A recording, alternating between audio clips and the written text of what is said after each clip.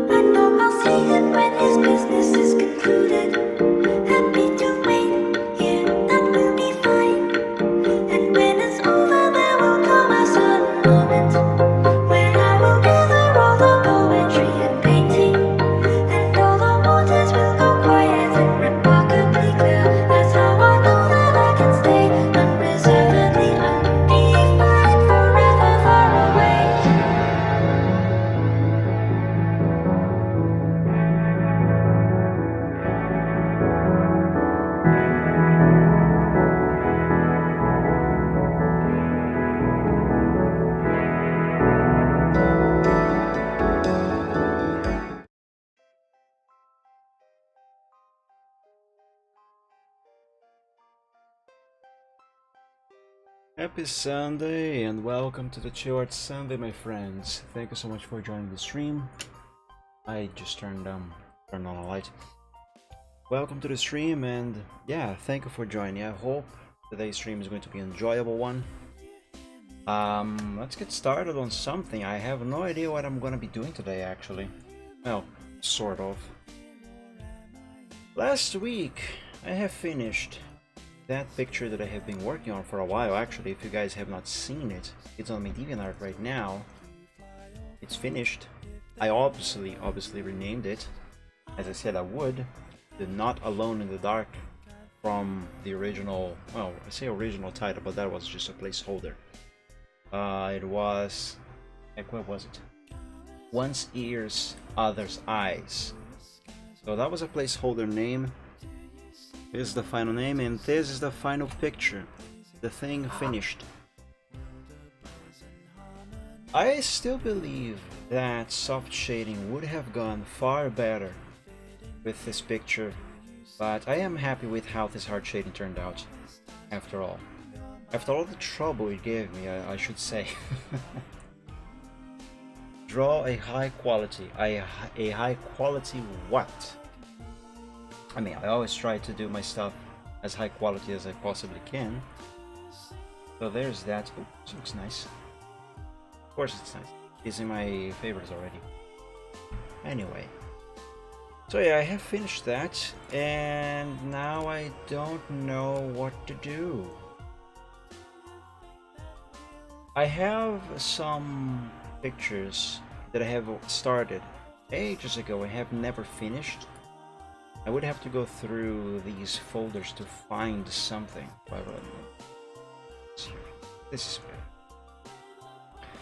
So I do have some works in progress, but I kind of feel like starting something new instead of just simply resuming something that I have already started a while ago. The problem with starting something now is that I would like to have it finished before Christmas, and I am super slow to draw. Well, also it is dragon time, so since the last picture I worked on was a pony pick, it's now time to do a dragon pick. So that is something that is going to take even longer, because dragons take longer to draw. In my case, at least. Yeah, you know what? Let's try something new. Let's open Paint. And let's doodle something. Actually, you know what? For a couple years now, I've had this idea in my mind for something new. For those of you who do not know, I play American Truck Simulator and Euro Truck Simulator 2. More specifically, I play on Truckers MP. And for a few years now, I have been thinking, wishing to draw something somewhat inspired by those games and that mod. Maybe it should be a nice time now to put that idea into action. I'm just not entirely sure how exactly I'm gonna make that idea work in a dragon universe setting thing. I don't know, something. But doesn't hurt to try, I guess. So the idea, let's see if I can remember with the original idea. I think the original idea was to have a dragon interacting with a person, and this person probably crashed their vehicle into the dragon or something like that, and the dragon is angry, upset at the person. And I'm gonna draw Mike driving a semi. Hey Pianist, welcome to the stream. Happy Sunday. Amber, welcome to you too as well. And happy Sunday. Driving a semi. That is another idea that crossed my mind some time ago, and I might still draw that at some point. Although a dragon would not fit into a semi, so the dragon would have to be on the top of the semi. The front side of the dragon should be on the truck itself, while the rest of the body should be on the trailer. But going back to what I was saying. So the dragon would be upset, would be mad, angry at this person, and the person would be apologizing to the dragon, blaming the weather, and say, I don't know how the dialogue would go, but I still need to develop this idea further. But the person would be saying something along the lines of, I'm sorry, I could not stop because of the snow. And the dragon would be angrily replying, but it's summer! So no snow. Yeah, I think that could be a little funny. And I'm not gonna say this is poking fun at stuff that happens on Truckers MP on the service, but it is somewhat, I do admit it is somewhat inspired on things you usually see during the month of December, when they enable the winter mod and the physics is available. For those of you who do not know, the winter mod for Euro Truck Simulator and American Truck Simulator is a mod that adds winter weather to the games, and that usually sometimes includes physics, that is, ice physics, making the roads slippery. So if you brake too hard, or you know what it is like to drive on snow, or at least you can imagine. But the gist is, you slide around and you can crash. So if any of you ever went into the service when that mod is available rather, you occasionally might see someone saying in the chat, I'm sorry, winter mod, meaning that they crashed because they could not stop, because they slid around because of the winter physics, snow physics. So yeah, the idea I have been trying to formulate for these years, bless you, is based on this thing that you can see on the service almost every year. I don't know if they're going to do that this year. I mean, add the winter mod. Probably they will, but I have no idea if there will be physics as well. But yeah, it's a funny thing that happens, and I thought to, maybe try to replicate that and bring that idea into a dragon setting. I mean, Dragon Universe setting. I don't know. I have no idea how to make this work. Because I can't just simply get a dragon and put it next to like a Peterbilt, for example. It doesn't really match, There's a little bit of clash of themes going on there. Sorry, snow mod, as it's September. Exactly. But yeah, also humans. I am not good at drawing humans. Actually, don't really like drawing humans. So alternatively, what I could do to adapt the themes and make the themes match a little better is to have a dragon, and instead of a human, have a griffin. I kind of sort of know how to draw griffins. And instead of a truck or a car, have that griffin be driving, like, I don't know, a carriage or a wagon, something like that. And actually, last year, I'll show you, I came up with this silly idea of, it's not a car, but it's not exactly a wagon carriage either.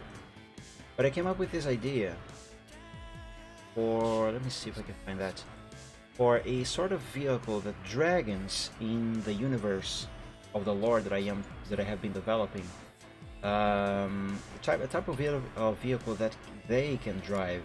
Oops, that's not it. It is not exactly self-powered, but it does not use horses. Heck, what is the name of that folder? I mean, Peterbilt 389 with a dragon that has caterpillar or big hat. Like I said, I do intend on drawing a dragon on top of a truck at some point, like supposedly driving the thing. I still gotta develop that idea. Heck, what is the name of that folder? Ah, man. During lessons, yeah, different worlds. I think it starts with D. There, Dragon Carriage. So this is just a silly idea I had. I still have to develop this further. I don't remember what you were talking about. Yeah, it is this. This is what I was talking about now. So it's a silly idea I came up with, and I have not developed this further, but the basic concept is that, first of all, this would be gigantic, so you know, dragons can fit inside, and it is supposed to somewhat resemble a wagon carriage, something like that, but instead of being powered by horses, it would be powered by literally pedaling, and the pedals would be connected to some sort of gearbox on the back that has a, I don't know, a crazy transmission ratio, something like that, that makes it really easy to pedal without much effort, while allowing the vehicle to go fast and go for a long distance, maybe even drive up hills without much effort from the driver. And there will be pedals on both sides at the front. And I don't know, it is a silly, crazy idea, but I mean, come on, dragons and griffins are not real to begin with. So any story that features those creatures is always gonna be a fantasy setting, and as you know, in fantasy, almost anything goes. So in fantasy, even though this would likely not work in real life because, you know, laws of physics,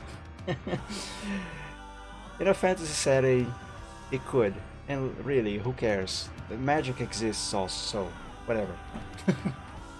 A bike with a car cage around it, yeah, that's basically it.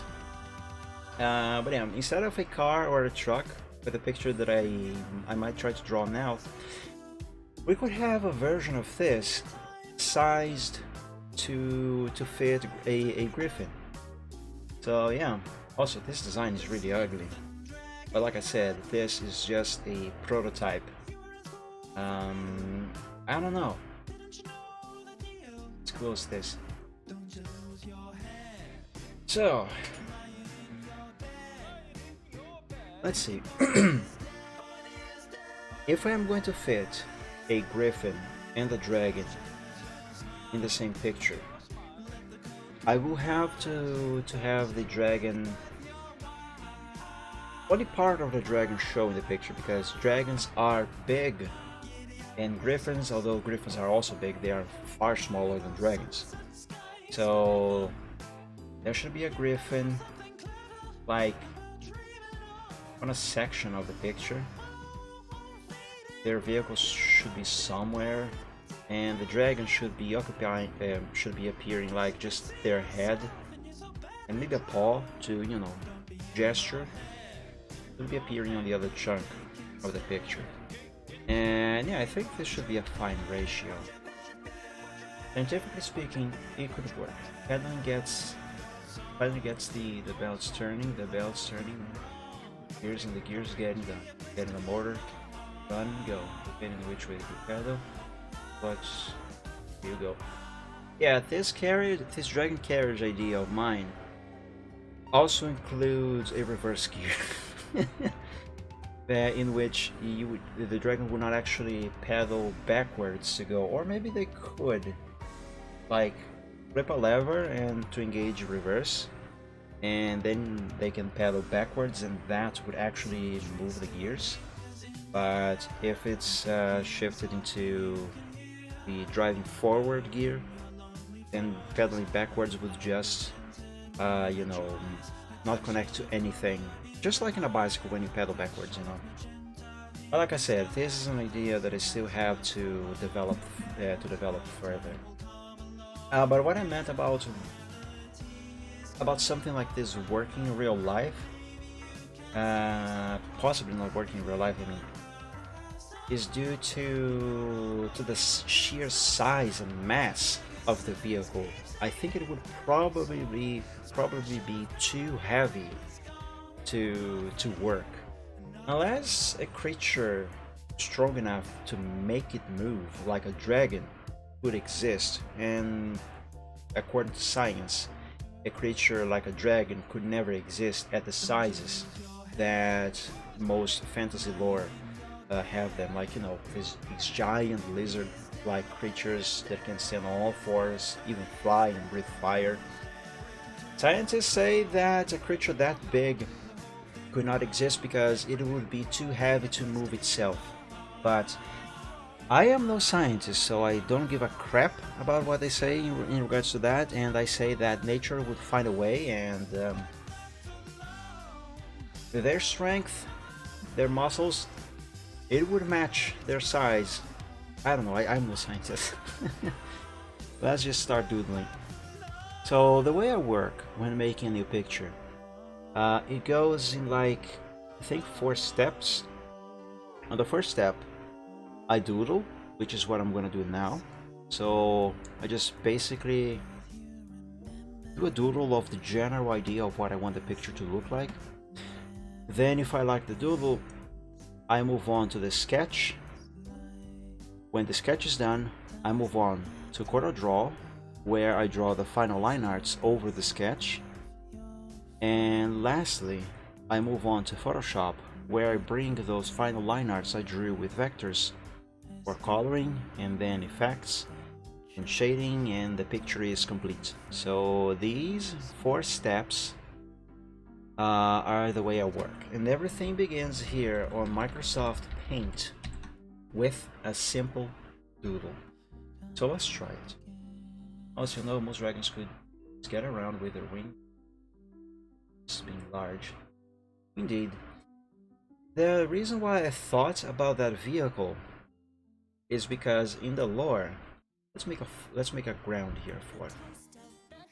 In the universe, the lore that I have been developing for my characters, they don't live in a modern society, but they have already advanced enough that they can have things like ships. Can you imagine a dragon sailing on a ship? So they have ships, and they also have some services like hospitals, for example. And I figured, hey, if they have a hospital, how would they transport injured dragons, for example? Because dragons are big, they have lots of limbs, like seriously, 4 legs, a long tail, and most times 2 wings. The safest and best way to transport someone who's injured, well, the fastest way would be by air. Sorry, I'm trying to think of what to say, and also trying to think what to draw here at the same time.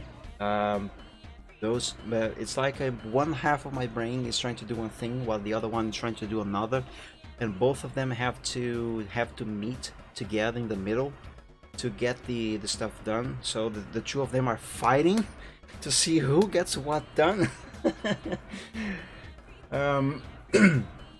So, like, let's say a dragon was flying and they had a very bad crash landing, and they are too injured to be moved too much, and they need to get to the hospital as soon as possible. The fastest way would be by flying, you know, being carried by 1 or 2 other dragons to be flown to the hospital, but that would cause a lot of movement and could worsen the injuries. So I thought, hey, what if the dragon could be transported on something like a wagon? But a wagon would be too slow. And also, how would like horses power that wagon? I mean, seriously, the wagon would have to be really big to fit a dragon. And in being big, it would be really heavy. Add the weight of the dragon, it would be just unfeasible to have enough horses to pull the thing. What if we had a carriage that was large enough to fit not only the patient but also whoever has to operate the vehicle? And what if that vehicle can be self-powered? But wait, this is a fantasy setting. There is no combustion engine, and even if there was, it would have to be really huge. What if this thing could be self-powered by pedaling? So that's basically how I came up with the idea of this crazy silly vehicle. Just notice my phone being on 30% when together charger pull it in the wall 1%. Awesome. That moment when you're saved by that 1%. Well done. But yeah, the main reason why I came up with this silly idea was to transport injured dragons. I don't even know how I got into talking about this, so let's get started with this. Now that I got that out of my system, how should this go? I should probably start with a dragon, actually.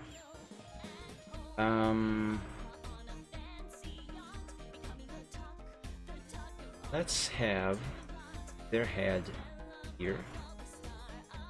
Ideally, I should start with the griffin, actually, so I can have a better perspective in sizes.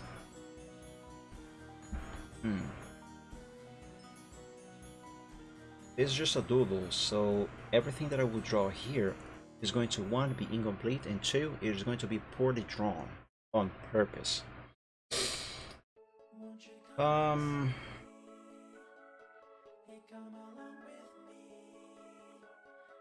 trying to picture in my mind how the scene should go.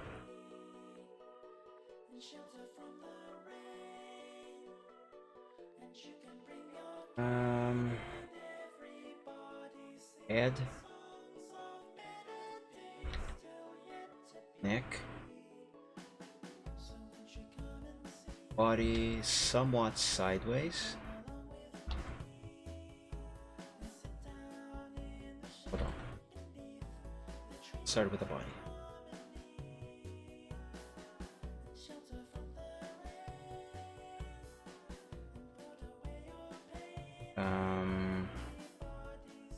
Oh, you know, this griffin could be somewhat crouchy.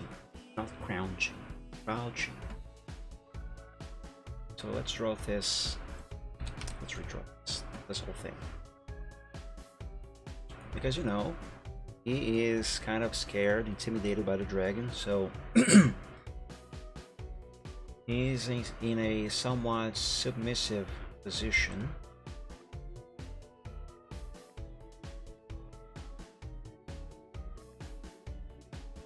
And there's going to be a leg, paw,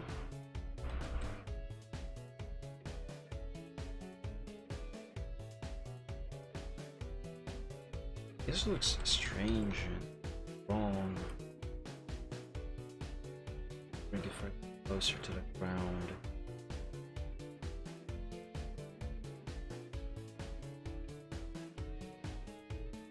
Okay, and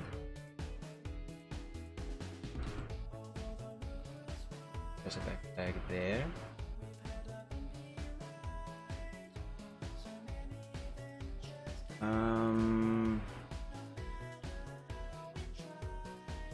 Tail.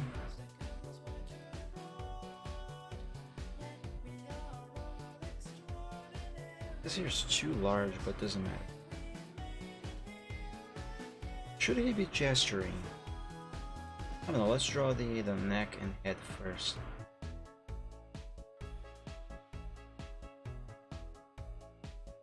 Yeah, his neck should his head should be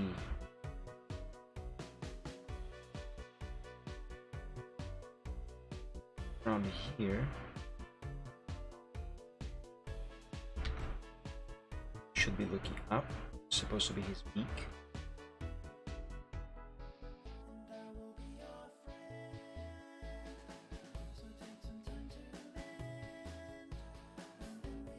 Going to be the other leg on the other side. Now, what should be he gesturing? What should this griffin be gesturing? How he should be gesturing? Let me draw the other leg here. Side.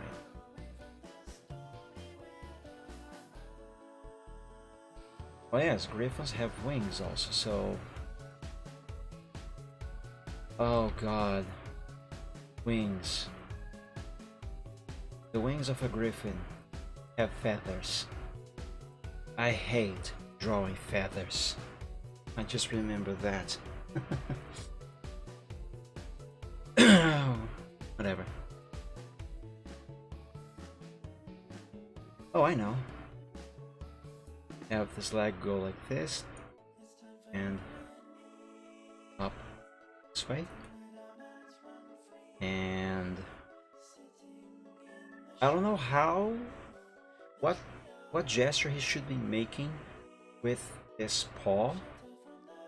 So let's just do a random shape here. There, that should work. In terms of expression, you shall have an expression that conveys. At the same time, you should convey concern and embarrassment. You know, it should also convey a little bit of fear. Also, another thing worth noting is that in this universe, dragons and griffins, at least in this particular one land, this kingdom, dragons and griffins have over the years managed to learn to live with each other in mostly harmony. So yeah, they live together, work together, are friends, and that sort of stuff. Which is not to say that occasionally there doesn't happen the occasional misunderstanding and fights. But yeah, for the most part, they live well together. And okay, so let's leave that there. What size should be a dragon in comparison to this griffin? So in my head canon, with this lore, the lore of this universe, I mean, griffins are more or less about the same height as an average human being. I think I drew something like that to use as a reference for something else. Let me look it up. Yep, let's see Photoshop. Oh, I know. Let me check on Braveheart's outdated reference sheet.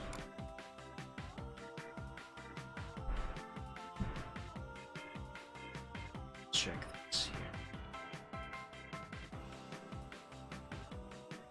Okay, so next to Braveheart, this character here, a human, should be a human of 170 meters in height, should be about this size.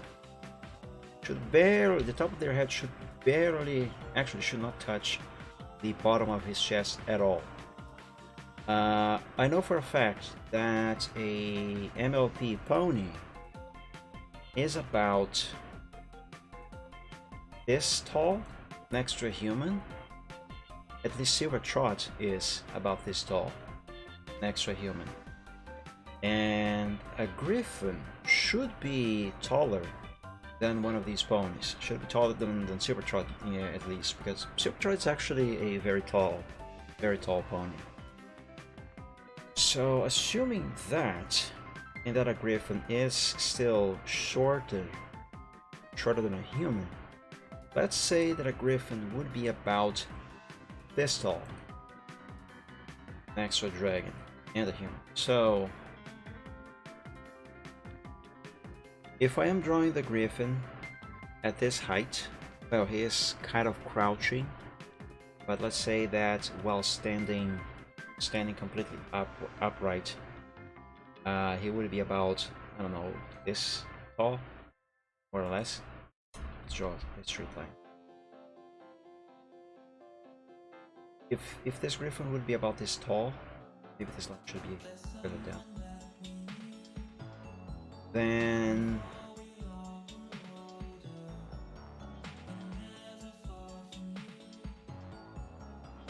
I could draw a dragon that is a little smaller than Braveheart actually. I thought about drawing Braveheart for this picture, but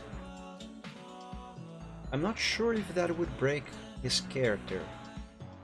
I mean, if I would be drawing him out of character. I mean, this character does exist in this same universe in which this picture is going to be set in. I could have him. The thing is, although I love drawing dragons, I noticed that this is the only dragon I ever draw. And I have other dragons. So, for a change, I should draw a different dragon. Wait, what dragon should I draw? Let me go on my DeviantArt and see some others. Oh, you know what? There is this one dragon that I have in my roster of characters that I have only ever drawn once. He is in the same story that I had in the same story lore that I am developing and have been developing for many years now. But I only ever drawn him once. Let me find the picture in which it is. It is an old one. I don't even remember when I did that. Here, this one. When is this pic from? 2011. This guy here. This blue dragon is called... What the heck is it called again? Kouros Parlet. Spelled like this. Kouros Parlet. I don't remember if it has two T's and one L, or two T's and two L's, or two L's and one T. But it's kind of like this. I have his name written somewhere, written down somewhere, for memory's sake. But yeah, I only ever drew him this one time on this one picture in 2011. I should draw him again. Yeah, I should draw him for this one.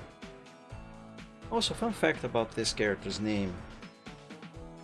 His name is the misspell of the word colors. And it came to be this way because one day I was chatting with a friend. I don't remember what we were talking about, but I meant to write the word colors and I accidentally wrote Kouros, just like that.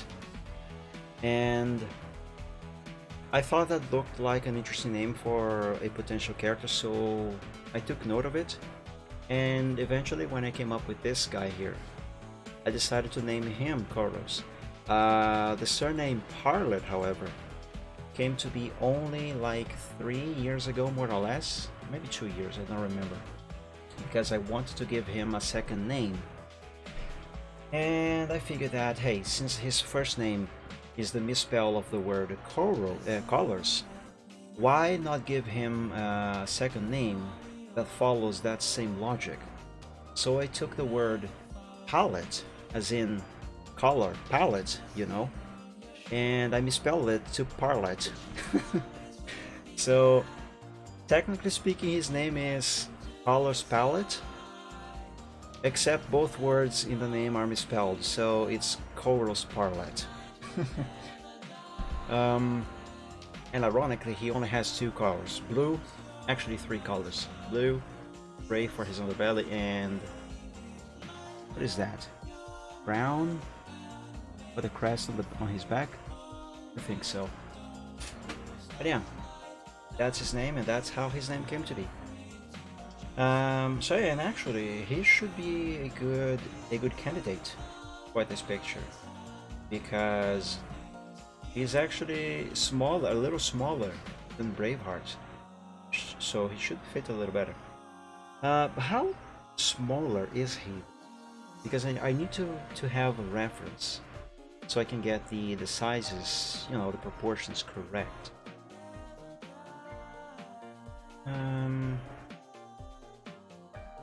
I think if he were to be standing right next to Braveheart in this picture, he would be about this tall, more or less. And I think that would put, well, his legs would also be shorter, so I'm assuming his chest, the very bottom of his chest, so this area here, it would be around here perhaps. Straight line, please. So a griffin would be next to him.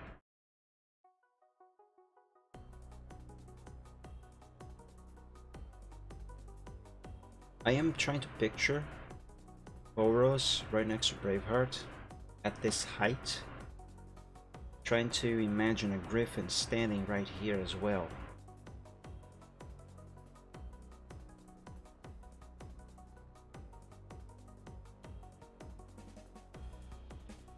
So like, let's imagine this is Chorus's leg. And his chest goes to about here. That would mean that I would have to draw a head more or less about this size. I think. Maybe a little larger than that, but this already gives me a good idea. No, not exactly a good idea, but it gives me a general idea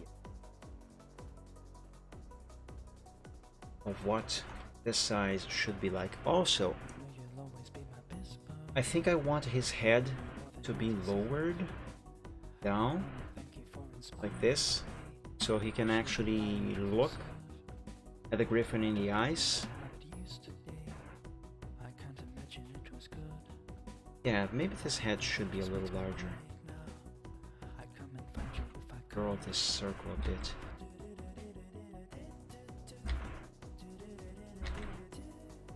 Again, this does not have to be perfect. It just needs to be good enough.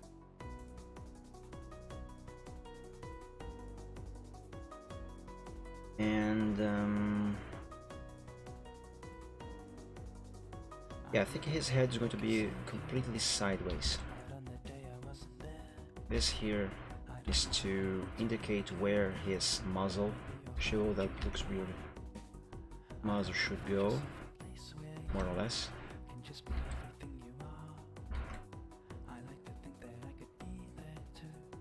Also, this whole thing should be flipped, because the griffin is supposed to be speaking first and the dragon second. Okay, this way I can have the griffin's dialogue here first, and then the dragons around here somewhere, or here, I don't know. That way, people, when people look at the picture, they will first read what the griffin's saying, and then the dragon's response. Chorus has 4 horns, doesn't he? We need more zoom. Wait, is this the full size of this picture?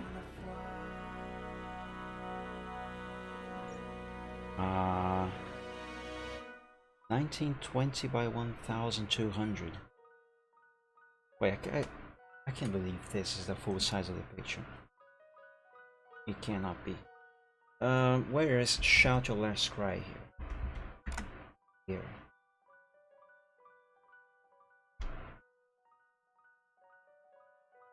Ah, this is better. So yes, Chorus does have 4 horns. So, see, one curves down and the other curves up. So this would be 1. This would be the other.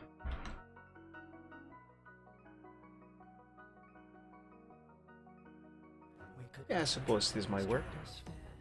I suppose. Let's head over here. And copy this. Because I want to draw part of his body.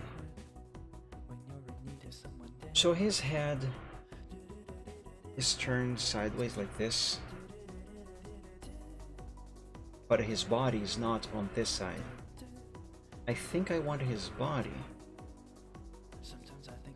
to be mostly visible in the picture.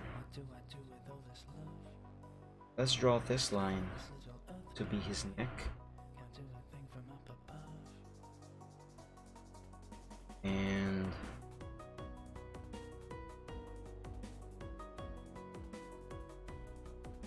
I'm going to remove this line. Oh. The reason why I drew this rectangle around here, and I'm drawing the doodle inside the rectangle, is so I can have a literal frame of reference for sizes, distances, proportions, and all that sort of stuff. This here symbolizes basically the size of the canvas in which the whole picture shall fit into.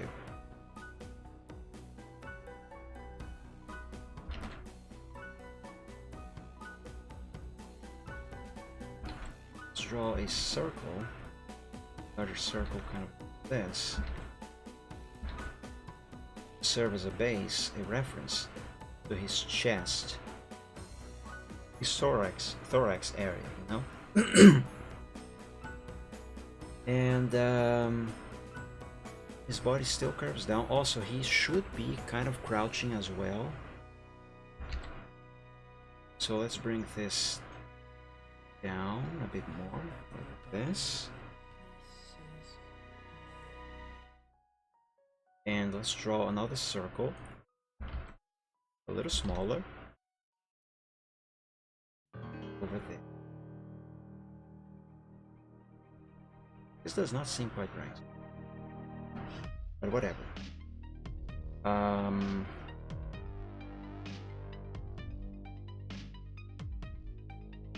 There should be a leg here.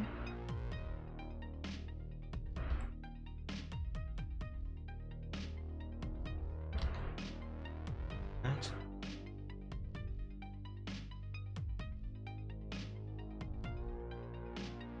Yeah. And with the other leg, I want him to be gesturing. So let's bring this leg over here. Here. And the gesture he is going to be making with his paw, this paw over here. I know exactly what I want it to be. As if he were holding an orb or something, like, you know, kind of like this. I want his paw to be somewhere like this, except he's not holding anything. He's just holding his claws up because he's angry, he's mad. He's gesturing at the griffin, like not exactly like a threat to the griffin, as if he's about to grab the griffin with his claws, but as if he would. You know, like when someone, or maybe even your pet, does something wrong and you get really angry at them for a moment, and you kind of gesture with your hands like you are going to grab them by the neck, you know, kind of like that. If I had a face cam, it would be far easier to illustrate what I'm trying to convey here, but I don't. In any case, so for this, because this is just a doodle, I can draw it like this. No problem.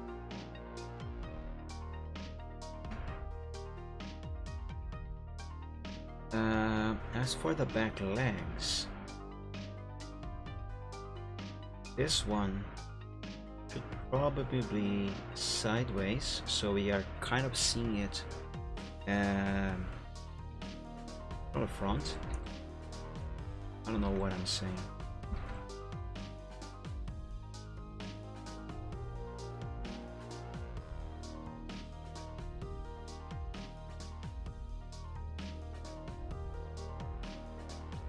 over there.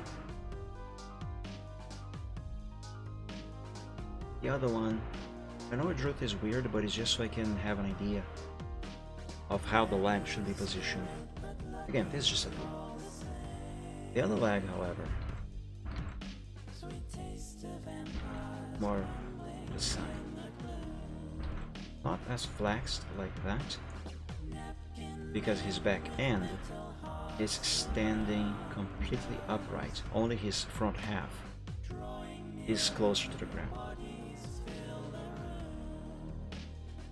I never drew a dragon at this angle. I'm not sure how this is going to work in terms of perspective.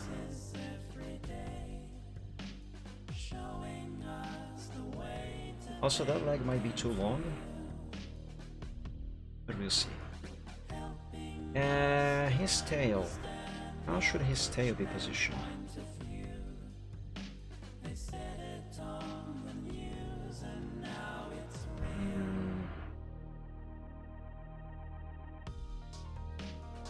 I want his tail to be showing.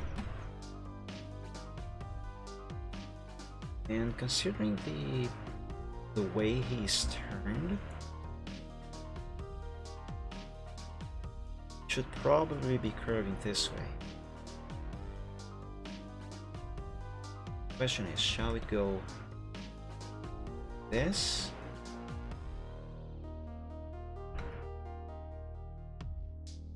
Or should it be going all the way like this? Or maybe like this.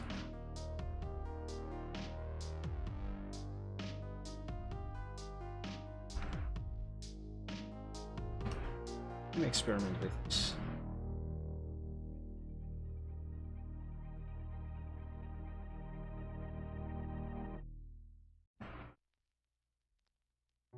And up a bit.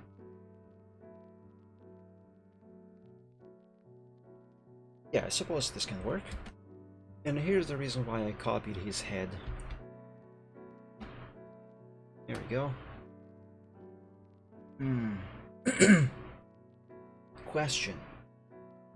How the frick do I draw his wings?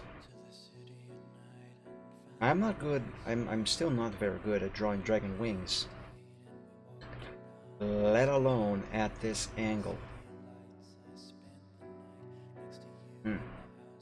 Also, should his wings be folded or should they be opened? He's angry. He's gesturing. By instinct, he is likely attempting to be intimidating, even though I suppose a dragon does not need to do much on purpose to be intimidating when they want to. But if I have his wings open, what should they look like?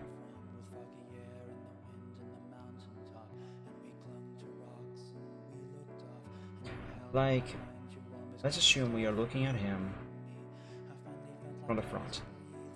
Head, neck, legs, okay.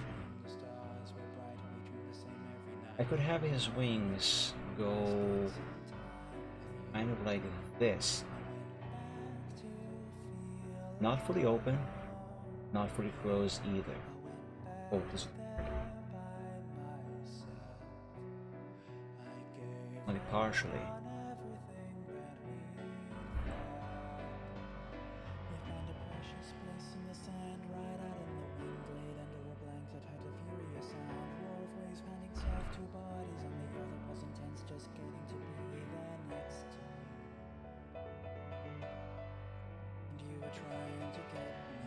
But how do I do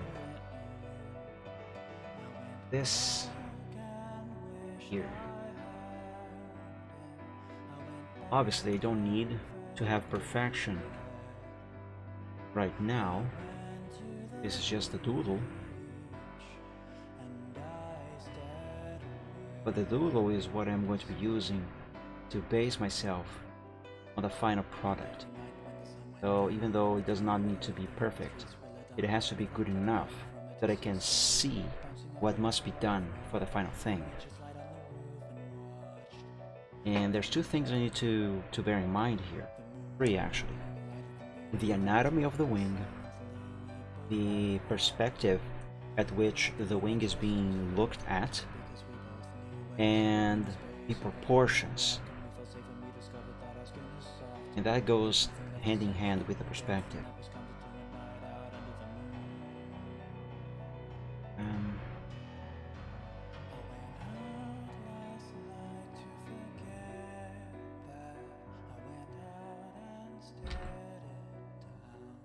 I have no idea what I'm doing.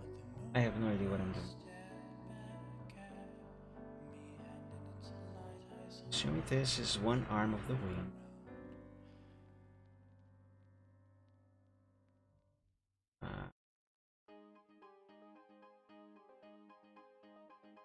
Wait, what if I do this?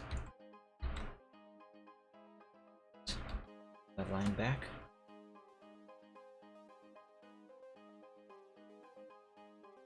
Draw it down.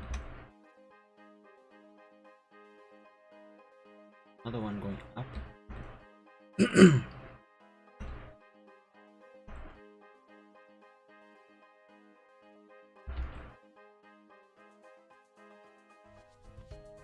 And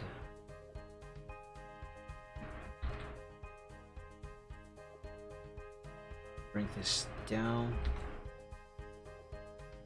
I'm going to use the curve tool.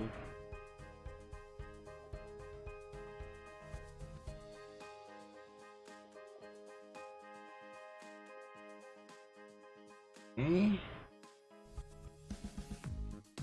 So this is the basic structure of the wing, but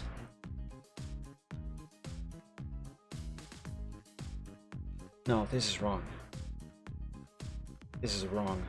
This here should be going back. Or how to wing. I cannot just wing it.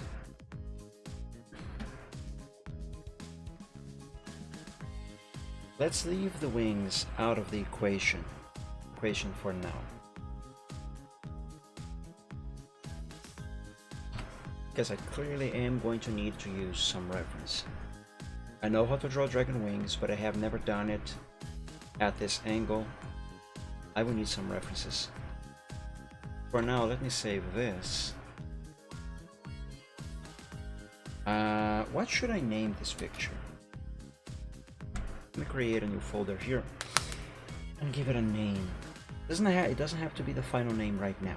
It can be just a placeholder, like I usually do. But I do want something. I always go with something, that somewhat matches what is happening in the picture. That's how naming works.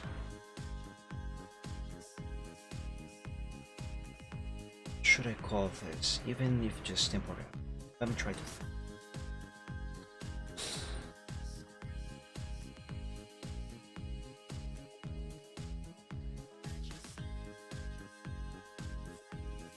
Temporarily, I'm going to call it excuses. And this file is going to be called scraps01.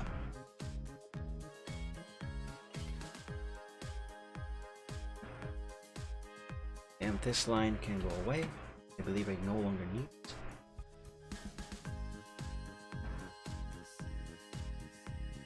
Let's give this sample, this doodle, a basic expression.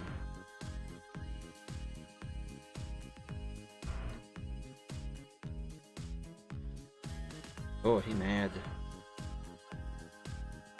He quite mad. Oops.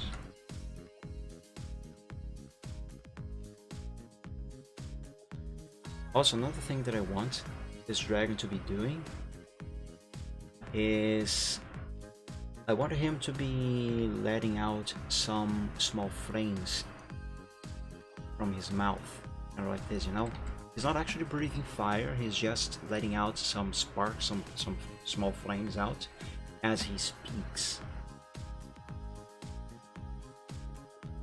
So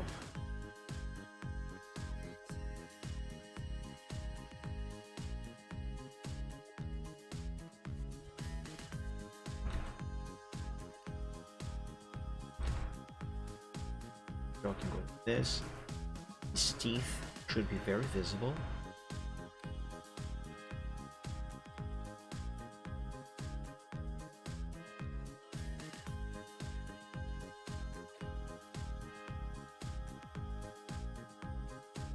Because he's angry. Very angry.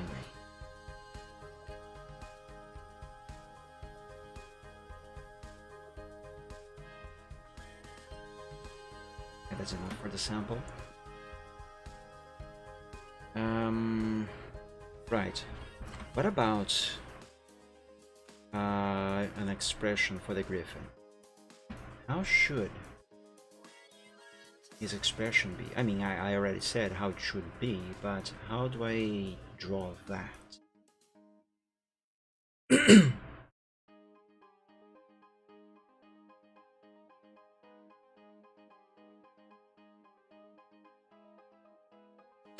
I have no idea. I don't know, just put a face there. I'll figure it out later. Let's close this rectangle.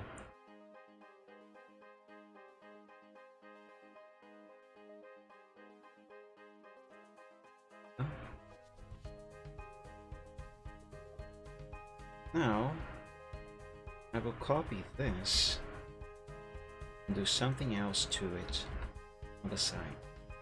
This is going to be a backup. This is where I'm going to add more stuff. Because I am not yet done with this doodle. Next, this color will do.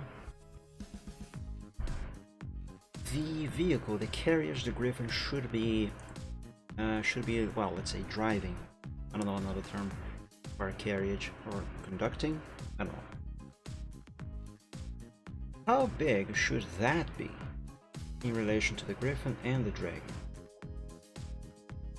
Obviously not nearly as big as one for dragons, but it definitely cannot be too small either. Let's say that this is the size of one of the wheels. It is a wagon after all, it is based on a carriage. They don't have rubber tires. And if the griffins are pedaling to power this thing, it's best that the wheels are big. So less effort. So let's say that this, let me put this over here, that this is a front wheel. Should probably sketch this thing out of here. Have more room to work. Let's say that is a front wheel, and this is the back wheel, the one that actually drives the vehicle. Let's put it over here. And sure, let's say it is about this far from the ground, and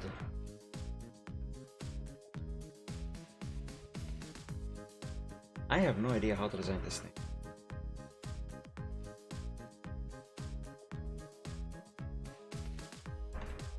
Because this is smaller than a dragon's carriage, I suppose it can have a few more shapes than just straight lines.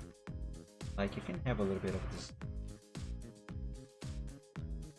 like the front, be a little round, this,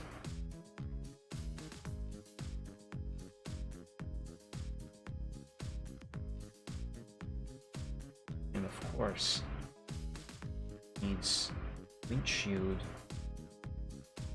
cabin.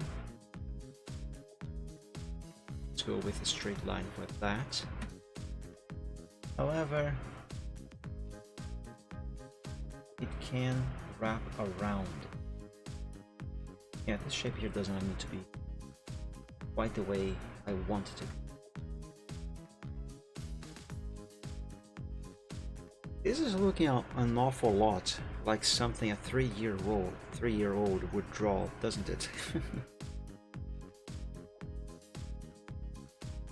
Make a roof. Heck, it does look like something a 3-year-old would.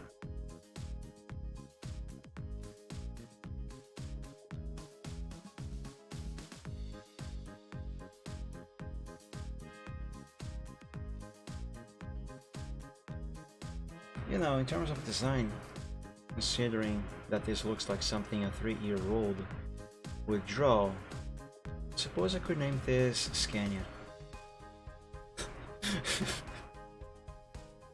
I'm just joking. You can put down your pitchforks and torches. It's just a joke. As for the back of this thing, sure, why not curve it as well? This looks so weird. Okay, this should be enough.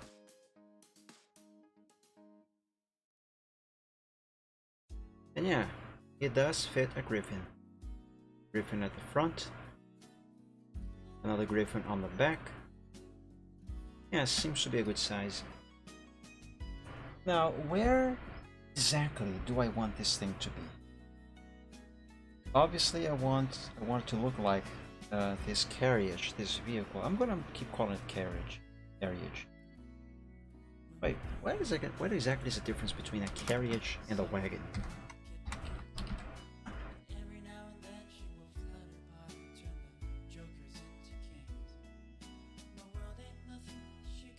Yeah, this here is kind of the thing that I was mostly going for when I came up with the idea for a vehicle dragons can get inside and drive themselves. So that would be a wagon. I think I misspelled that. Yes, I did. Okay, so yeah, our carriage is this. So yeah, what this here. Okay, so my idea is basically a mix of both of these things. It was closer to this one than to this one, design-wise.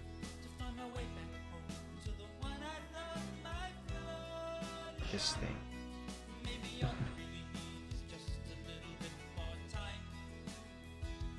Well, it's amazing to think that it's already been over 100 years when we were using these things to go around.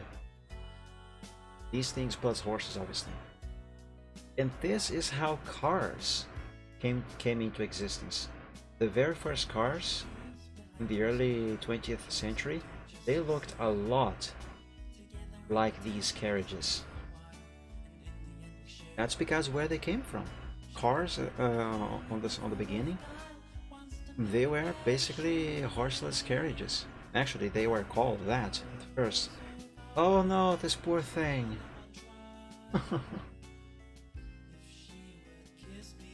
Oh wow. But yeah, okay. So yeah, my idea is basically a blend of this,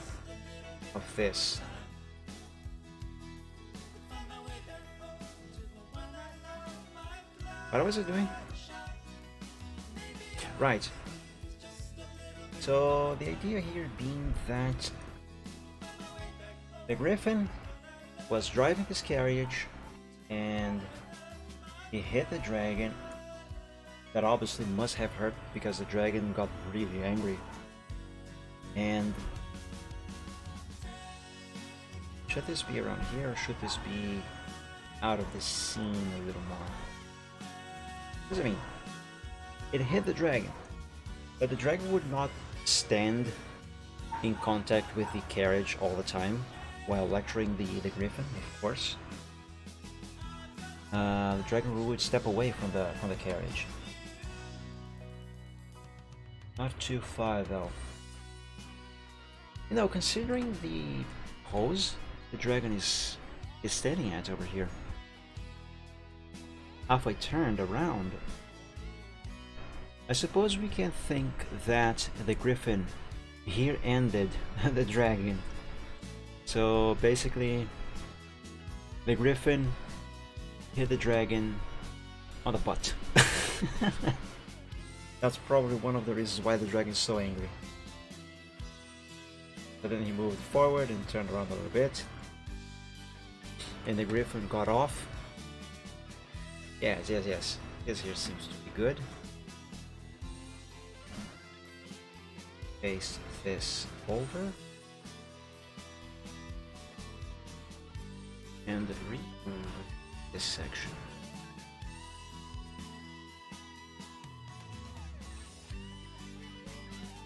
As for the dialogue, what could it be?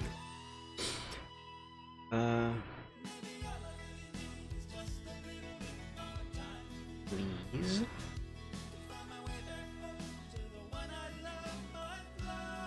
Forgive me. Please forgive me.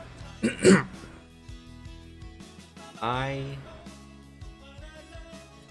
could not stop. Also, these things have brakes. I could not stop on account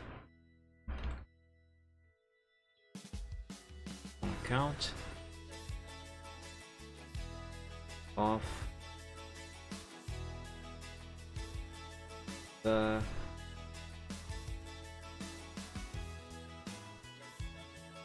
slippery, to move slippery, the line below.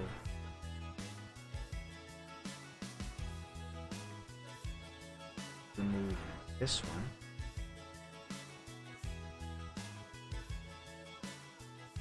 Count of the slippery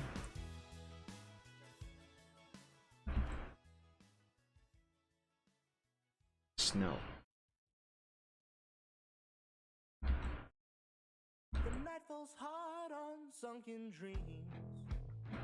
And the dragon replies with, very angrily,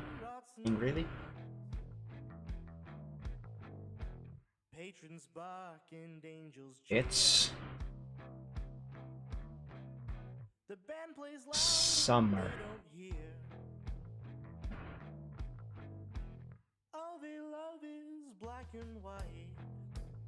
Let's give this another exclamation mark.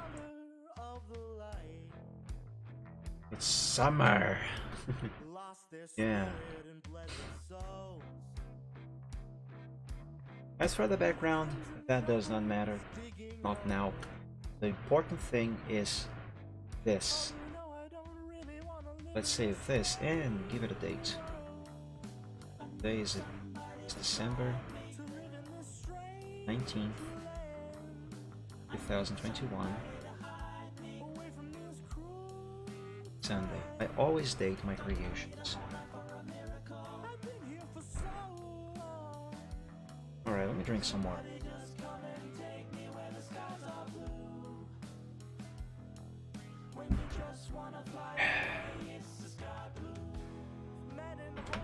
Okay.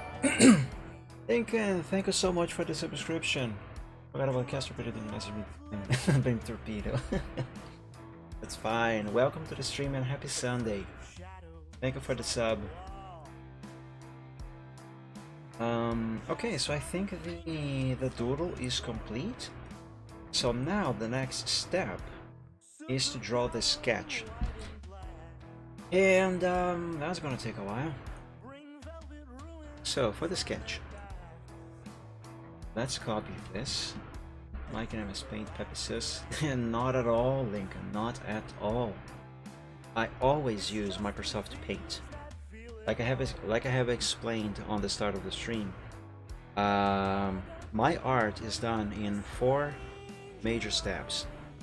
First step, the first two steps actually happen on Microsoft Paint. The first step is draw the doodle so I can have a basic idea of what the picture should be like, which is this that I have just made. Step 2, draw the sketch for the picture. That is where I draw the characters, everything with more perfection, so to speak. And that is also done on Microsoft Paint. Step 3 is when I move that sketch to CorelDRAW, where I can then use vector lines to draw the final line art. And step 4 is when I bring those vector lines into Photoshop to color, shade, and do effects, and basically finish the picture. But it all starts on good old Paint. I was not there at the start of the stream. Well, no problem, I have just resumed the explanation to you. By the way, everyone, can I make a quick complaint slash commentary slash observation? So this is Paint as we all know and love, right? This version of Paint with this interface, this was introduced on Windows 7, and I dare say it is the best version of Paint ever. The only thing keeping it from being the perfect basic image editor is the lack of layers. Like, they could have added a section right here in this area, for example, where you could work with layers. Would be a basic thing, wouldn't need to be anything advanced like Photoshop, for example. Would be limited to 3 layers only, for example. It would not matter. But anyway, layers is what keeps this from being perfect. Windows 11 has introduced a redesign of this version of Paint, and it annoys me. I don't use it, not yet anyway. I love seeing you draw an entire picture with just MS Paint. I did do it before, Lincoln. I did do it before, and I can do it at any time. All I need to do is go through steps 1 and 2, and instead of going through 3 and 4, which is CorelDRAW and Photoshop, I just keep going on Paint and do everything there. Of course, it would be a much different style, but it is doable and it looks quite fine. Here, let me show you something older that I drew only on Paint. On this page there's a couple, but I want a better example. Hey Matt, welcome to the stream. Happy Sunday. How are you? Ah, there's one. I think it's going to be best if I find this one in here somewhere. Just a moment, Matt, and I'll answer your question. Looking for something. What year is this one from? Wow, 2011. It's gonna be in here somewhere. Yep, this one. This one, for example, Lincoln. I drew the whole thing on Paint. It is pixelated, but that's because this, well, was made on Paint. But this style is what we call pixel art. Well, not exactly pixel art, because usually when you think pixel art, you think like video game-like sprites, you know.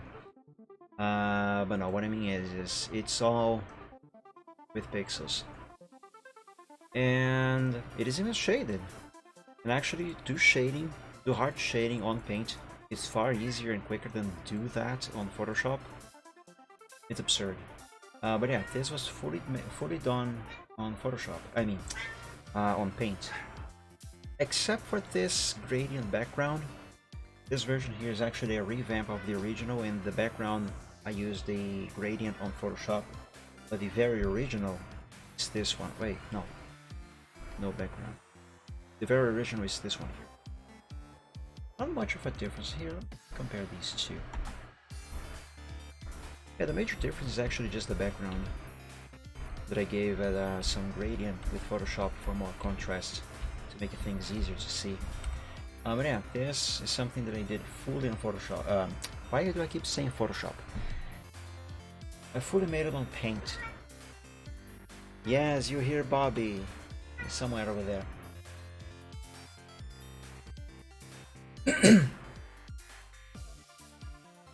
I'm sorry, Matt. But yeah, Bobby is meowing. Matt, to answer your question, I don't know if you can hear me, since you said you can't hear anything right now, unless you were referring to my cat meowing, saying that you can't hear him. But this picture here is something new that I just started. This is an idea that I've had, and I have already explained this early on the stream, but I'm gonna try to say it again for you guys who are arriving now. This is an idea that I've had years ago, like 4 years ago, some more or less, and it is inspired by something that usually happens on the servers of Truckers MP at least once a year, well, every year in the month of December, when they add the winter mod into the servers. The winter mod, for those of you who do not know, is a modification for American Truck Simulator and Euro Truck Simulator 2 that makes the map look like it is winter time, full of snow everywhere. Sorry, winter mod, please don't know. Lincoln seems to know exactly what I'm on about. But to explain for those of you who do not know, so the winter mod adds weather effects to the map, and one of the things that the winter mod adds is winter physics. That is, snow physics. You know how in winter, in snowy areas, you can easily slip around and slide. You know, so the mod also adds that into the games, which means that if you're not careful with your driving, you can very easily slide around and crash either into a wall, a lamppost, another vehicle, anything.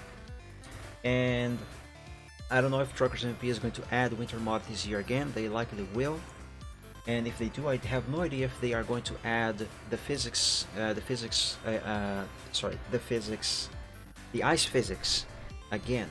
They did it last year, and I think the year before, and the year before that as well.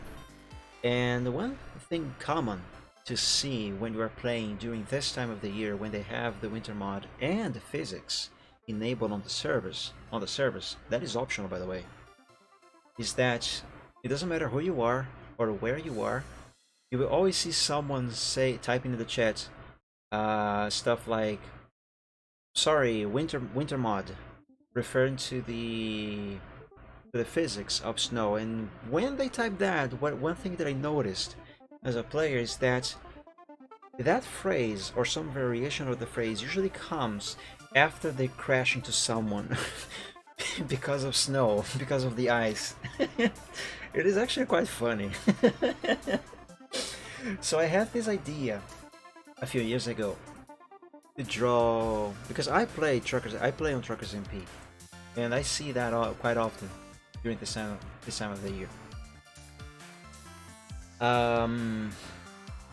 So I had this idea, but for a picture inspired by that, based on that, in which I would have a dragon reacting to some situation in which someone might have crashed into the dragon.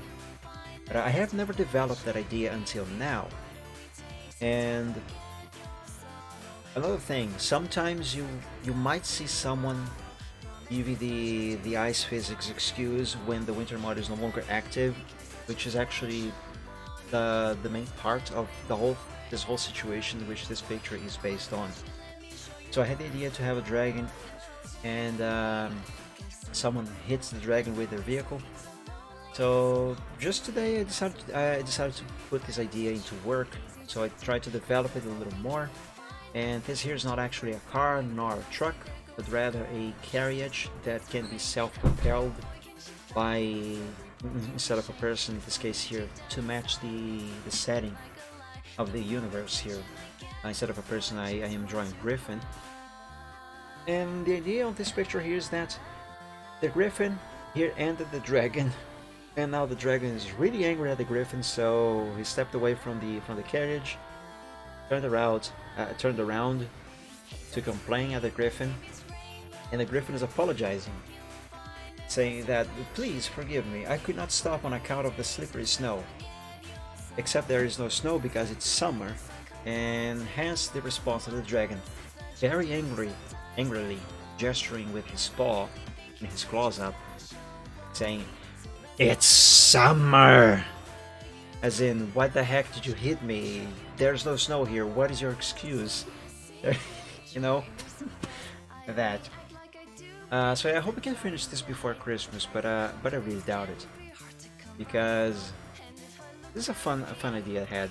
And yeah, I really would like to finish this in. I'm saying this because I am very slow to draw. Thank you, Matt, that is very appreciated. And damn, it was the winter mod, please no ban. Yeah. But yeah, this is the idea, basic idea. So now that I have finished the doodle, it's time to sketch this whole thing. So now I copy the doodle over to here, to a new file, expand the canvas, and I should likely begin with the Griffin. Copy this little doodle of the Griffin, of just the Griffin. Let's paste it over here so I can more easily see it. And hold on, not black, I want gray, this dark gray.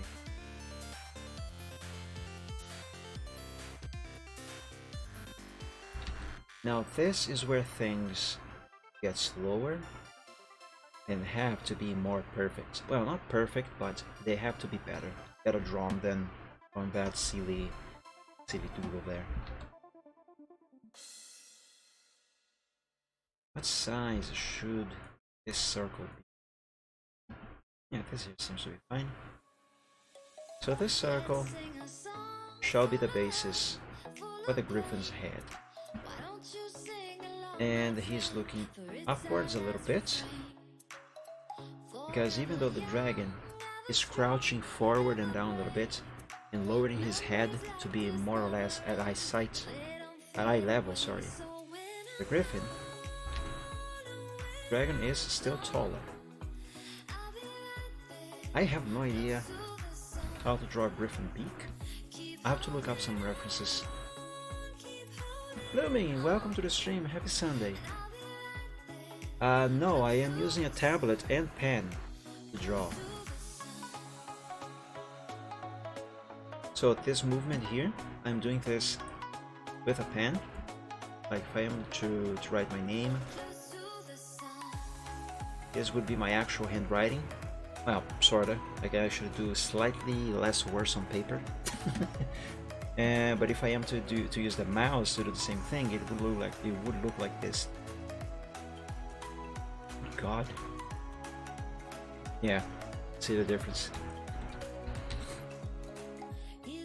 Peter has been bonked for failing to inform me.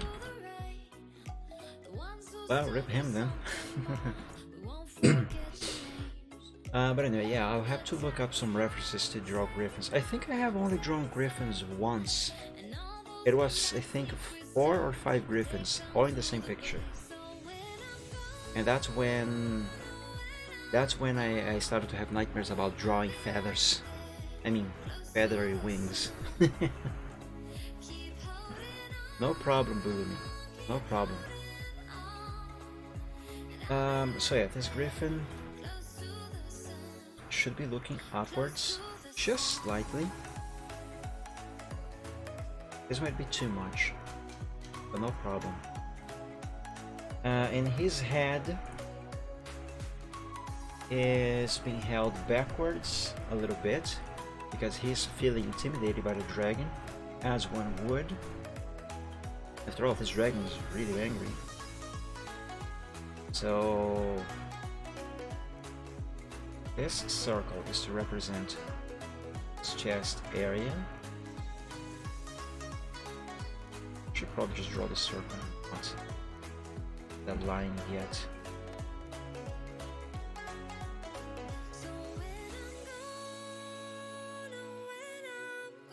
Okay, transparency is enabled. And the internet has died. Great. Fantastic.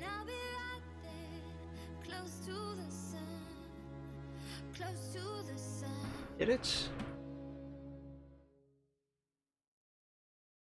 Yes, it did. Oh man, I hate it when this happens.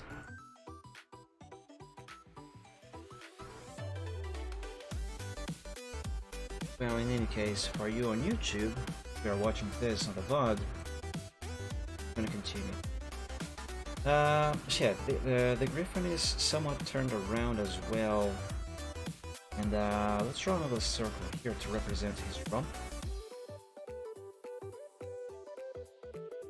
Sure, like that one.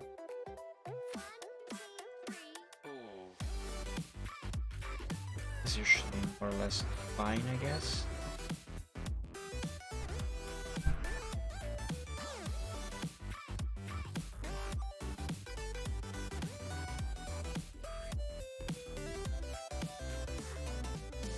And this line, at the same time, it shall represent angle.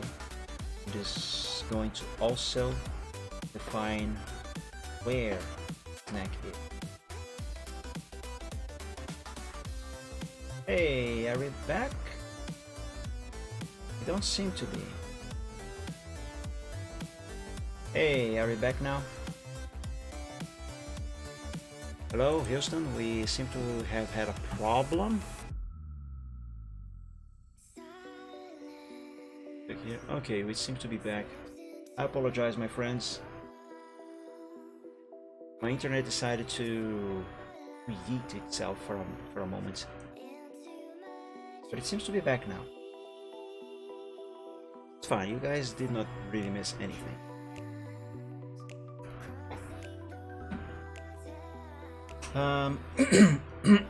So as I was saying, this here is the Griffin's neck. And his eye should be around here somewhere. Sure, let's put it over there. I almost drew a horn here, but griffins do not have horns. So, more horn. And yes, his body is kind of sideways.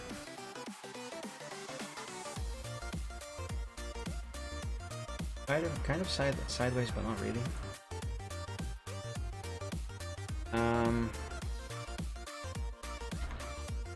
There's a leg over here. It's going to be a shoulder. So this leg is kind of flexed. This. Wait, is this right? Not quite, not quite. Maybe less flex on this.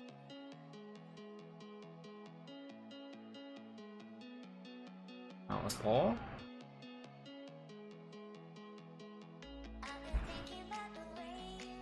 And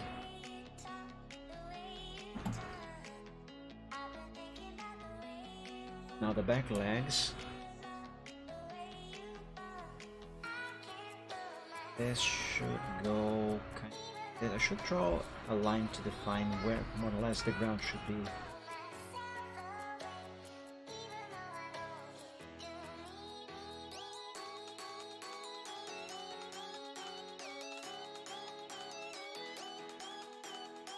Okay, this should work, hopefully. I am likely gonna have to redraw this. That's fine. Nothing. Oh, that is really long. As I was gonna say, nothing starts perfect. And before I finish this sketch of the griffin, I am going to go through several iterations of this. You know what? I should do this. I should draw his paw first. Paw first.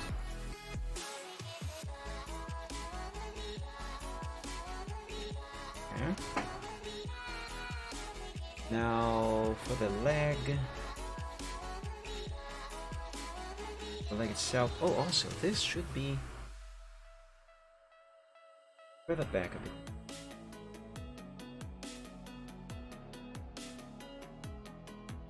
Around here should work.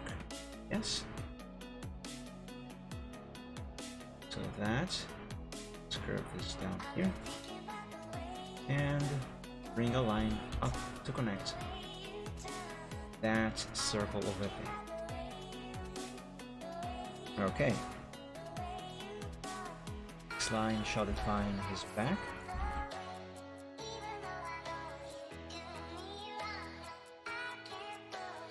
Let's sketch the skeleton by the other leg on the other side.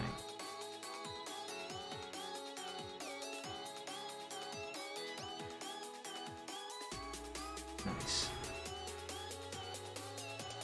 Now I have to redefine this here.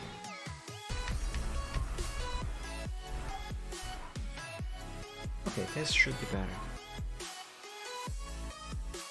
Now let's reconnect these two.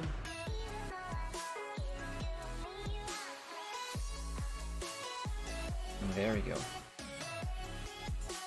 Okay, and following the doodle, he should be gesturing with his other leg here.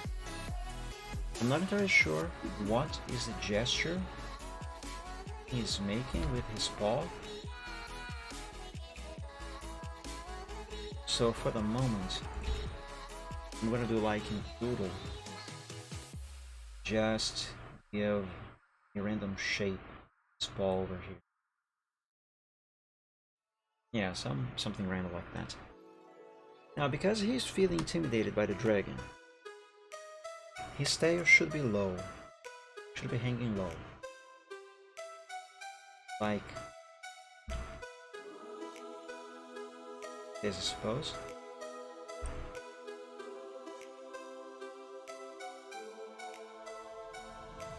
Yeah, we have to remember, guys, there are technically two types of griffins.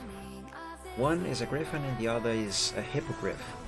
What I'm drawing here is an actual griffin, and griffins, according to mythology, the most accepted, well, not accepted, but the most common design for a griffin is the front side bird-like, so usually the neck up, it is a bird, plus feather or wings like a bird, while the rest of the body is the body of a lion, usually a lion, but generally speaking a feline, a big feline.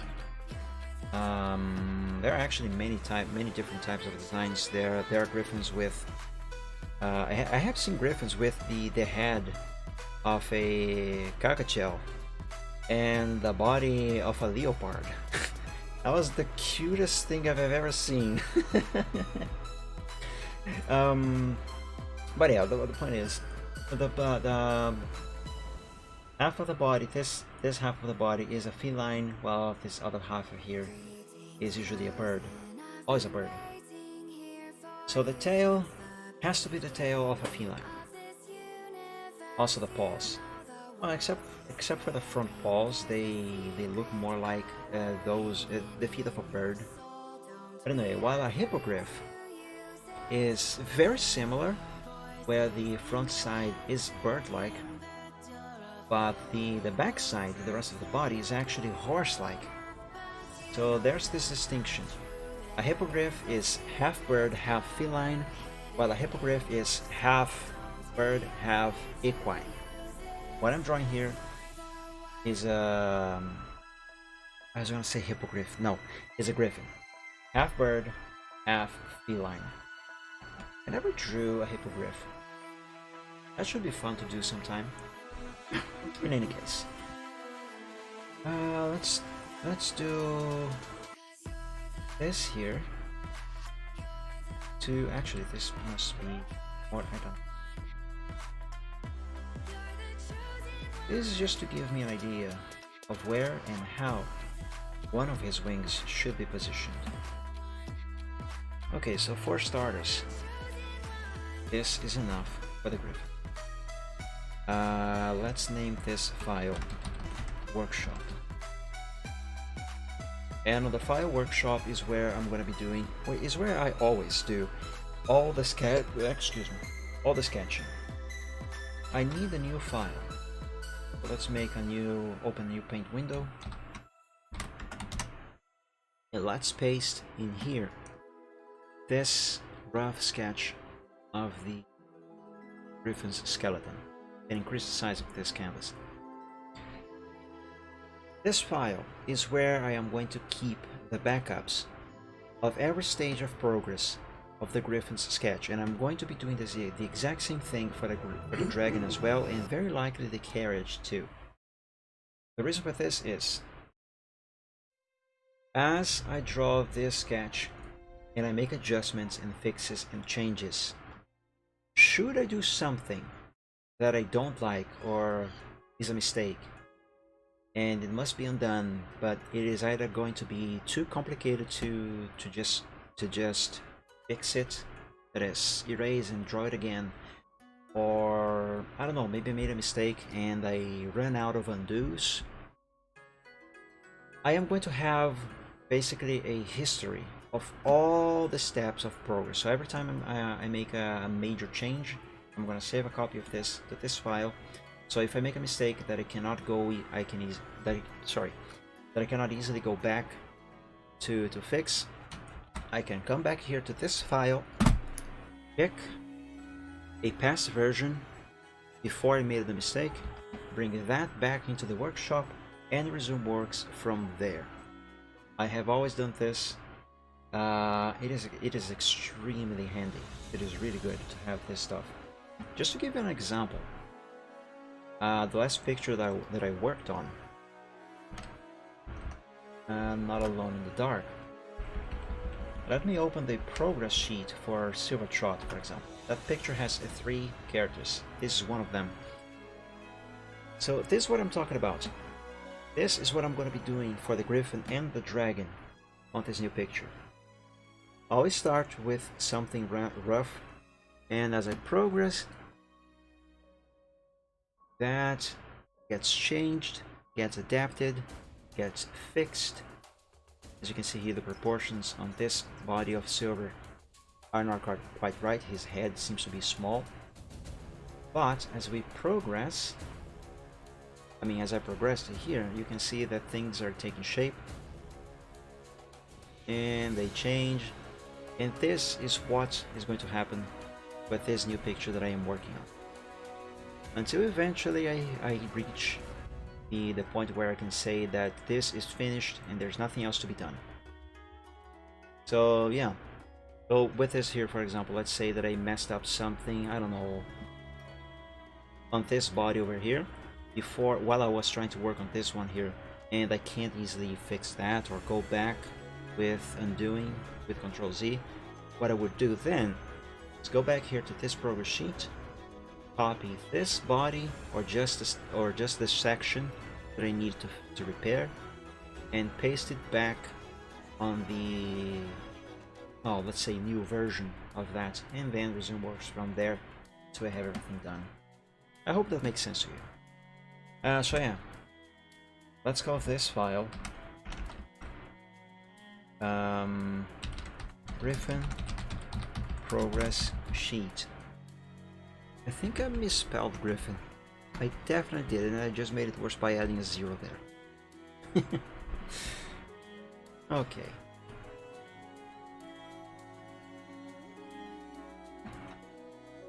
So for the basic body of the Griffin, this is it actually. I don't really need to do anything else for the skeleton. This is not actually a skeleton, but let's pretend it is. Because this, I don't know what this is called, I can't remember. This thing here, circles and lines, it has a proper name. It serves as reference for drawing something. Most artists, if not all of them, do this sort of thing. It has a name, but I cannot for the life of me remember what this technique, well, not technique, but what this practice is called. I should look it up at some point. But yeah. Now the next step is to draw the actual sketch for the griffin. So actually draw the actual griffin. I will need references, however, because I am not accustomed to drawing griffins. I need to use the bathroom first, however, because I've been drinking lots of water, and you know what happens when you drink a lot of water. And I just took another sip. In any case, I will take a 2-minute break to use the bathroom, but I will be back very shortly. So, yeah, I'll be right back, my friends.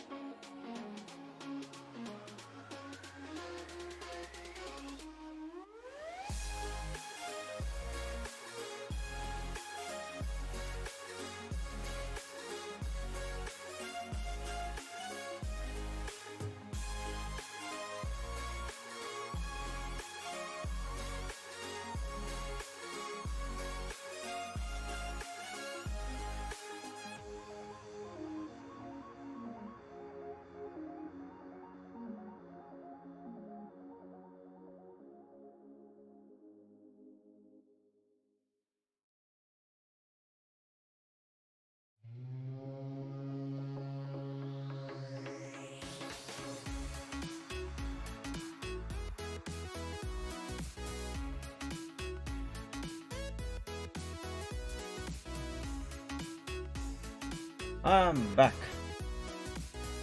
Okay then, let's see. How the frick do I draw a griffin again?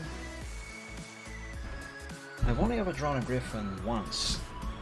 Well, technically 5 times I think? No, 4. But it was for one picture only. It was for this picture here. Let me show you.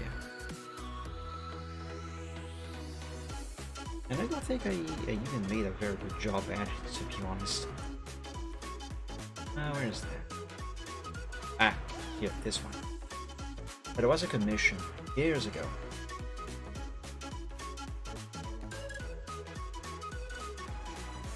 Yeah, I certainly could have done a better job, but still, like I said, I'm not used to drawing griffins. Feathery wings. This was such a nightmare for me to draw because I have never done one of those before. I think it turned out okay,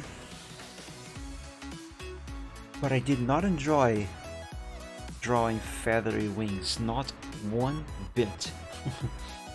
And I had to do it 4 times. Actually, no. That's 3 griffins, 2 wings per griffin. That's 4, 5, 6, 7, 8. 8 wings. I had to do it 8 times. Ooh, it was a lot of work. But yeah. Do griffins have ears like that? I know this character here does.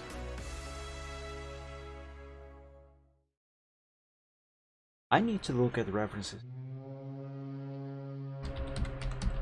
Let's see. Griffin.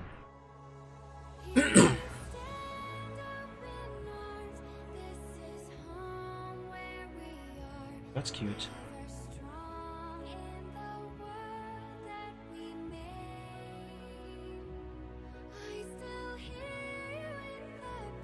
That's a cool design.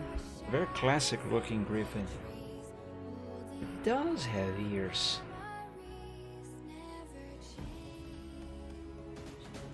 They are not quite feline ears, but they do have ears like a feline would. I mean, like a feline does. They are different.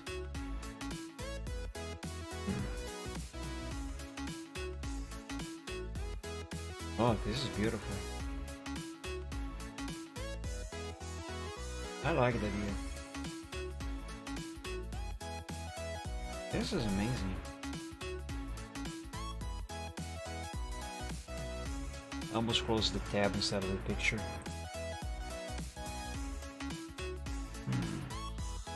Right. I do not want to do anything realistic like these here. Obviously, what I'm going to be doing here should be something of my own style, but I do need a picture to serve as a reference, because like I said, I am not used to drawing griffins, and it will help if the reference that I use is something with a more simplistic design.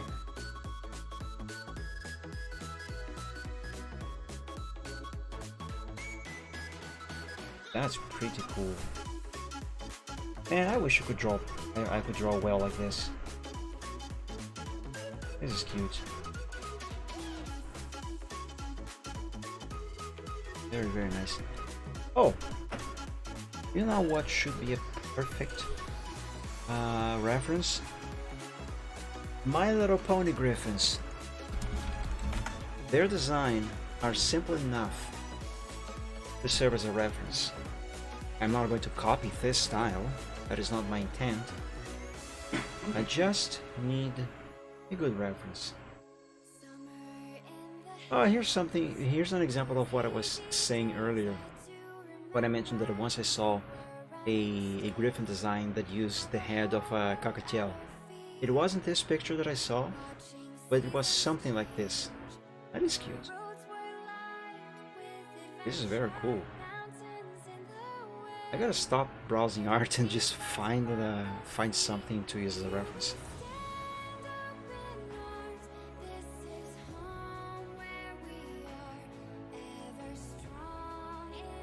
I mean, I could use a picture of Gilda, which is this character, but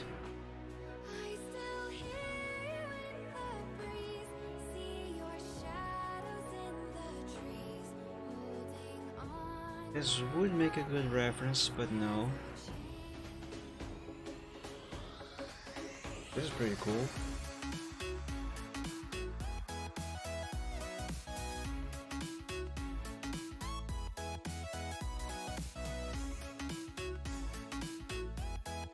I think that perhaps it might be a good idea to use the character Gallus as a reference. But it's like feathers and scales suck to draw. I know, right?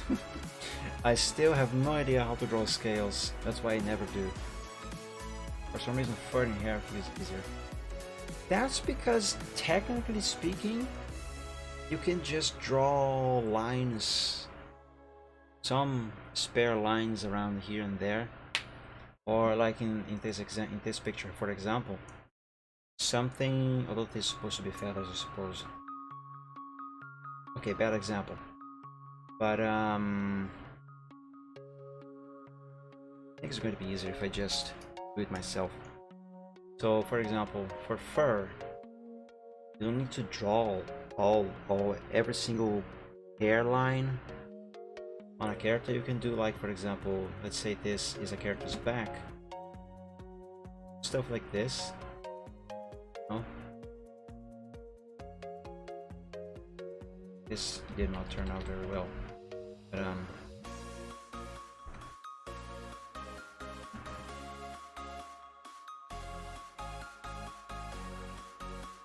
here.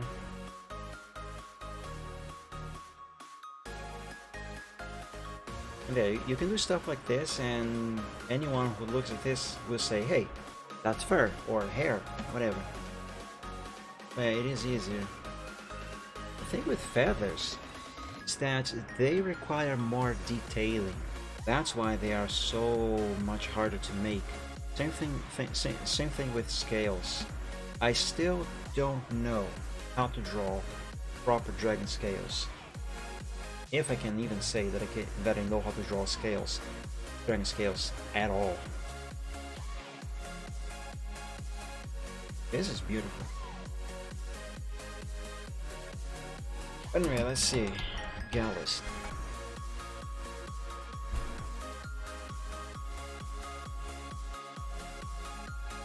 Yeah, this should work as a reference. Let's download this picture. Let's save it here. And copy it over to this folder here. And let's open it. Copy. Paste it over here. Make it smaller. Make it small. Not too small.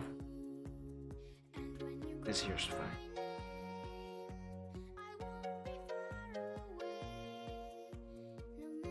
Okay, I don't know. The beak. Gallus's beak is too small. I don't really want such a tiny beak like that. That's cute. I like this character. He's cool and cute.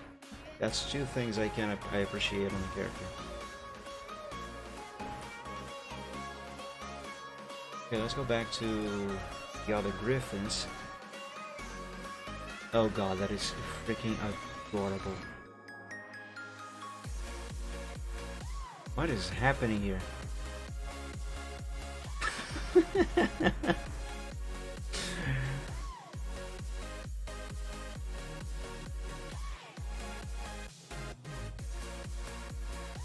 I'm looking at beaks right now, guys.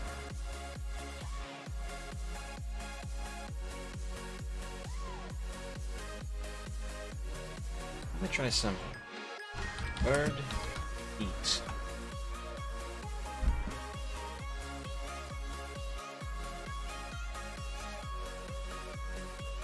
Oh, that's cool.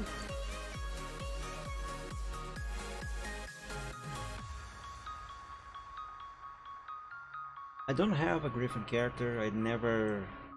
The only time I drew griffins was on that picture that I showed you guys shortly ago. So I have no idea what to go for in terms of the bird side of the griffin. But I kind of like this. I kind of like this. I think I would try a design kind of like this.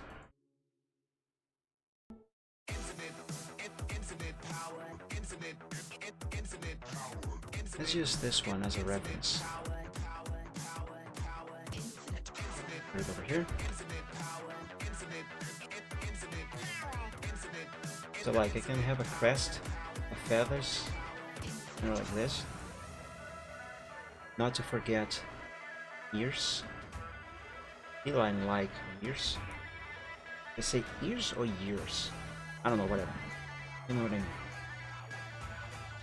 And yeah, the chest could have stuff like this. That would be nice. Very well. The beak, however. Let's put this here. And let me copy this beak. Put it over here. And save.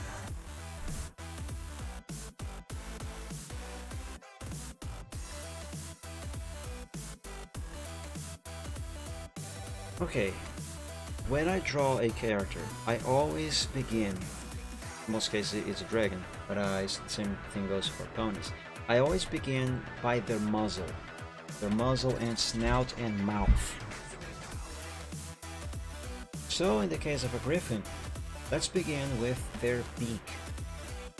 Now, I think I want this griffin to have their beak somewhat open because they are talking.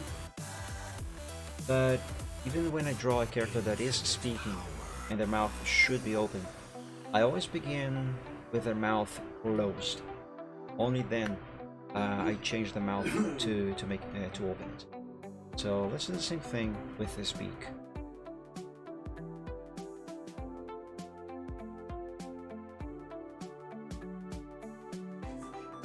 Begin with the beak closed.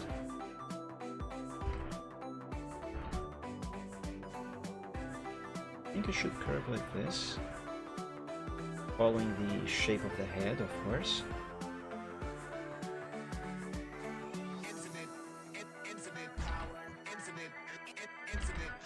What if I do this here?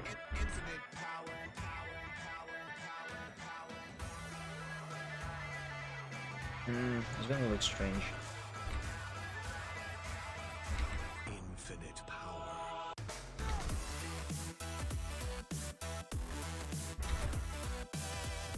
I think I'm going to use the curve tool because I am struggling a little bit with that line. Yeah, I think this might be a bit better.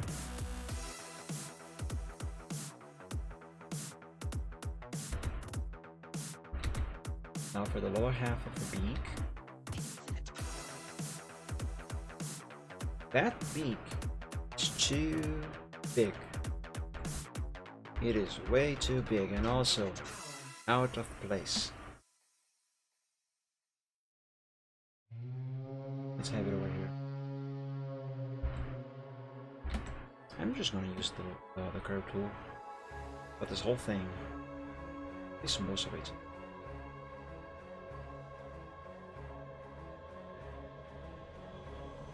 Yeah, this beak is too big.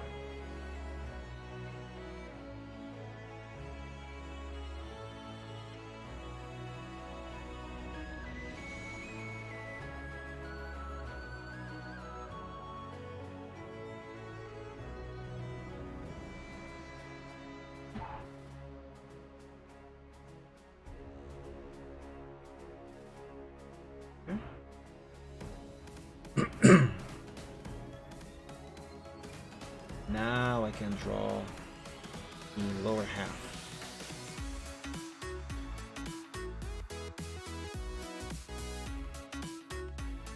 Which on a dragon would be their jaw. Almost said maw.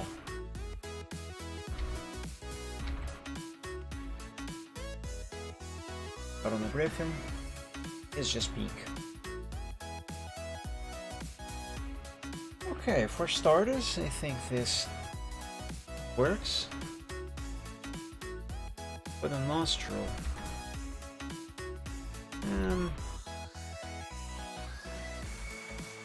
yeah, that should work for the nostril. Now for the head.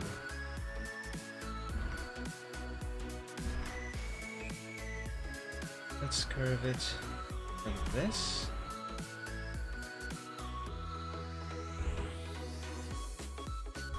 I'm not gonna go for the crest just yet. I want the general shape of the head done first.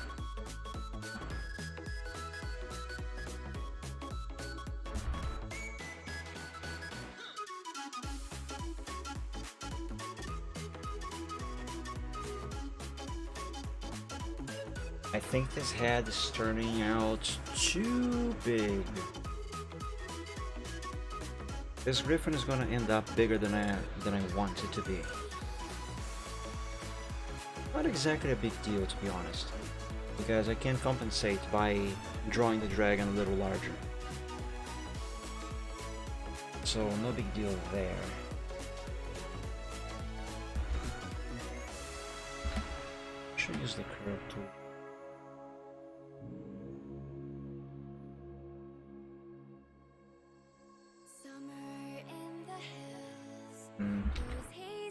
Not.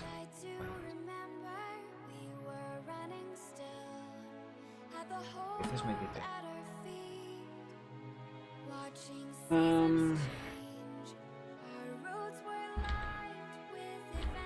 So his neck goes down here, where it meets the chest. This curves around. Round and up.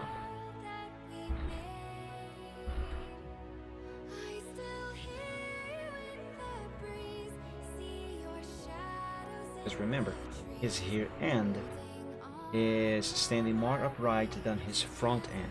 His front end is kind of crouching slightly. Well, not slightly, but a bit.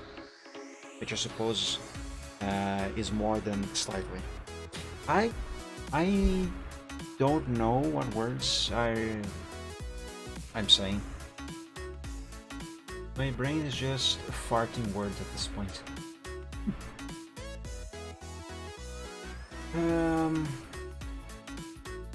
But this part of his neck, that's a very thin neck if I am going with this.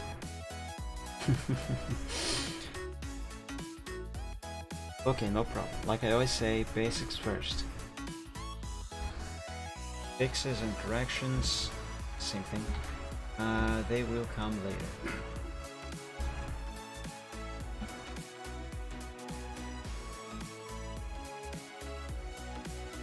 Boy, that is thin.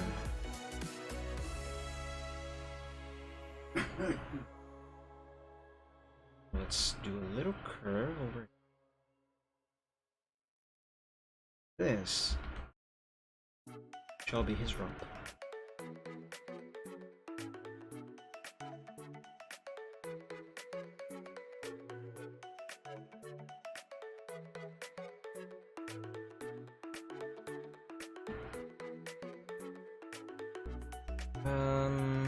Not very good at drawing legs.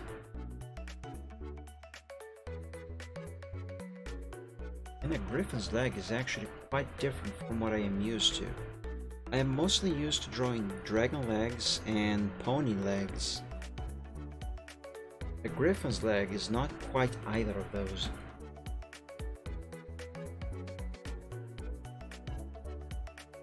Also, this here is way too simplistic for my style. I am still gonna make it on my style, but I still kind of need some reference to better adapt my style.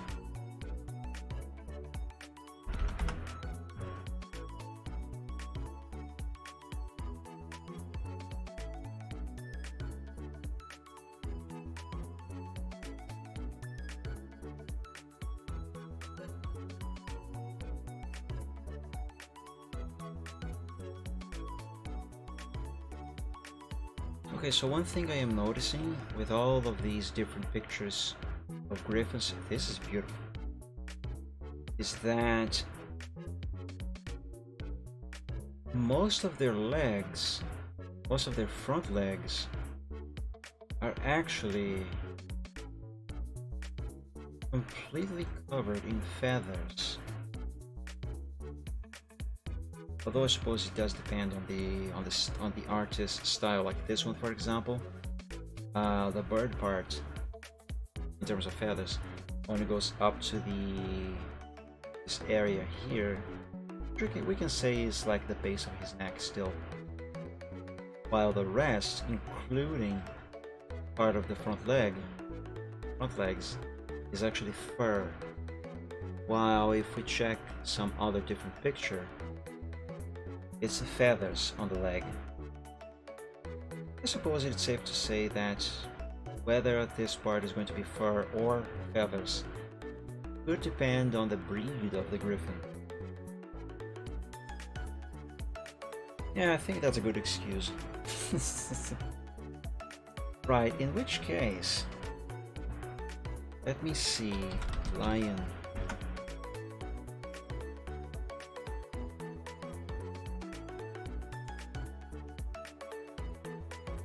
Actually, no, let's look up pictures of tigers.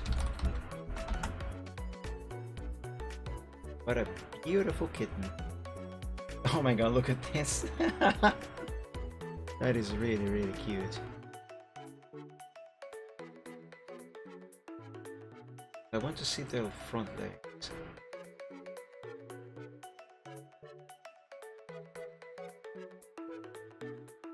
This one is a chonker. That's a cool.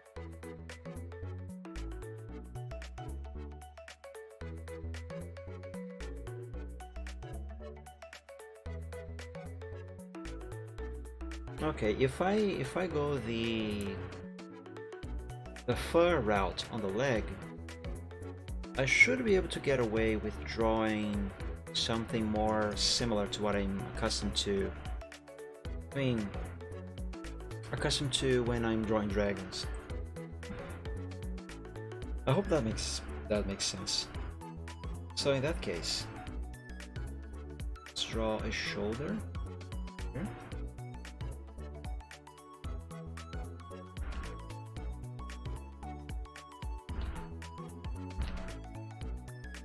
The basic shape for this leg.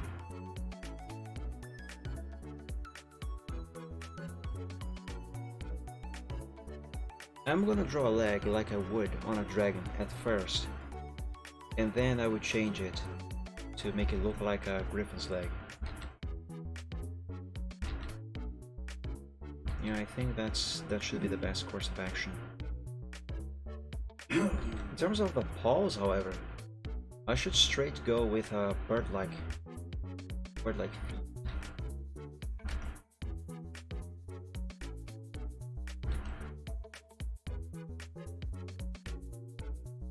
This is looking very odd. I don't want anything realistic. I don't want to copy this style, but I do want to do something somewhat simplistic. It must, however, look natural. That's my jam. Make things look natural.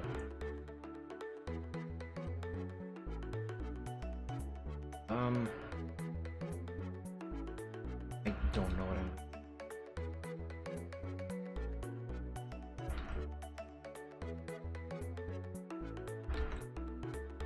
I could use a little more zoom, I suppose.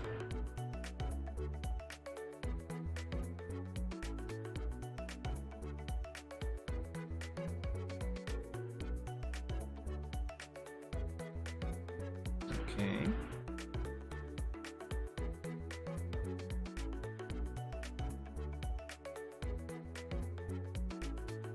This is too sideways.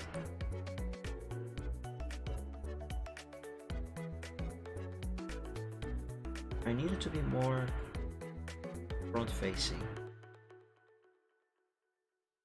I think.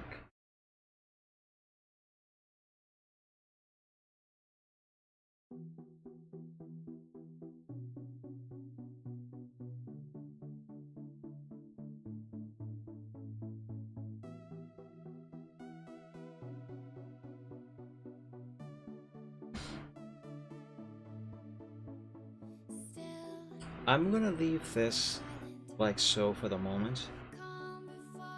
For starters, it should be fine enough.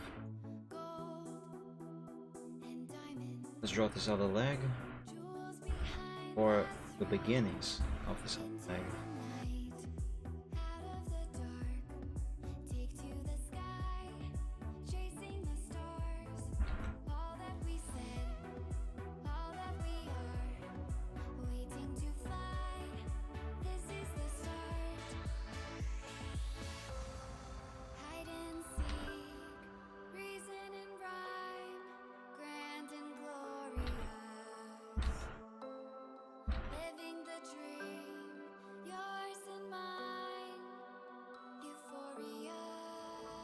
Also, is it me, or does that leg look way too short? The proportions on this character so far are all wrong. That is fine, except it isn't, but it is. Because like I said, like I always say, oop, I hit the desk, but like I always say, basics first. So what I need to do here is first draw the griffin. Doesn't matter how wrong it looks, so I can see the body. That way I should be able to do the fixes as they are required, as required.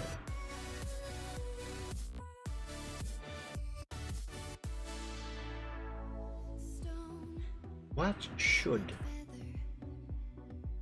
this paw be gestured? Oh, I know.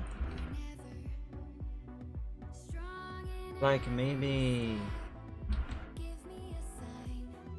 not quite a stop gesture, but something like that.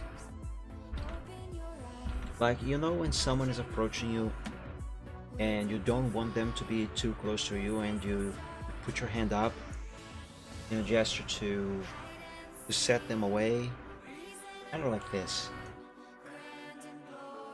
Now, the interesting thing about griffins is that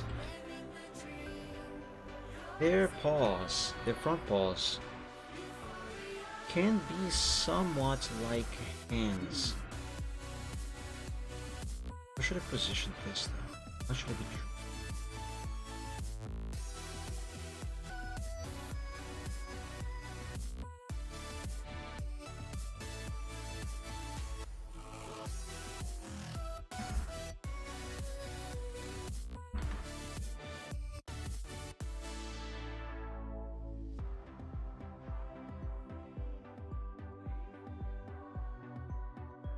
Okay, that seems okay-ish.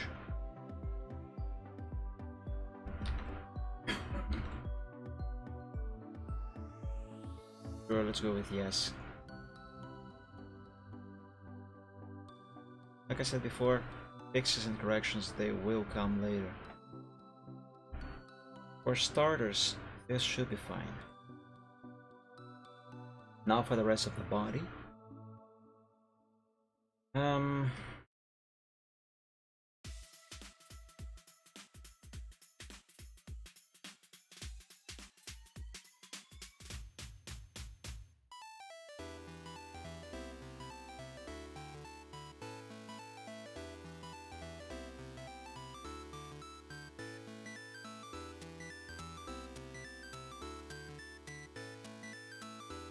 I hope what I'm doing here is correct.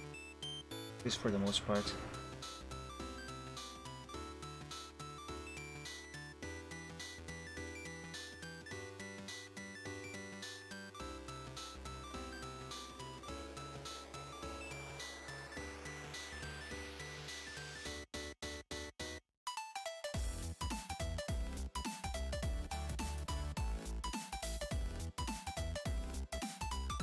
Now for this paw, for his back paws, I don't really need to worry too much, because these are feline paws. These should be far easier to draw, famous last words, than the front ones.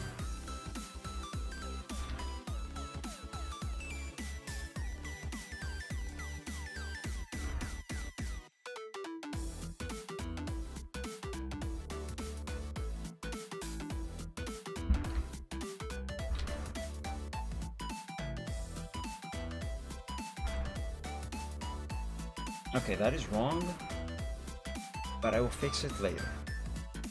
I just need the basics. Need the basics in place.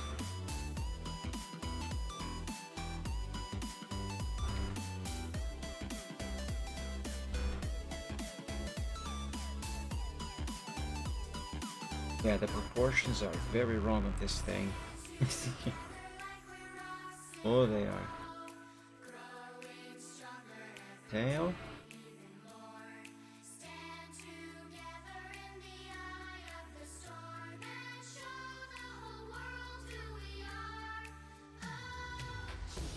I could do something like this on his tail.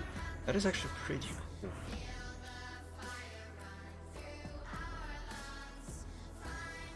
How should it go like?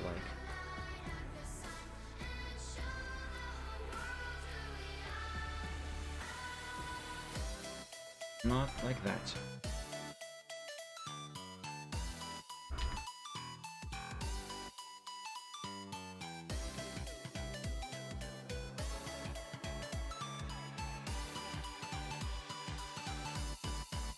Yeah, this might work.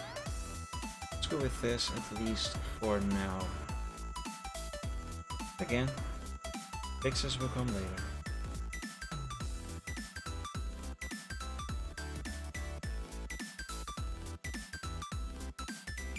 I say that and I immediately do a fix right here.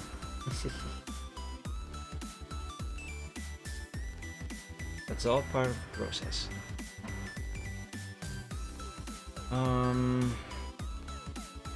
Should a bit of this tail be showing back here?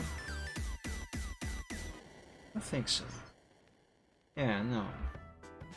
Should. I'm not going to draw the wing at this time. Instead, let's give him a basic expression. Something just to get started. The interesting thing with expressions is that most of it is on the eyes. How do I convey the emotions, the feeling this Griffin is feeling in art form? How shall his eye look like? It has to be expressive enough. It has to convey fear, awkwardness, there was another thing that I mentioned earlier that I can't remember right now. In any case, it has to convey a few different things at the same time. Concern, that's the word, concern.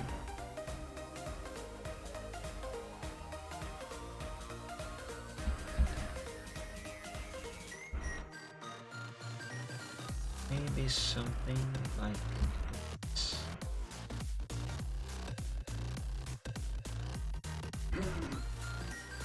Okay, not like that.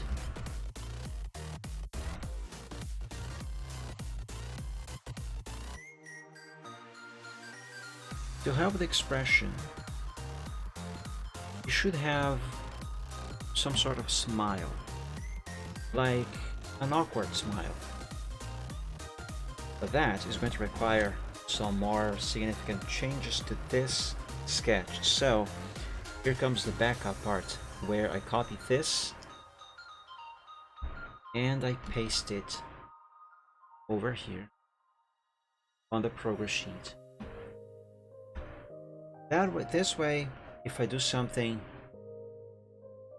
on this sketch that I don't like, that I need to fix, or I can't fix, or it's too difficult to fix, I can simply go back over here to this file and copy this stage of the progress again, or just a chunk of it.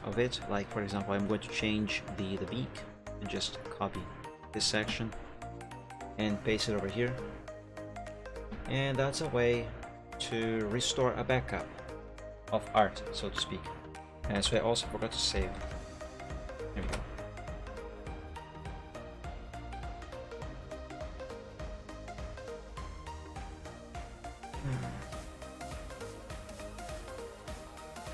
Okay, here's his eye.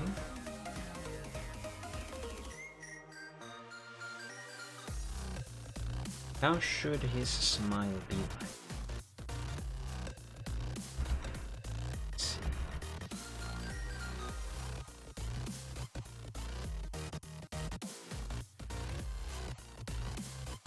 I want something quite expressive.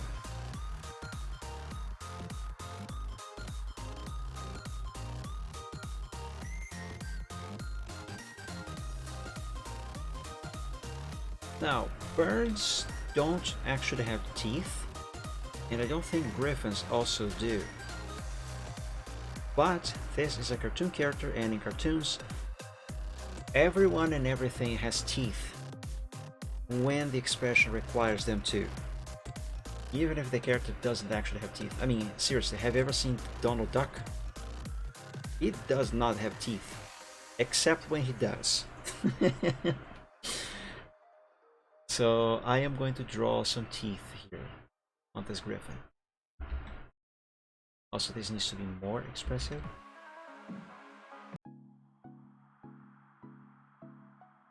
So let's try and enhance this smile. I don't have to do this right now, but I need to have at least something close to what I want, what I intend.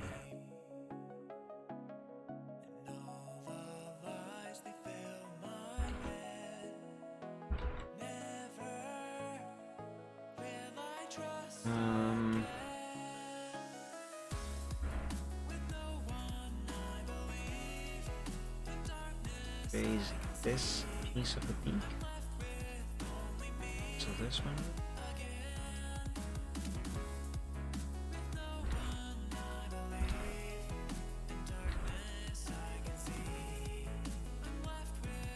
And right there.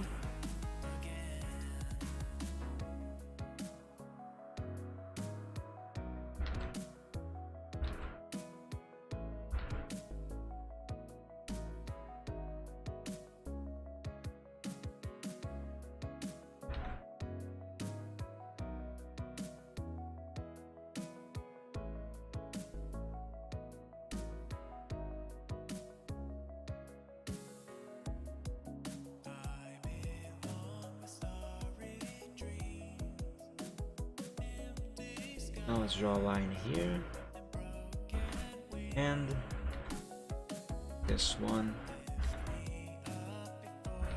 kind of like so. There, that's teeth, for now at least. Let's draw the crest on his head, and I did say I want something like this, so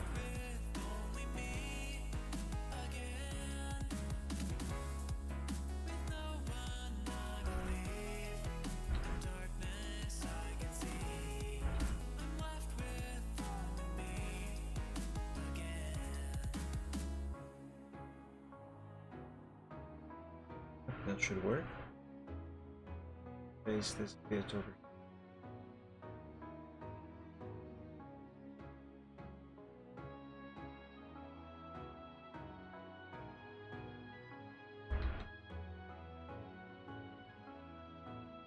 And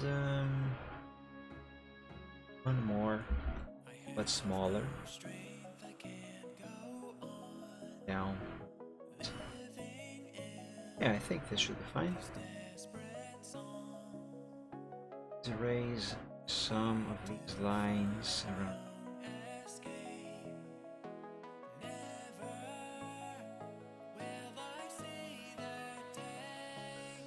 Okay, seems to be okay.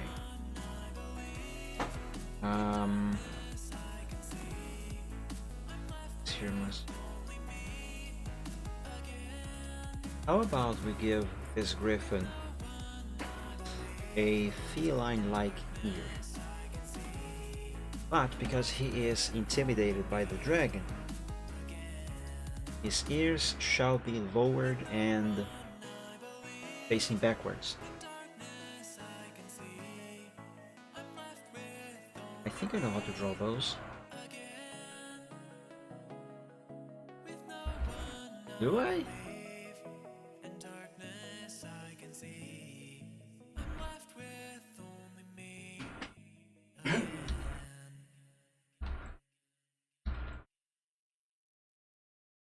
Yeah, I kind of do. Kind of.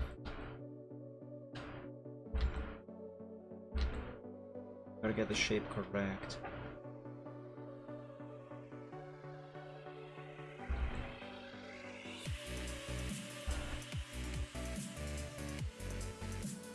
Okay, I think this is fine.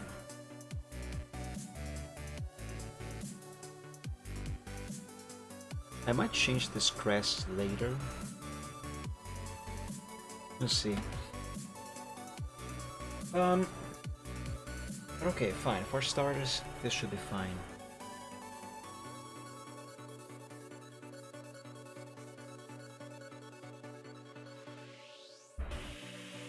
If I draw a line.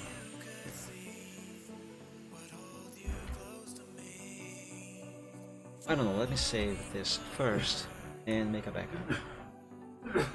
Let's copy this over to here and save.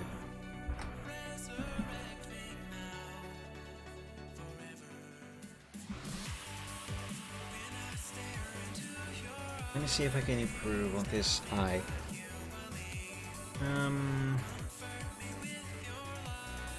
I think I know what I have to do.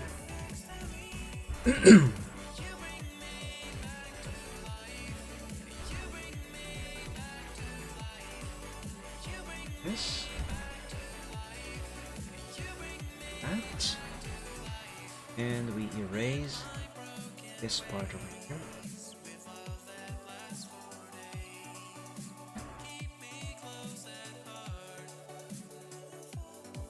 Bring this all the way up.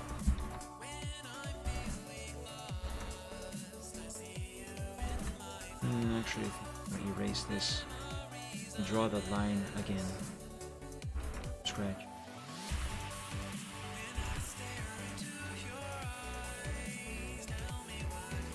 Yeah, this works. Well, let's remove this and draw it again, but very small. Ah, we are getting somewhere. That helps. Let's see if we can make his smile more expressive. How would a smile, how would a concerned slash nervous slash afraid smile be like in cartoon form?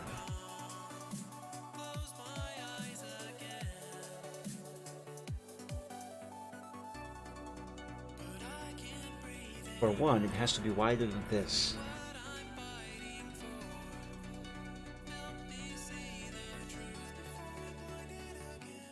So let's see.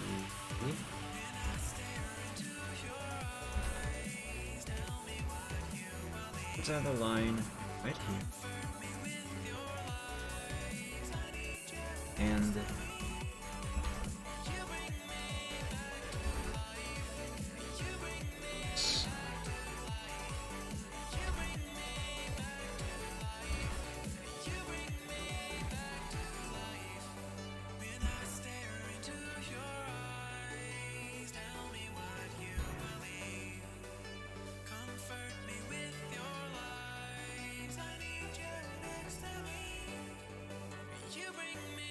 I'm not sure if this is going to work, but let's see what happens. If anything, I have a backup.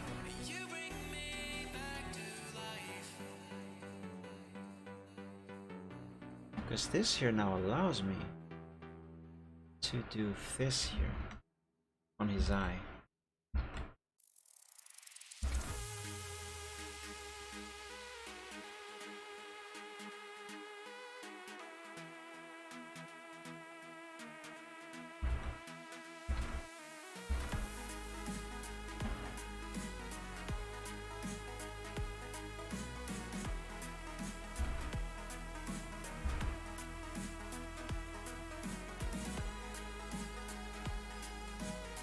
gotta remove lines from here, and I will have to redraw the teeth. That is okay because these teeth are just a couple of lines.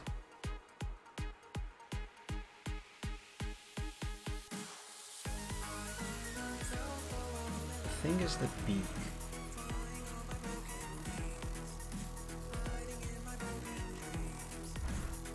The beak is the key.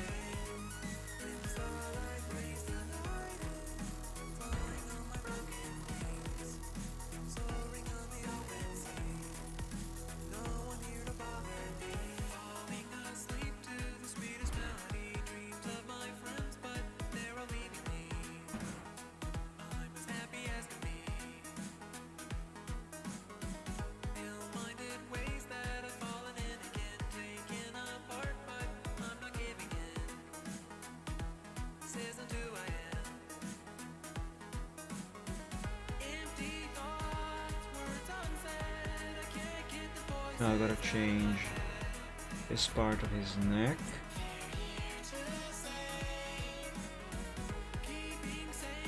I'll change more on his neck. Everything here needs to be changed. But for starters, this is all I gotta do.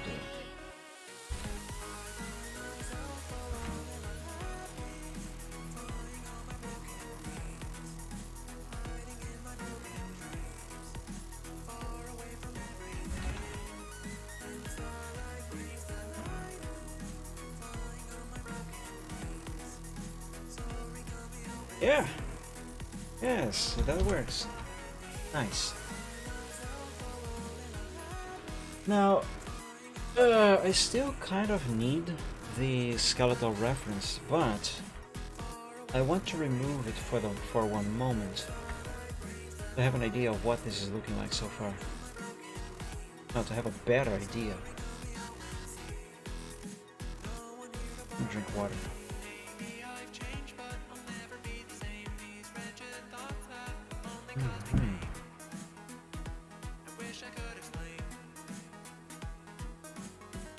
It's not bad, but it's not good yet.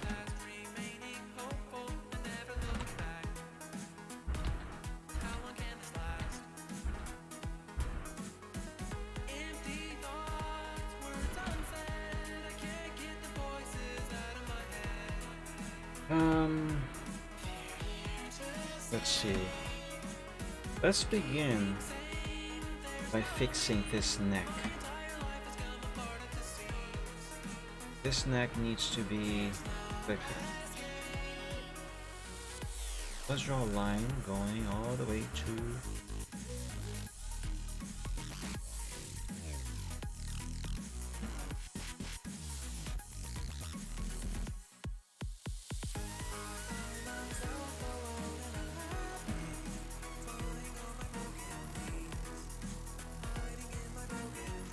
it still needs to be a bit thicker.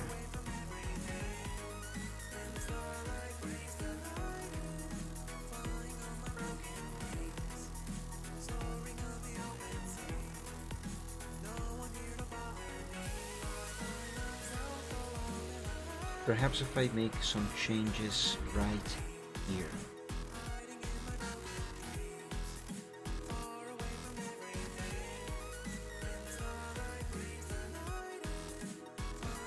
Right now is a time for changes, fixes, and corrections. That was redundant.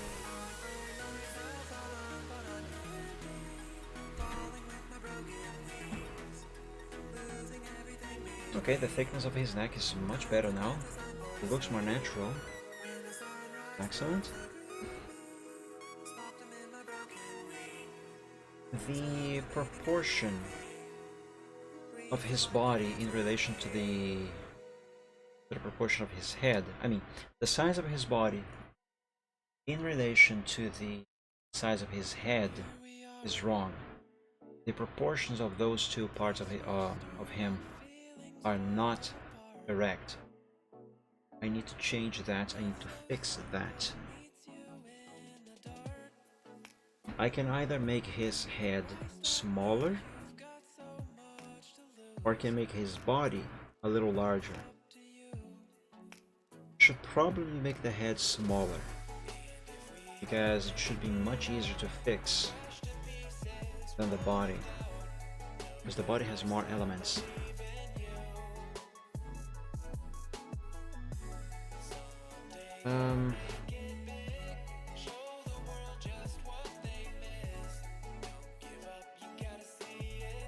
Okay, let's have a backup. This.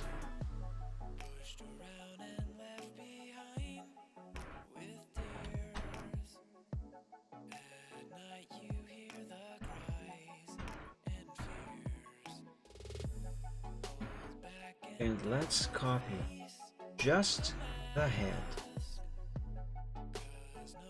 Let's copy just the head and bring it over here.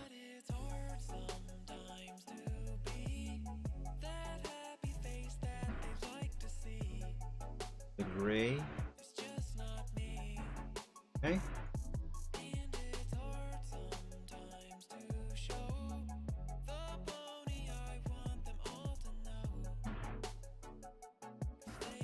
Bring it over. Position it in the same position and shrink it.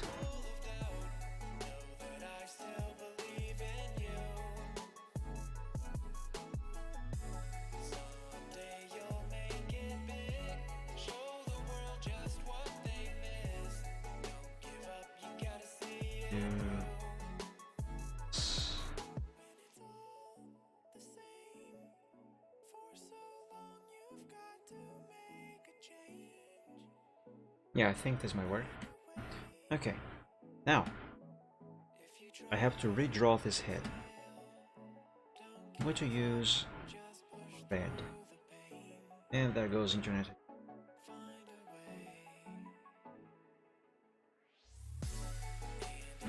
Actually, I'm going to use the curve line, and that should give me better shapes.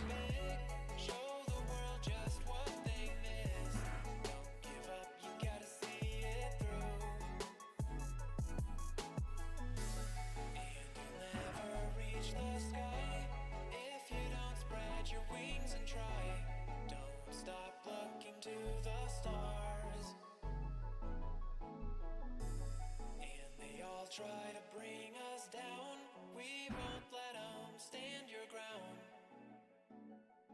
We won't let them, no, no. I suppose his beak is a little bit more curved here at the front.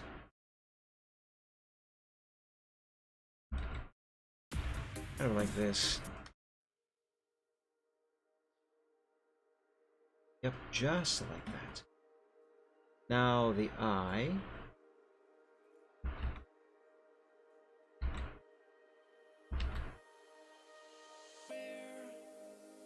Where is my motivation? I've fallen into I'm going to use the curve for this here. I can't seem to keep it together. I want to remember when I thought I would live forever. I kept looking to the sky, back when the times were better. I want to go back tonight, even if I go back to where it all began. I still don't know. Could you tell me who I am? Dream chaser, Okay. Now for that smile. dream chaser, stargazer. I know that you'll go far. Ink.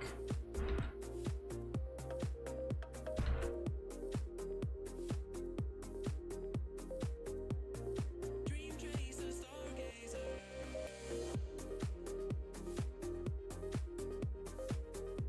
And the teeth.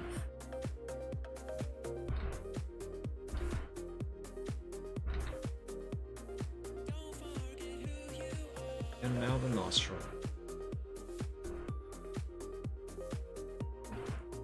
Alright, now let's do the rest of the ear.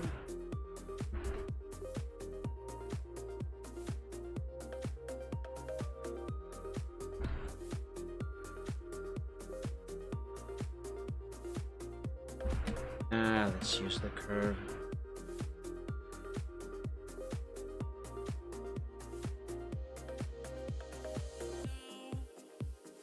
Bring all my dreams before me.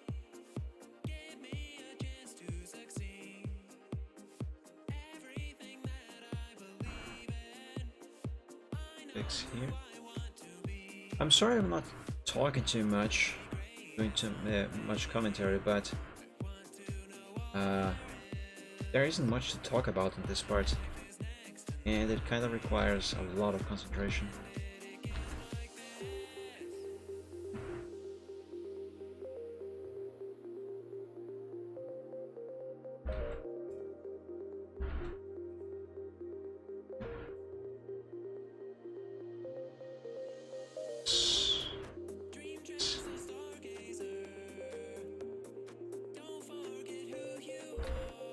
Give his crest a little more shape. Huh?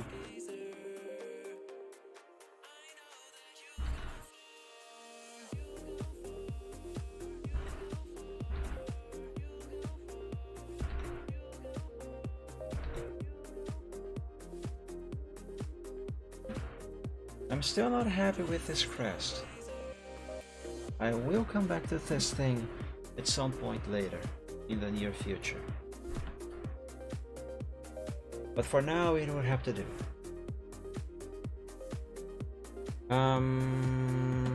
Now let's sort of remove the original. Let's do that. Now remove the black lines. This fix. And let's put this thing in place of the original.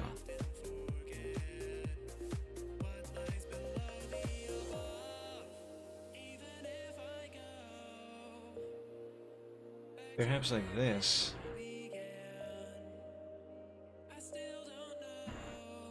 Yeah, this should help with the expression.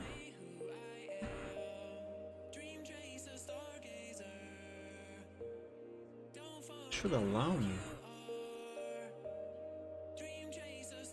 curve his neck all the way like this,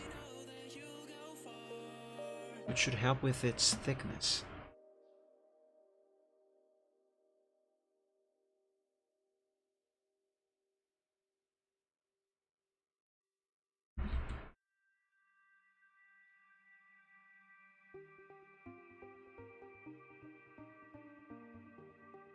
However,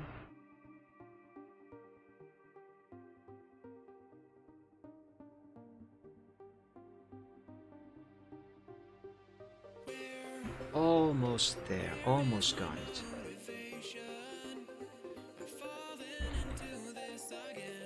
Curve this more like that. And now we do the neck.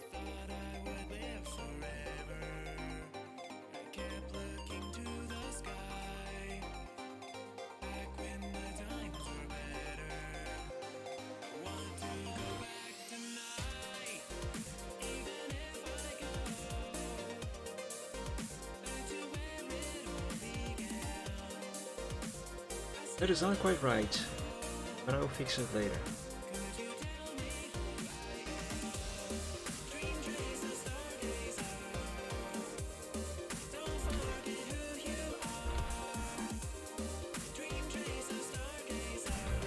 Okay, and save. And let's leave that untouched for the moment. And this leg is very, very bad. Oh, it is very, very bad. Is it time to remove the gray lines from the base skeleton? I still have not drawn his back left leg. But I don't exactly need... Well, I kind of do need the skeleton there. Let me draw that leg. But before I do that, let me save a backup.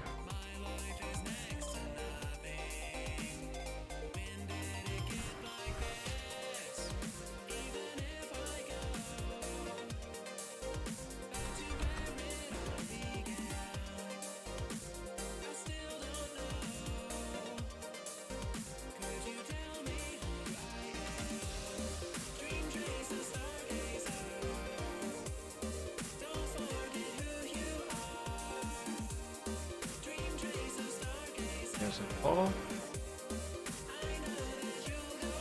Is going up like that and behind this leg, so that is not invisible.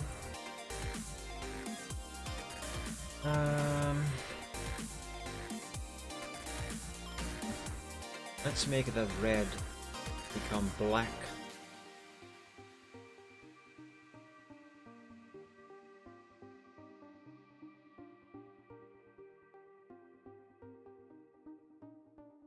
Oh, that is much better. Okay. Now then.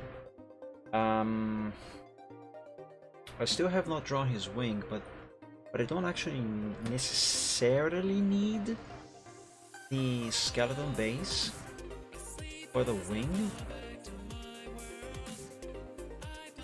So here's what I'm gonna do. I'm gonna save this as a backup, and now I will remove all the gray. There we go, now we can see the body more clearly. Proportions are still wrong on some areas, but not all of them. Let's see if I can fix this. This chest, for example, it's way too buff.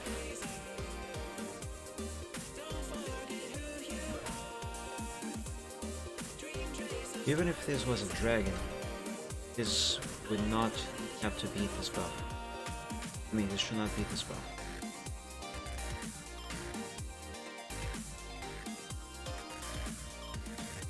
Must be less chest.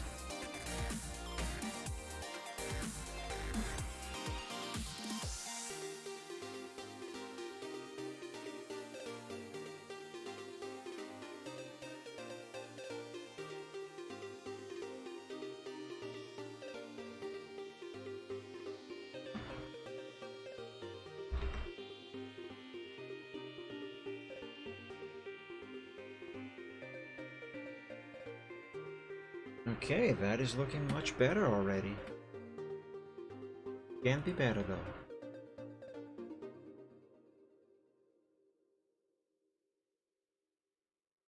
Let's make this line red. So now I have access just the part that I need to remove, which is this.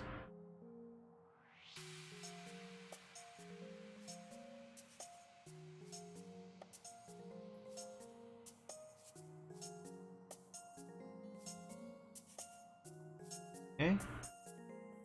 Now it's all a matter of making this red line black again. And voila!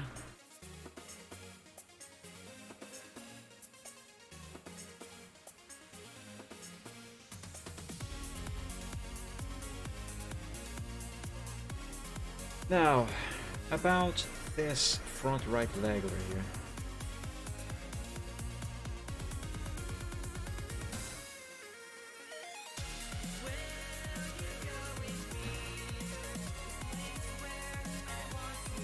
Let's select just this part. Move it to the side like this. And now let's reselect just this area now. And let's move it down and to the side. Yes, like this. Red, and let's redraw this part of the leg.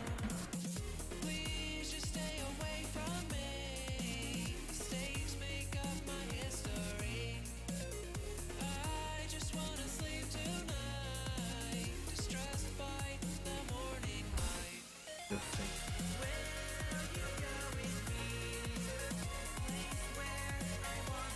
That's better.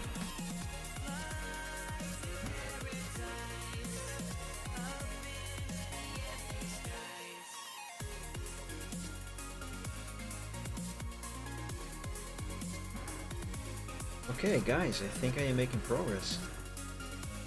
Can I finish the sketch of this griffin today? At least the griffin? Horus, the dragon, will take a lot of time to make. That much I can assure you.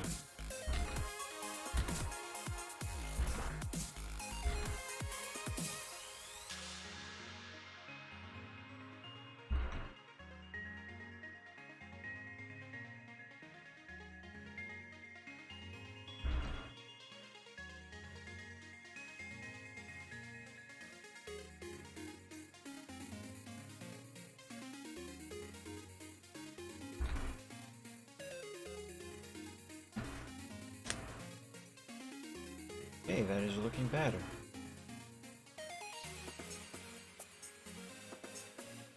I don't really know how I'm going to make his paws properly.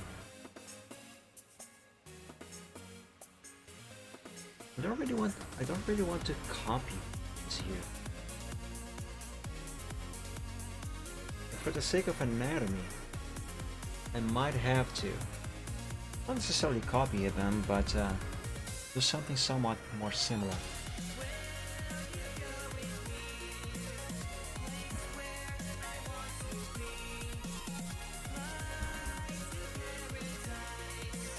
Let's try this.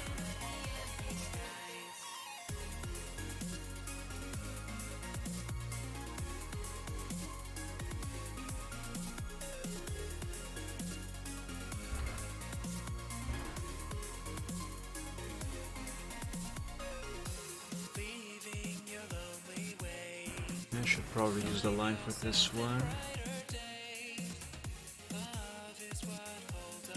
Yes, that was a good choice.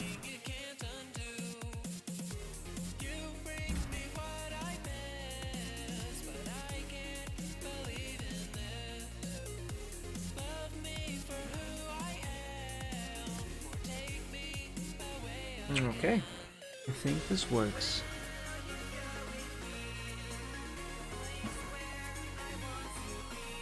Now let's save and fix his back end.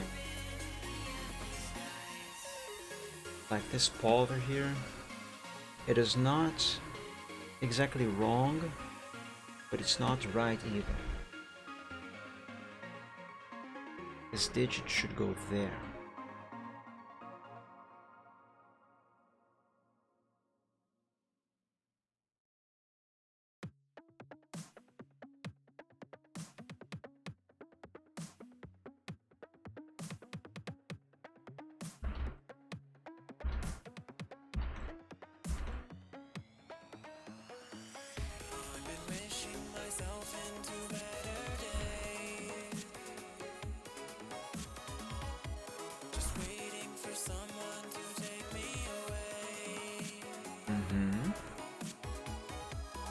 Maybe I should remove a bit of pixel from here.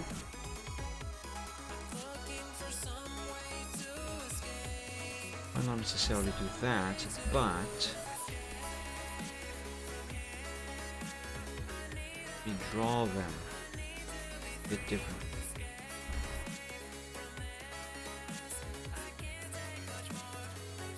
Yes, this is better.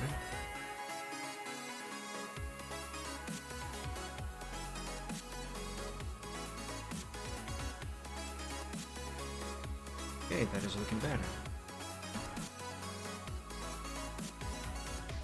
Always falling asleep with an empty heart. I look back on my day while my thoughts come apart. Some days I don't think that I will survive. The life that I live leaves me barely alive. So I have to escape. I don't know about the wing, but so far, this griffin is actually being easier to draw than I anticipated. Which is excellent.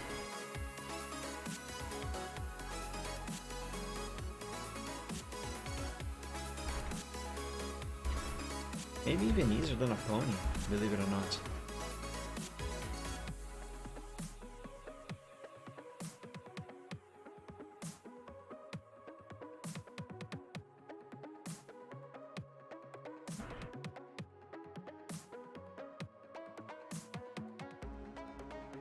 Now if I follow this chest, actually, I have a better idea.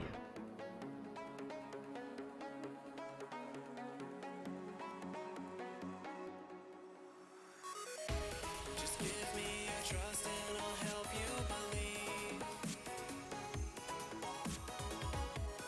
We'll run from our problems, live under the sea.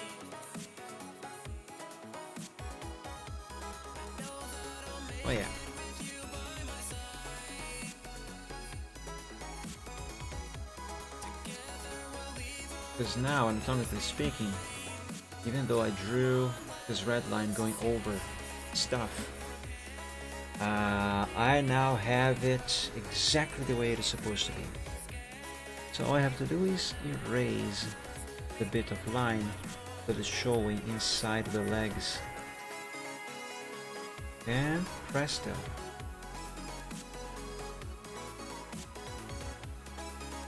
That is fine.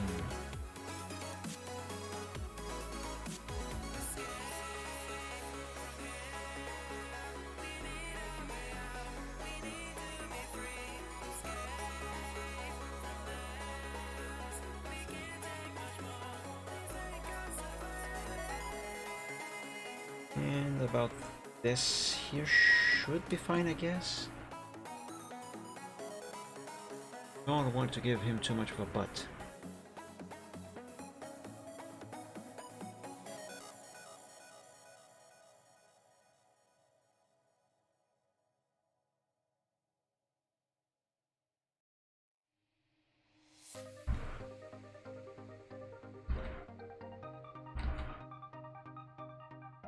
Okay.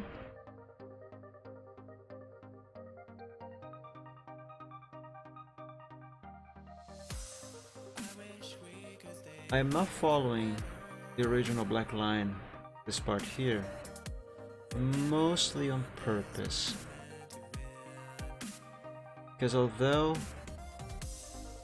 there is supposed to be more head back here, what I drew there in black is too much.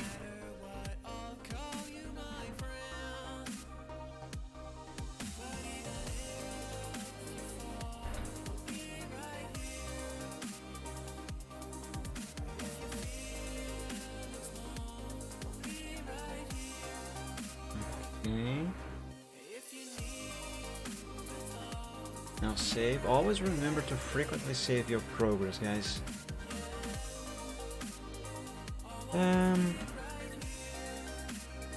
Let's redraw this leg in red, because it kind of needs.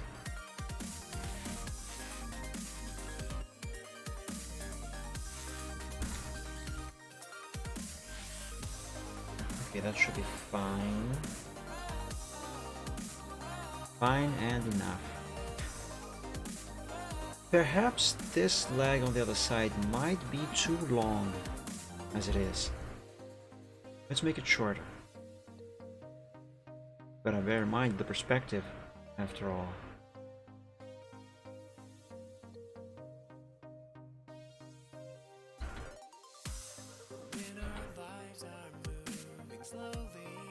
And if we are looking at this character from a more three-dimensional perspective, which we are, then it only makes sense that this leg is not down here, you know, not ending down here.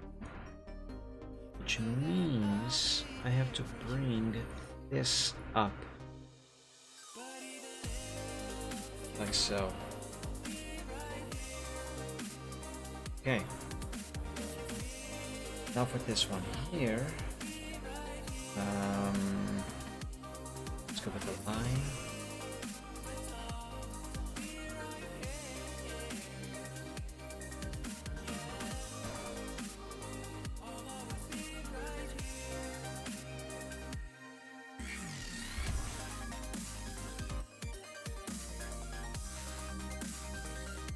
Yeah. Let's move this all out of here completely.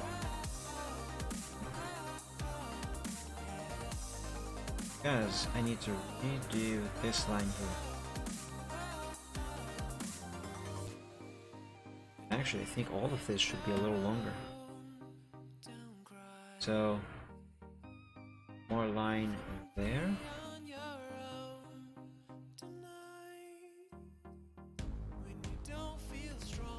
And the new one here.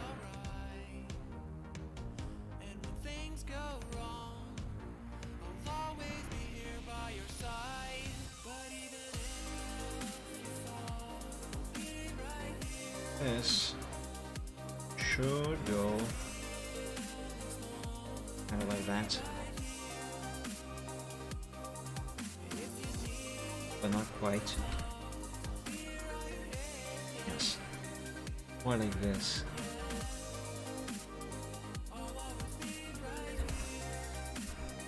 Oh, frick.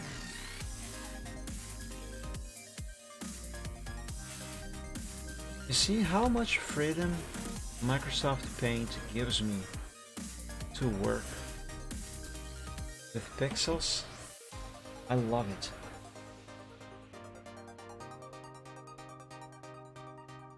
Oh, I just remembered something, guys. Earlier I was talking about the new version they made of Microsoft Paint on Windows 11, and I was going to show you something on that version, and then I forgot about it. So, going back to what I was saying earlier about Paint, you see here how it has a light gray right here, which on this version of Paint is named Gray 25%. And right next to it, on the same row, it has brown. Okay, this is important because let me switch the capture to the other PC. Wait, not that one. Let me show you Paint on Windows 11.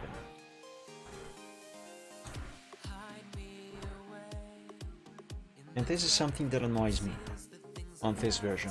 Actually, there's two things that annoys me on this version. This is Paint on Windows 11. Okay, the new version of Paint. And this here is the older version of Paint, the same one that I am using here on Windows 10. And it's basically the same as the original on Windows 7. The point is, here's the first thing that annoys me. And I will talk about the colors in a moment. Notice, what is the resolution here? 1152, 648, 1152, 648. Okay, both windows of Paint over here are using the same size of canvas. But you might notice that the new version of Paint has a lot more room being taken, or rather being wasted by the toolbars than necessary. If we go here on the other version, we can see that everything is more close together, but still well spaced enough, and even the canvas itself is further up and to the side. So further up here and to the side there. However, over here on the new version of Paint, it is further down and to the other side. So there's a lot of room over here that is not used by absolutely anything. I'm gonna keep the mouse right here. See my mouse there? This is where the toolbar on the new Paint ends, and switching to the old Paint, the mouse is still in the same position, and look at where that toolbar ends. So that, plus the fact that the canvas is actually closer up into the side here opposed to this one, means that you actually have more room to work with on the older version of Paint than you do on this newer one. But you might say, hey, but Mike, the canvas is still the same size. Yes, it is. But look down here. Look how much room there is here on the same size canvas, and how much more room there is here. So for example, if I want to work with this canvas without using the zoom, for the record, like let's say I want this canvas to go all the way to this point. So now I have a canvas of 1152 by 864 pixels. If I give this exact same size to the canvas on this other version of Paint, 846, wasn't it? Let's see, 64, 864, 864. There we go. Now both canvases still have the same size, but if I want to access this lower area of the canvas to do whatever in here on the new version of Paint, I have to scroll down to get there. To give you an example, let me copy what I have just made here on the older version, and let me paste it on the newer version of Paint here. There, the exact same image, the exact same size of canvas.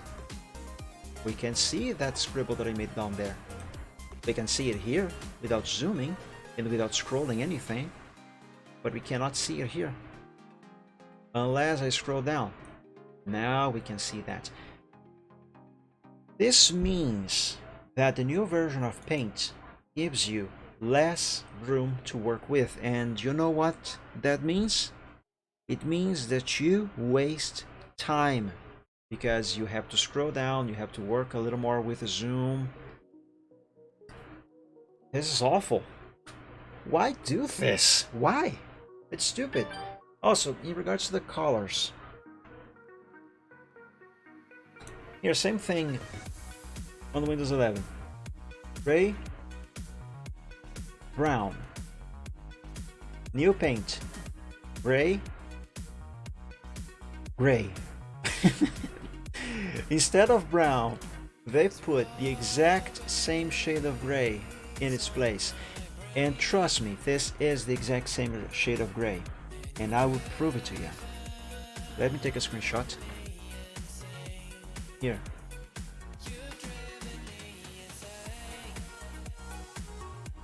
This gray, okay? It has an RGB of 195, 195, and 195. These are the gray here, just to prove you that I am picking this gray here now. Here, let me pick yellow, okay? Now gray. Now see, gray. 195, 195, 195. Another proof that this is the exact same shade. Let me pick red on the secondary color. And let me pick the first gray. And let's drag the eraser like this. There, see, it changed both colors. On older Paint, however, if I do the exact same thing,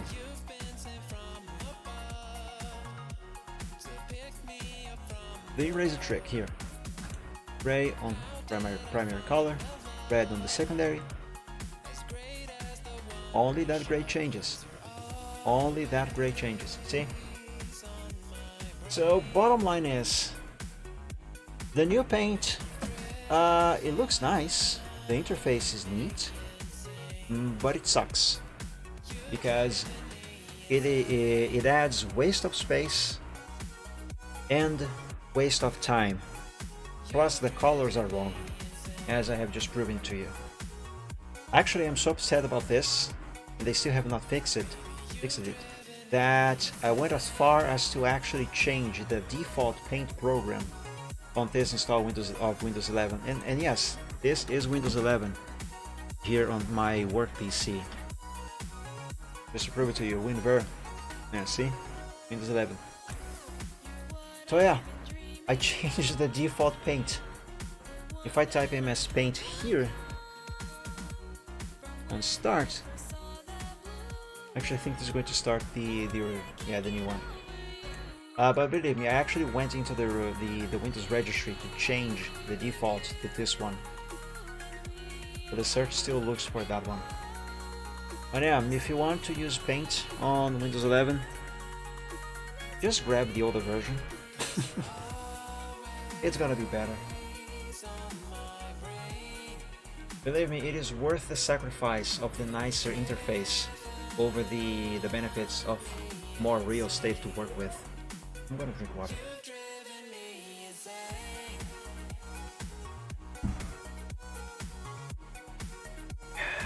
Okay, let's continue working on this griffin.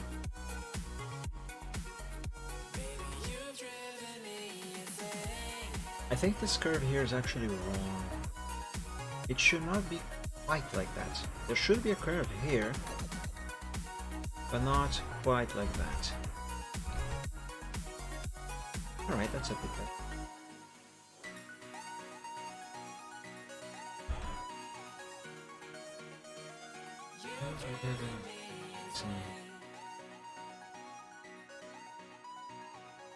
Okay, that is better.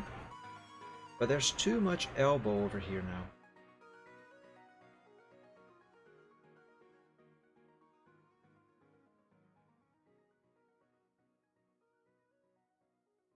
There we go. There we go. Pixels. And now I can bring this all back.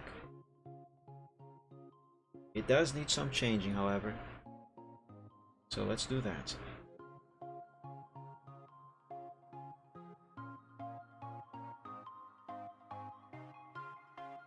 Also using the red color.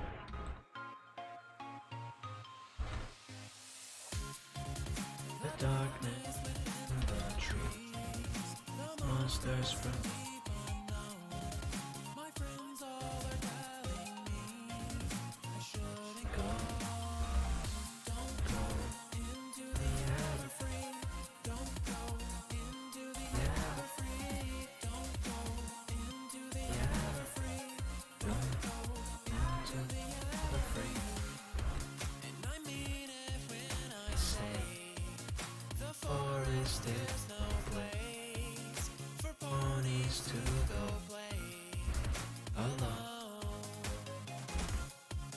there's evil inside, no place left to hide.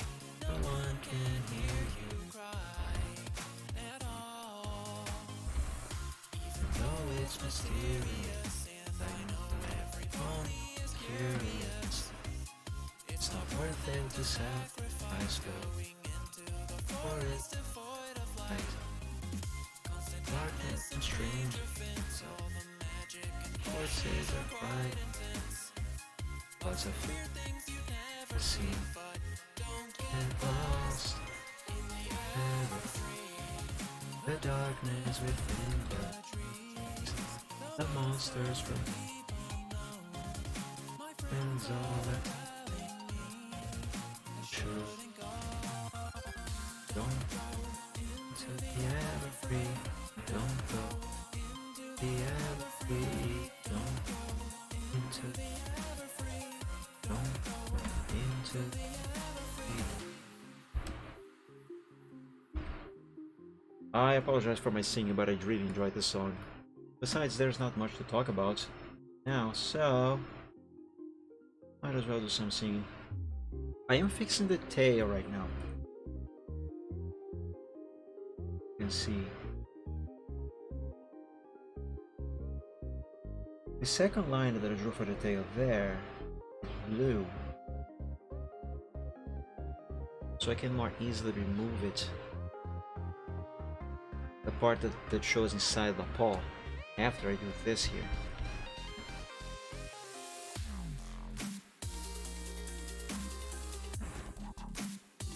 Like this.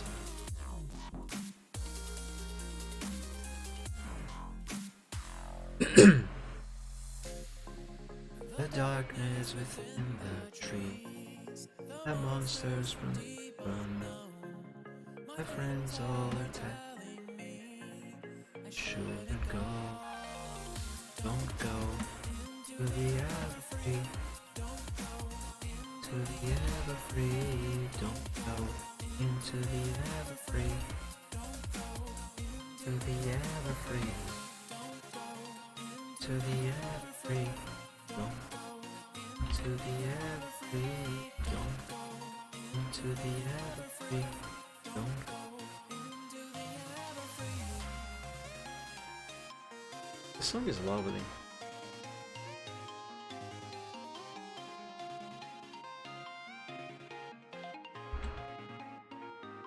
I'm also making a few changes to this whatever at the Griffin's tail tip.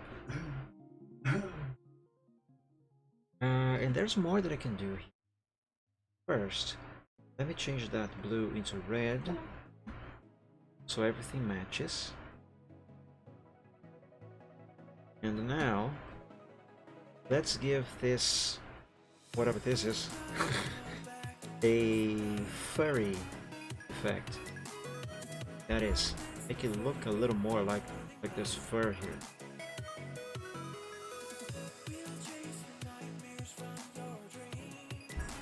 Not quite like that.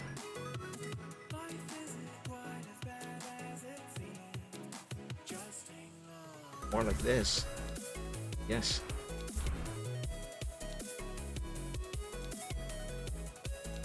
And one of those.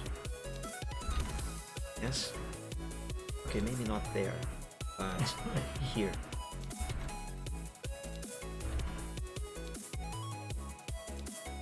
It's better. Oh, but Mike, what about the original line there? How are you going to deal with that? Like this. See, this is why, oh shoot, this is why I used a different color for that extra fur there.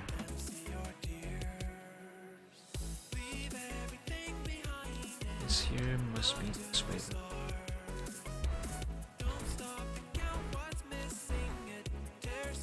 Yeah, it's better.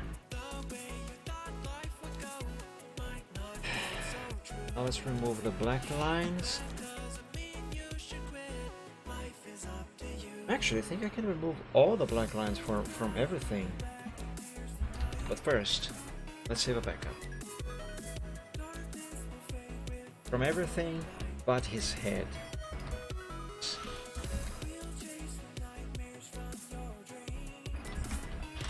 There.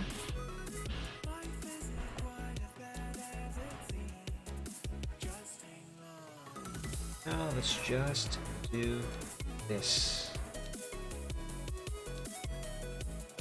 Because everything else should be in place now, the way it is supposed to be. And let's color all of these to black.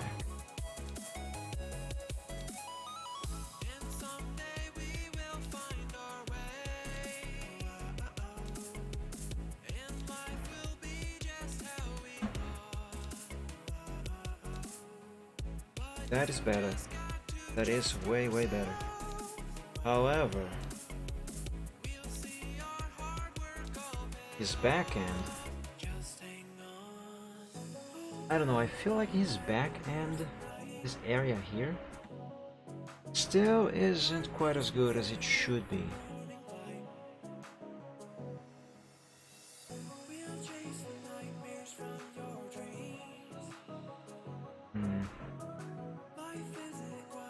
Regardless, let's save a backup of this. Backup. Put it over there. Actually, no. Wait, what is the size of this canvas?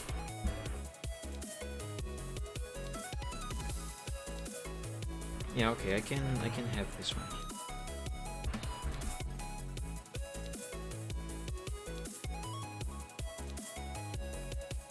Let's make this. Yep, that's fine.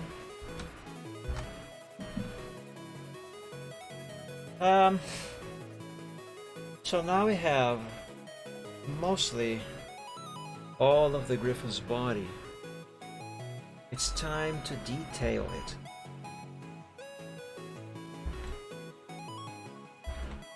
Time to detail it, to give it features.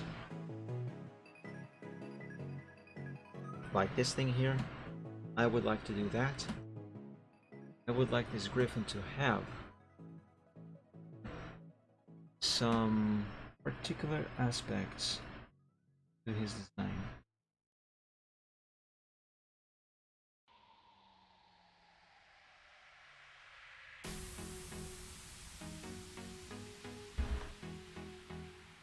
That's better.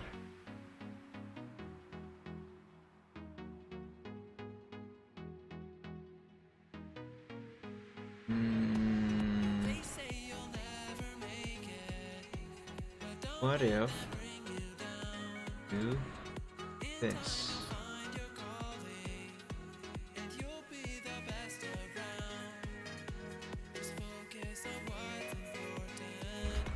I don't know if this is supposed to be feathers or fur. But whatever, I am doing it. I'm not gonna work on his front legs yet. Those can wait a little bit.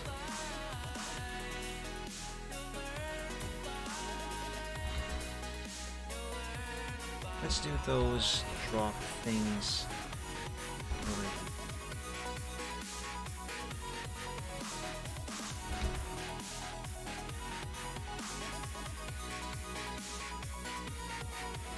You know, these. Technically, those are just spots.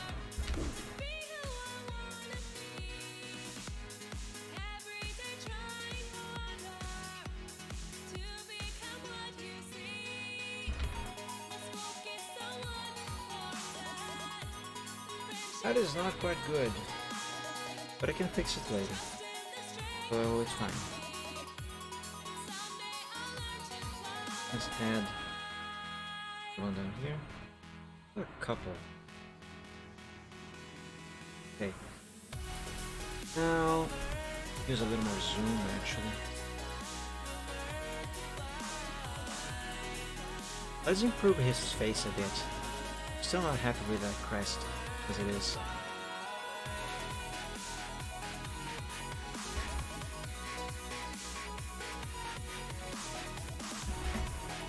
Like, perhaps add another one here.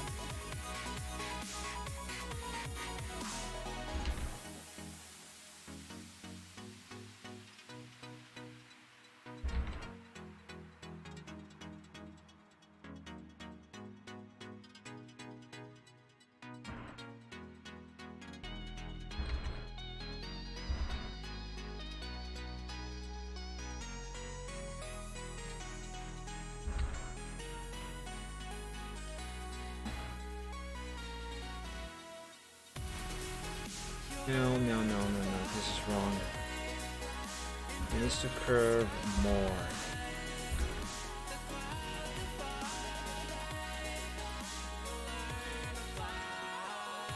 Yeah. That's it.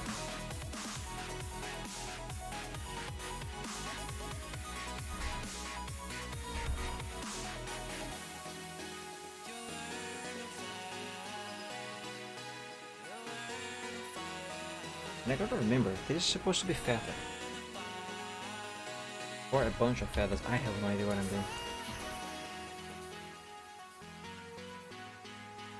Oh, I could add something like this See this little gap over here on Gallus's feather on top of his head? I should do stuff like that. So this would look more like feathers. Or at least sell the idea that these are supposed to be feathers. Otherwise, this just looks like a bunch of fur. So, for example, yeah, here, I guess.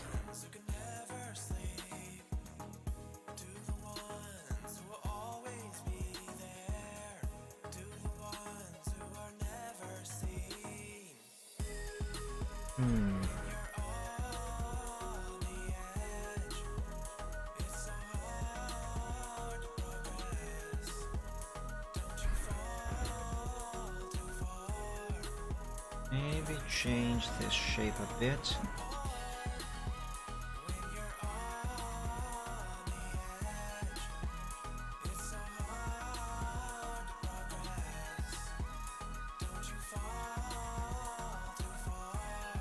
Let's see if this is going to work. Need a very small eraser. That? Yep. Here. Now let's pick red, the primary color. There we go.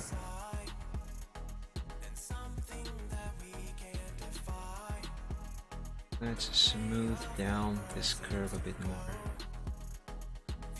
Nice. So the same thing over here.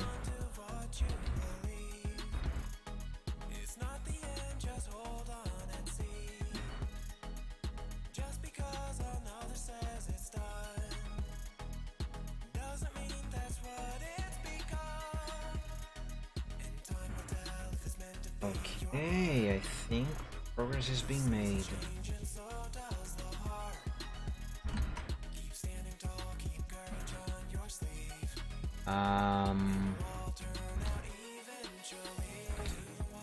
Let's curve it like this. Wait.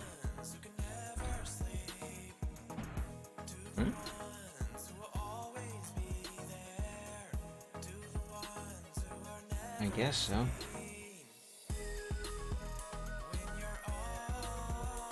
What if I do this?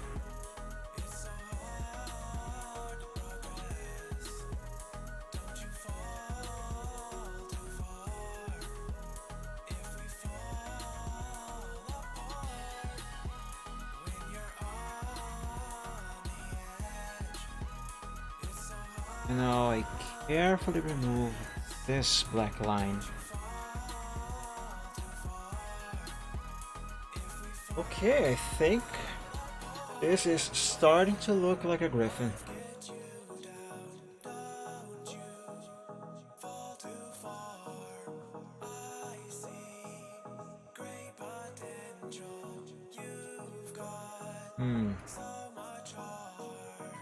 This needs this over here. And another one here. No, it doesn't.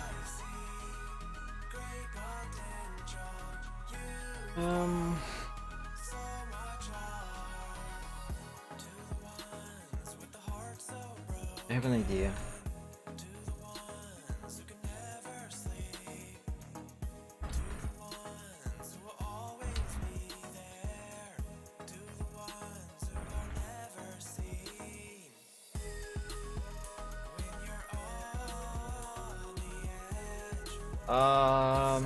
What did I just do?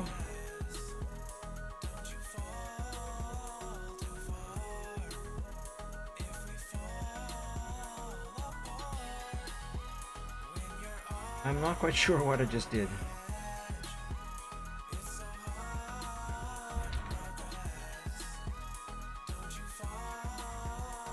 Okay, I think what I tried to do here, what I am trying to do here, is this here.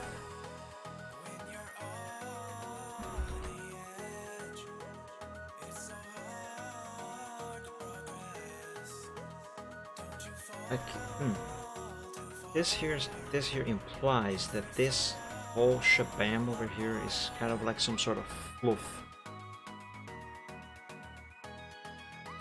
Which is not a bad idea, actually. But I don't know if this is what I want.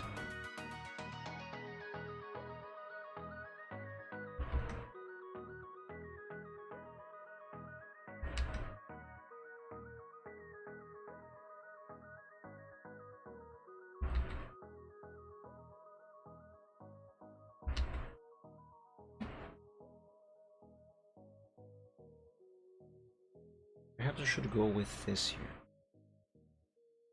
A bit more similar to Galus's over there.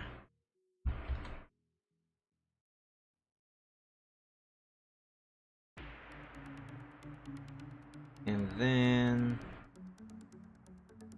where's underbelly? First, let me begin with a simple line.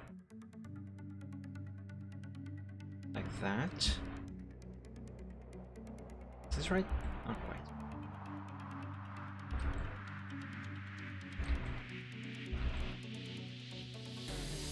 Yeah, I think that's better.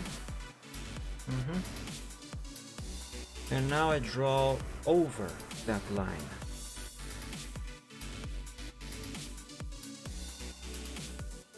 Just it.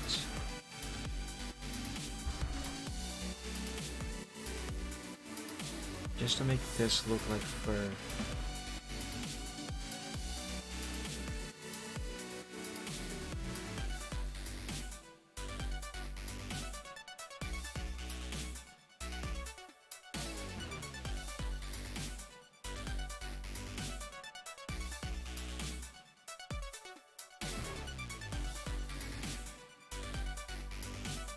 That does not quite look like fur. Let's undo and just keep the black line, even if for just now. Alright, time to save a backup of this. Also, you no longer need this file. Yeah, sure. Wait, no. I will save a copy of this file, but I'll do it in that folder, just so I have a reference for the sizes over here, or when I draw corals in the picture. All right, let's copy this griffin over to its progress sheet over here.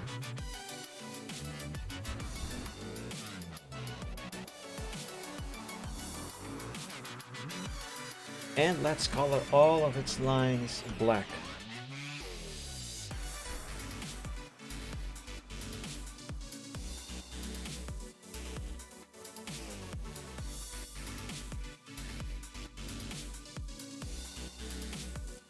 Just like that. He's not finished, however. I'm not done with this griffin. I think I will go with the fur route on his front legs.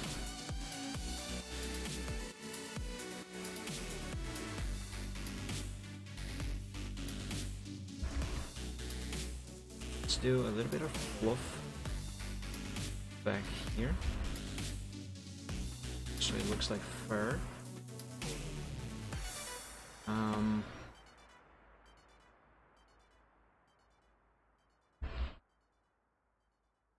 should I go about this part here?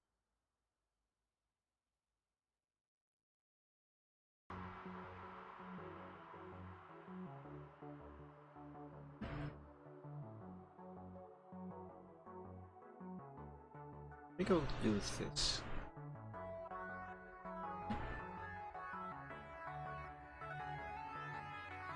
A little bit of fur over here as well.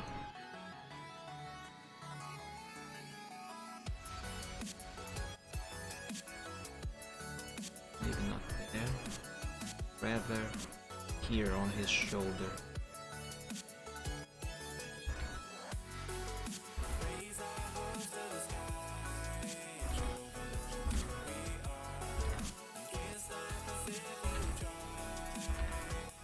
This is gonna be fun to make a line art for on Corel.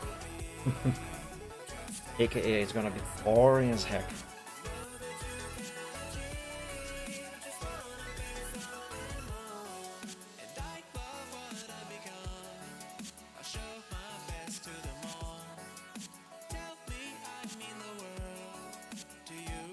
Kind of the same thing here, maybe.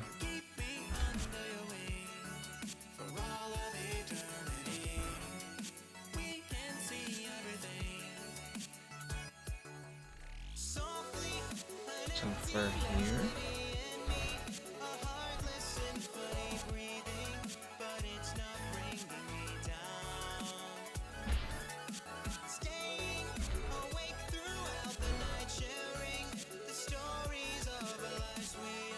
A bit over here too.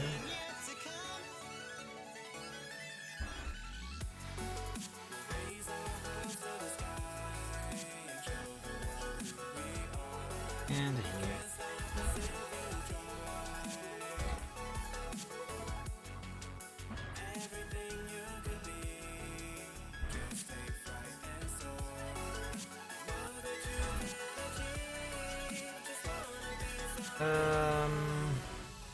Now I gotta do this over here. If I do this.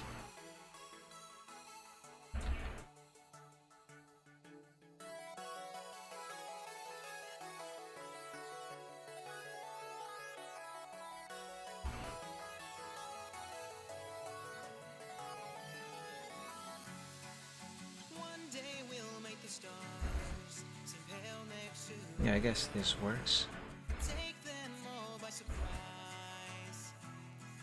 Yeah. This does work. This might be way too many of these, so I might change it. I might change this later, and I likely will have to, because this right now is kind of a straight line, and I need to be curved to follow along the anatomy of his arm over there, or leg. I don't know. Doesn't quite fit. Thank you, Bloomy. I am also quite happy with how this is turning out so far. Especially considering that I am not accustomed to drawing griffins. This is technically only the second time I ever draw a griffin.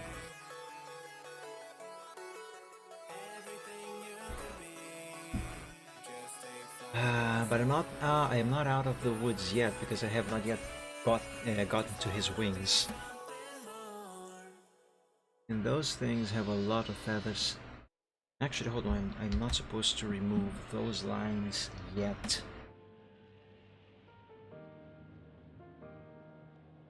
And this paw over here, it is lacking depth.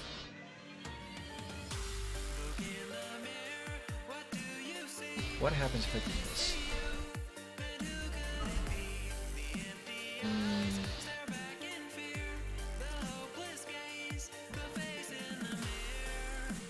This does not look natural one bit.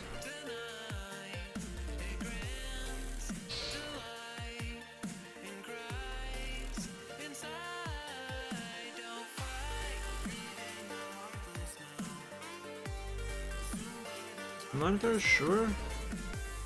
What am I doing wrong here? But I'm doing something wrong. I'll remove this whole thing over here. That looks worse. No.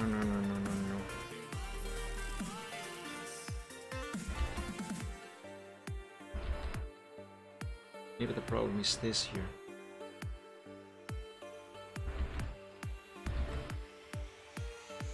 Yeah, that helped.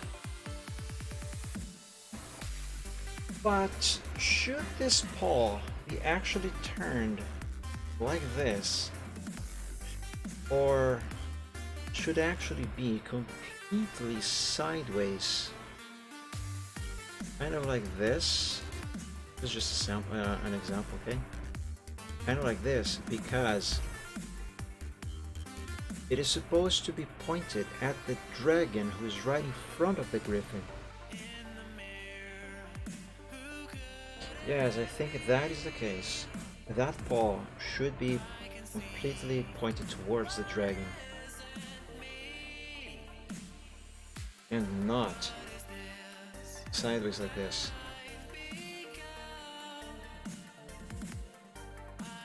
Okay, so that is a fix that I'll have to do. But first, let's keep enhancing the appearance of this griffin.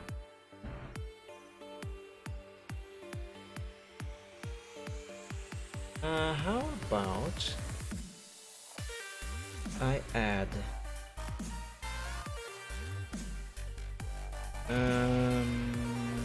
this here on his back.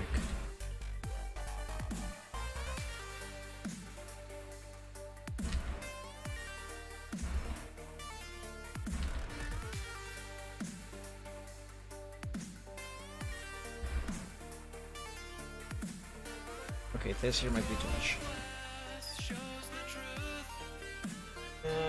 It is not quite yet time to remove the black lines.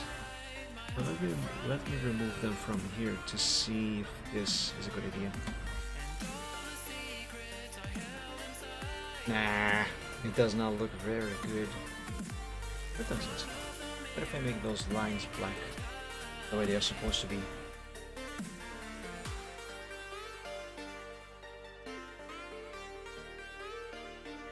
Nah, doesn't look very good. So let's not. I do feel like some sort of enhancement should be placed here. Oh, but I'm forgetting. I have to draw a wing here very, very soon. Yeah. So let's not bother with any of that, because even if I did draw something like something here, like those fur pieces, enhance the appearance, they would be hidden away by the wing. So pointless. Now, being a griffin, a half feline, should I draw some lines on the digits of these paws here to represent the, you know, where the claws are retracted into?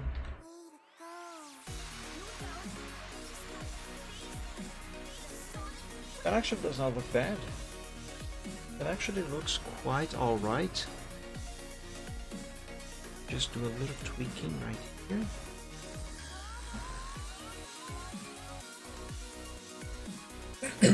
Thanks for drawing in my space.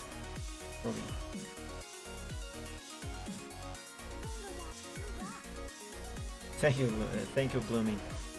The reason why I prefer to do all my sketches in paint is because of how much freedom it gives me to work with pixels. I can very easily do a thing like this and then erase it like this, and I don't know, it is a level of freedom that I have not found on any other software. I do miss having layers, but that is not that much of a problem once you learn how to get around that. For example, this red here going over the black, see? Normally you would do something like this using layers, so the red would be on a layer while the black lines below it would be on another. But you can get around that on paint by using the primary and secondary colors plus the eraser. Let me save a backup of this because it is time to remove those bits of black there. So yeah, if there were layers here and I did this with layers, right now I would select the layer where these black lines are, and then I would erase these bits from there. But since there are no layers on paint, one way around this is to erase only one specific color, in this case black. So here's a little trick for anyone who doesn't know this yet. let's say I have this red line going there, and now I have a blue going over it.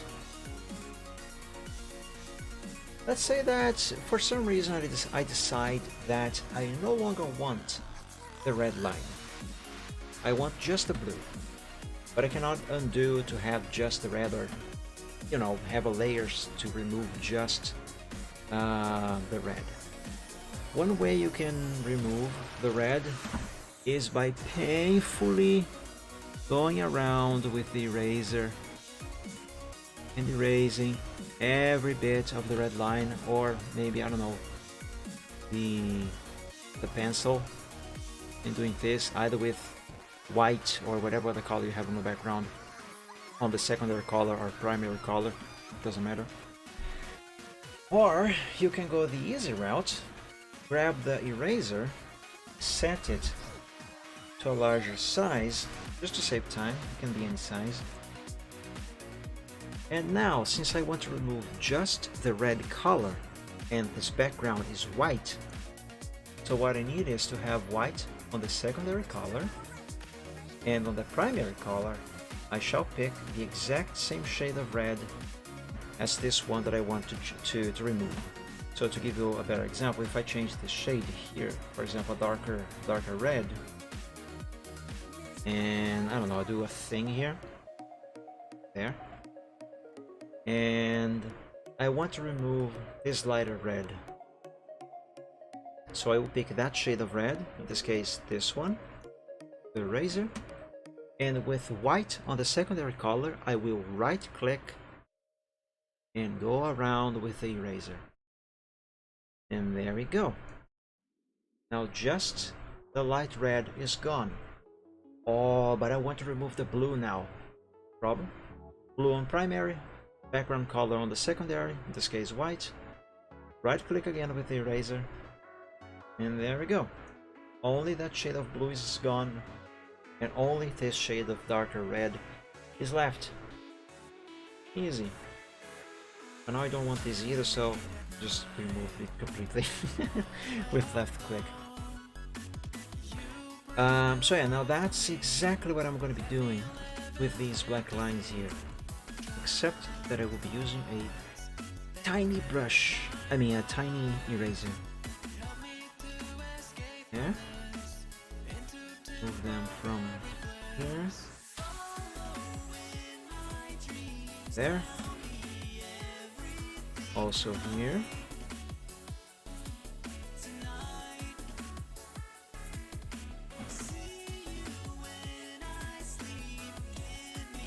Nice. Some needs to be removed from here as well. Something to... Yeah, it is a very nice trick, isn't it, for me?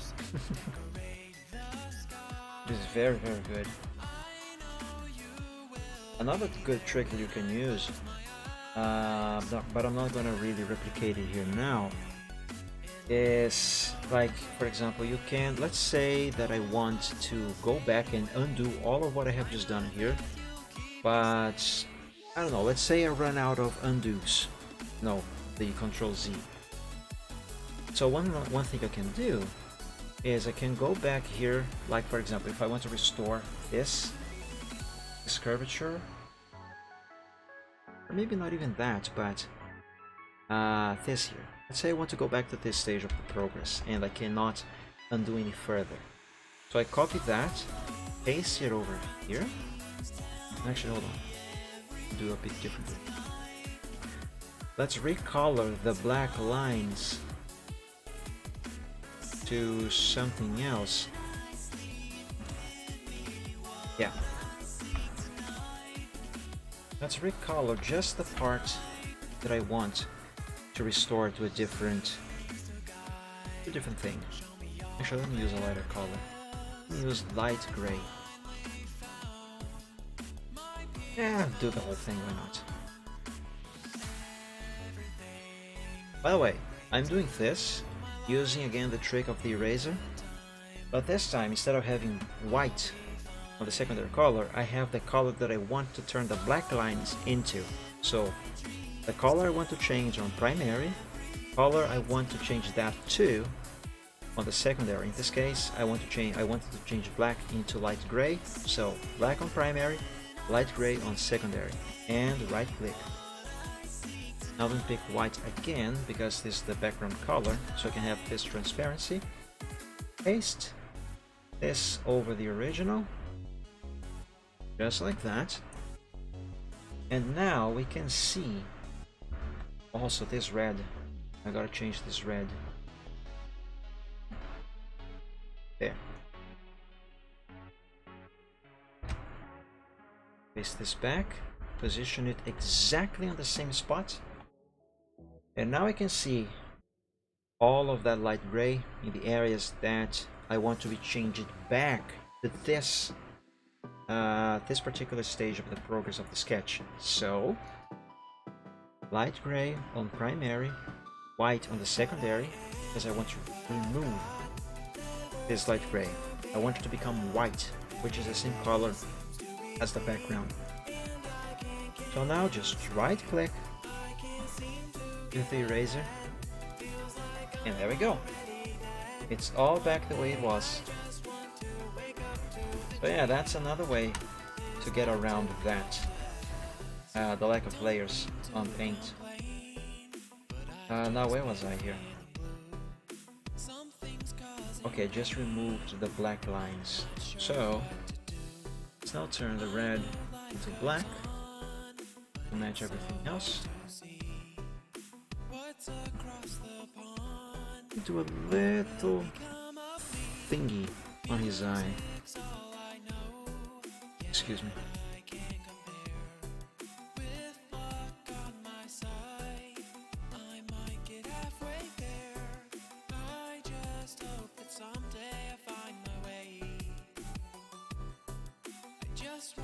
Yes, I like this. I like this. That's the expression I wanted to achieve. That's it. I got it. Let's copy this. Oh, hold on. Not yet. Let's draw some lines. Because here's a griffin. Must look like a bird's leg. Is that right? Is this supposed to go all the way around? Yeah, yes, it is.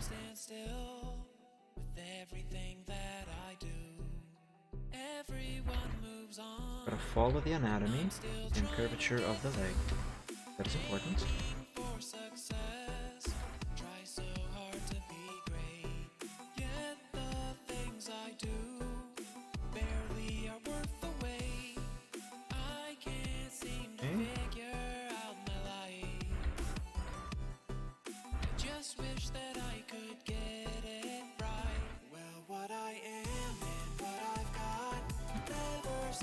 There we go. I still have to redo this area here, but that will come later. Let's copy this. Save to the progress sheet. I think I am almost done with this griffin, guys.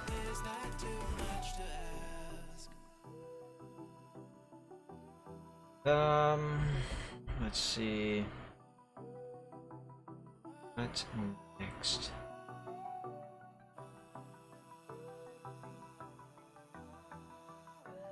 Oh yeah, I gotta redo this paw. This thing here. Let's begin with the fur down there. Let's have a little less of this. So let's redraw this whole jam.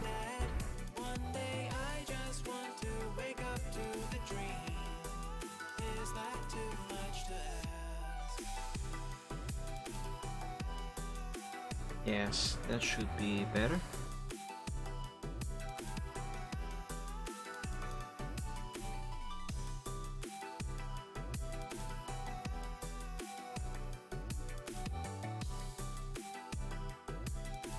Oh yes, it definitely should be better.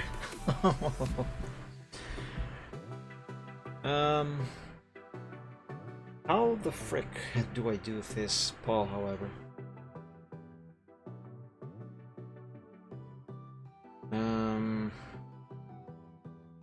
I think I'm going to keep this one like that, but the other fingers, can I say fingers for this?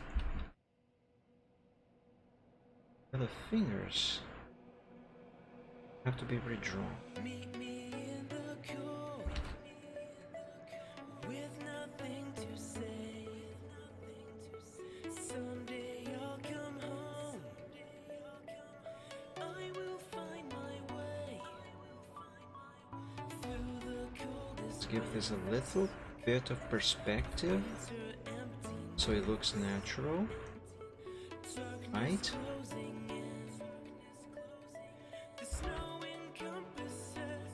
I should use the curve tool.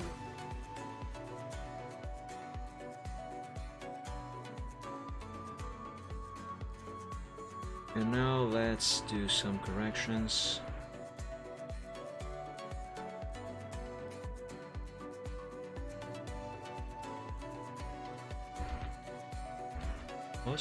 Almost got it. Almost got it. I think I got it. Okay. Remove the black. I think the battery on this pen is dying.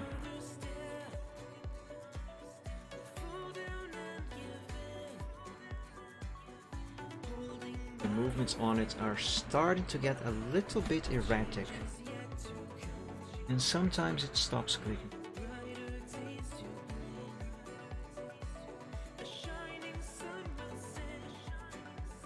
Okay, this extra line that I drew here, that must go away.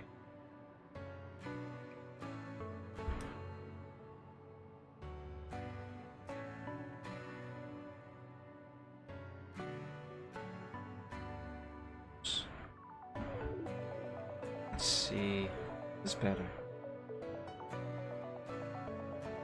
I mean, it is, but it isn't. It kind of looks like his paw is actually turned, the palm of his paw is actually turned towards him. And he's doing, kind of looks like he's doing a gesture of whoops. You know, like when you go whoopsie daisy and you put your hand in front of your mouth or something like that. It kind of looks like he's doing that.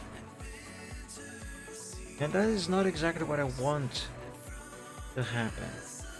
I want the palm of his paw to actually be turned in this direction.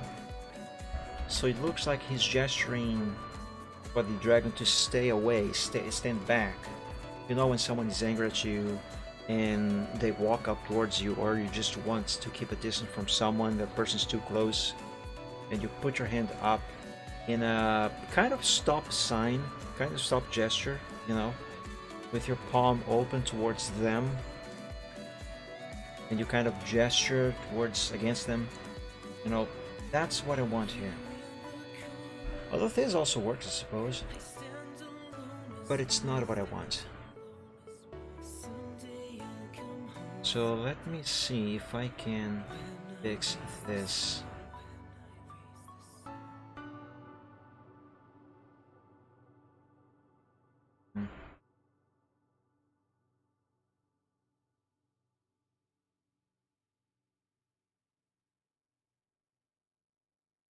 I feel like the only way I'm actually going to be fixing this is by redrawing the paw completely from scratch and drawing it at a different angle,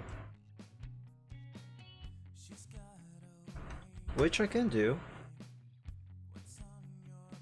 but I would rather just reuse this one and keep it at this angle, because it also has to be pointing up a bit. You have to remember, this griffin is facing a dragon who, even though has his head lowered so he can be more or less at eye level, he's still taller. The eyes of the dragon should still be higher up than the eyes of the griffin, so the griffin should still be looking up. I know it doesn't look much like that on this doodle, but that is the idea I have. That's how it should be. So, because the griffin is looking at the dragon's eye, at the dragon in the eyes, the palm of his paw should also be pointing up somewhat. So yeah, this must be the angle to go with. It's blue. And perhaps the problem might be on the curvature of these fingers.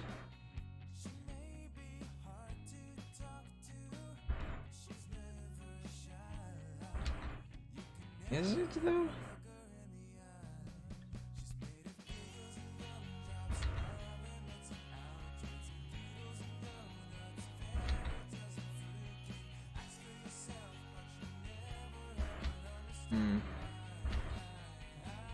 I am again on that point where I have no idea what I'm doing.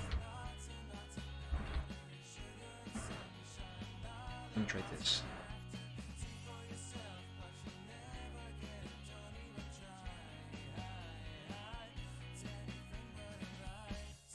Wait.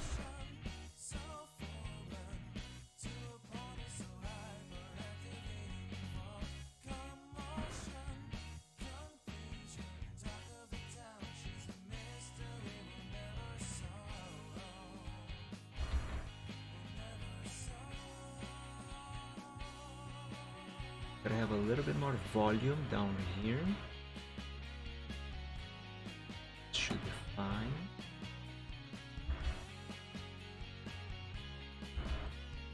This.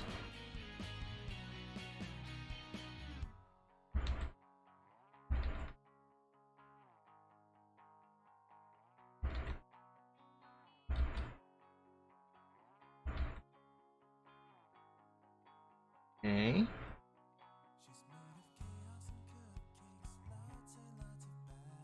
I think I'm doing it.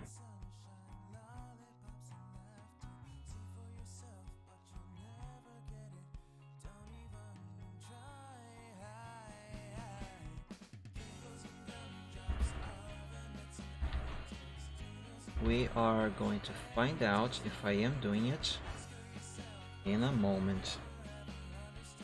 Alright, time of the truth.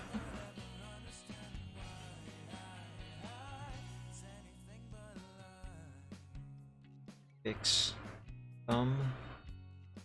It's not exactly a thumb, but you know what I mean.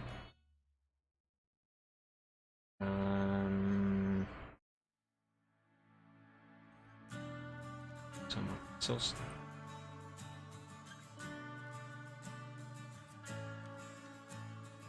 Okay, that does look better. Can look better. I am going to make this look better.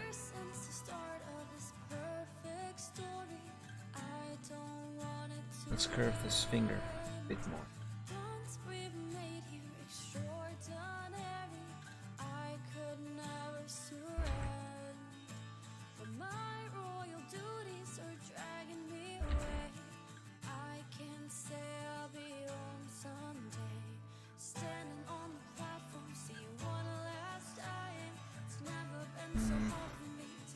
Yes, that's better.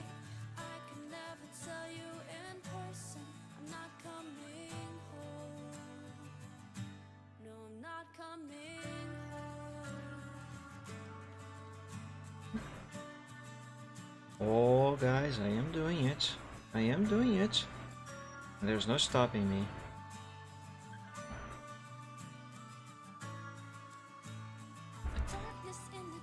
I'm not going to thicken up these lines. Leave them like that.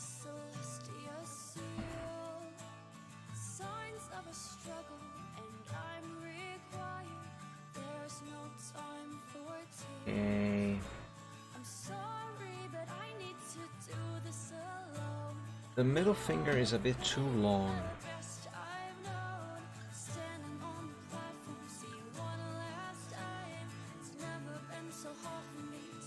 It's better. Alright. Let's make this black. Let's see. Oops. Let's see what it looks like.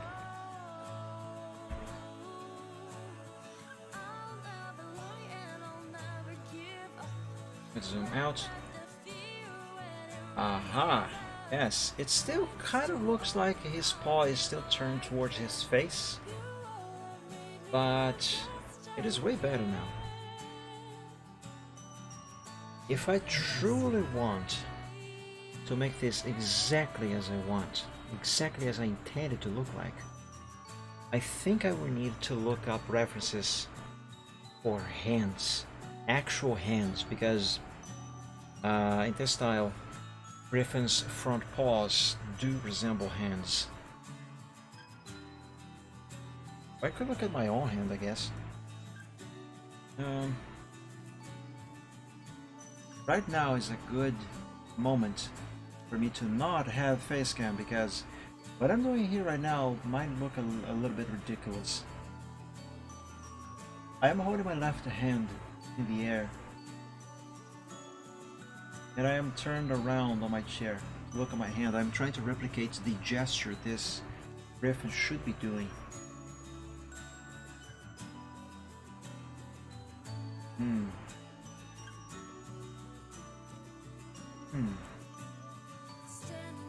Perhaps.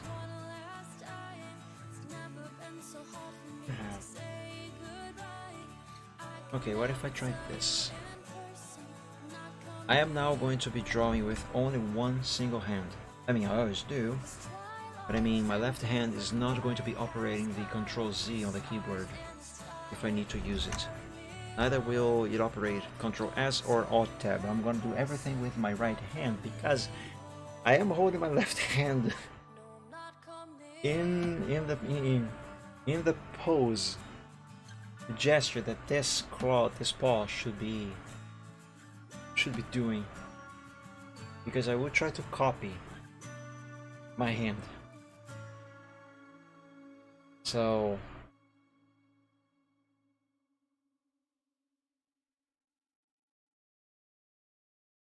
this,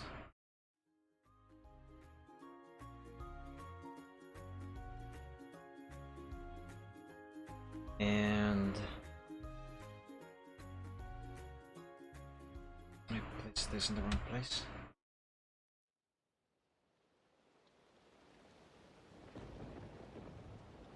This one like that, right?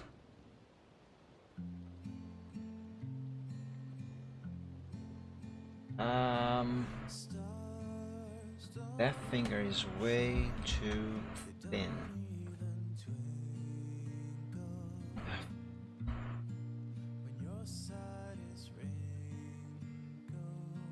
Oh my god, no. Still wrong.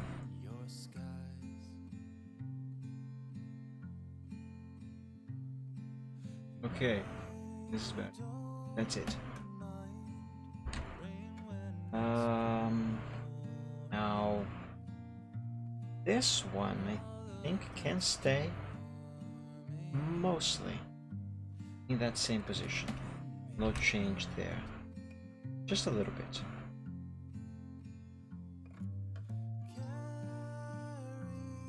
Change it just a bit. Maybe a little more.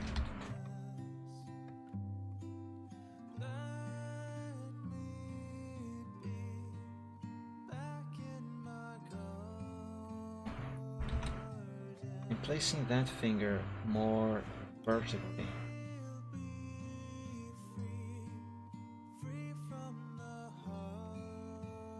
And now for the last one.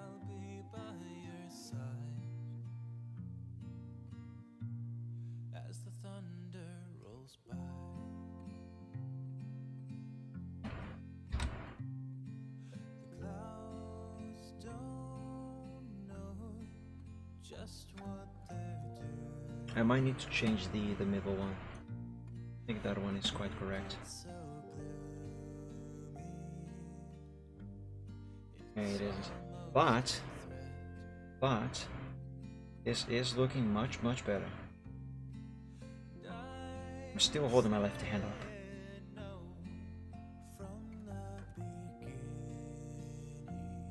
Okay.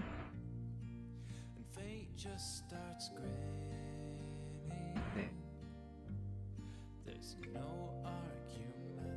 Oh, please tell me I can't put my left hand net down. My arm is starting to hurt.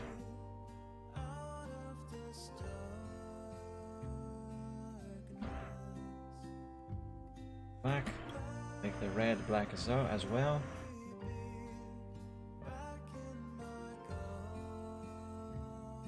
Oh yes. Oh boy. Just a couple of tweaks and this should be done. That was tough. Alright, now my left hand is back on the keyboard. And should I... this? Yeah, sure. Let's go with yes. This here can be changed a bit. Be made less thick. Alright, Blooming, thank you so much for joining the stream today. I hope you enjoyed. And it sounds like you learned something new, so that's a plus, I guess. But yeah, thank you so much. Have an awesome week. And may your week be better than this one that just ended. Until we meet again, my friend. God bless you. Stay safe and healthy. And when you go to bed, have a good night, sleep well, and dream of dragons. Bye, Blooming. Where was I? Right. Now remove that pixel, and let's add another one down here.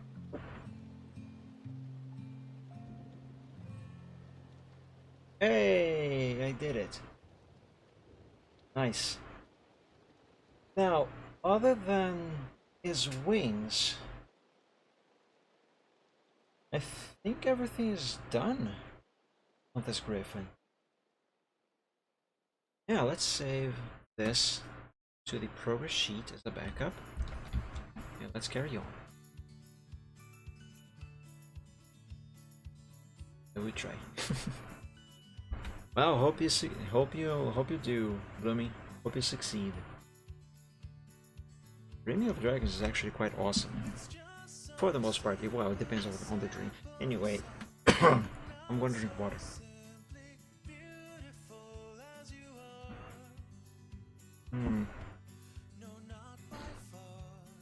What if I remove this thingy here?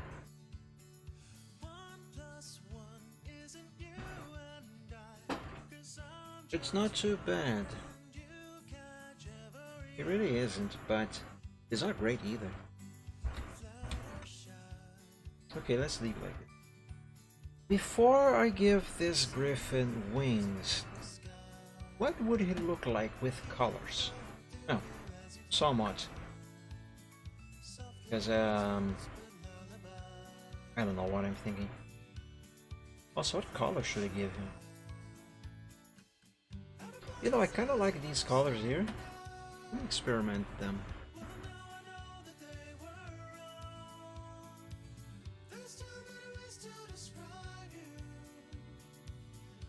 Give the same color to his body here.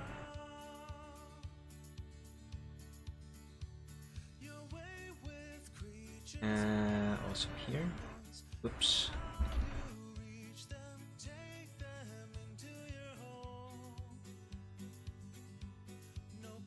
And this lighter color, his chest and underbelly.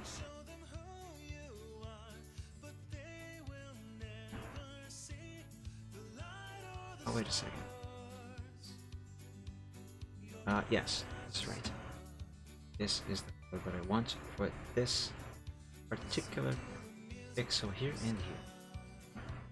Now, give me a color very dark, very close to black, but not actually black. Let's fill in these spots. Nice. Give this color to that puff on his tail. Oops. Now for his front legs, let's give this color temporarily. Again, I just want to see what this might look like when colored.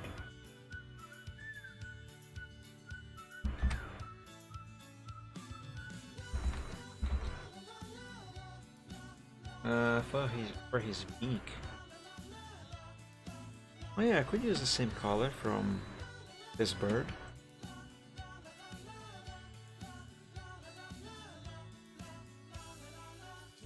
It kind of looks too bland though. What if I give him... Ah yes, that looks much better. Much better. Definitely does. What else?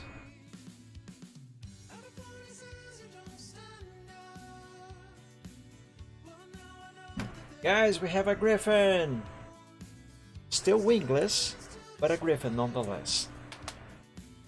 Alternatively, I could, like, for example, use a darker color for the fluff on his tail. Oh, that looks so much nicer. It looks so much nicer, and I can use that for his wing as well. Wings, he has two. Well, we'll have two once I draw them. I like this. I like this a lot. I think... Wait, what if I use this color instead? Yeah, that doesn't look as good. What if I give the same shade of blue? That's... Oh, yes. Wait.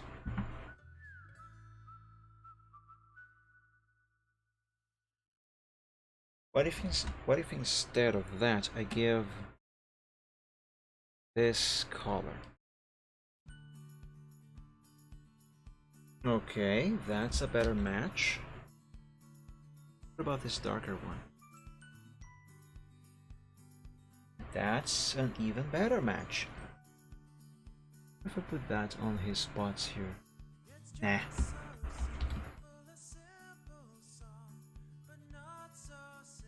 I like this. I like this. I'm going to save this colored sketch to the progress sheet as a reference, because I think I will use these as his base colors for when I am coloring this character on Photoshop. So save. Let's go back to this sketch.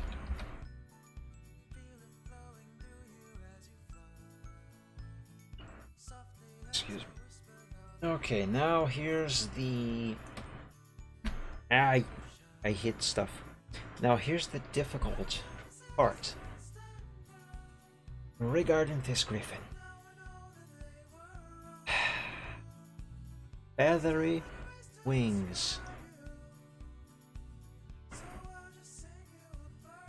You know, instead of trying something more, let's say, not exactly complex,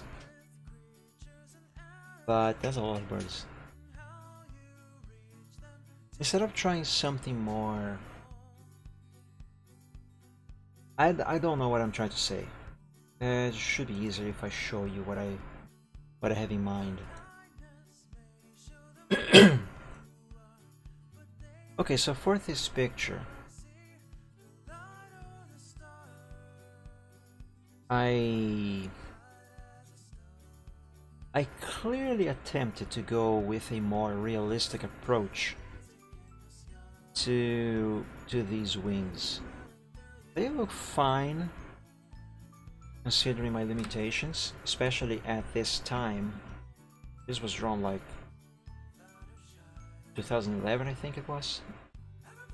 Point is, they look fine, but they were very, difficult to make. And I don't remember what exactly I used as a reference to draw them, but I think I referenced real birds' wings.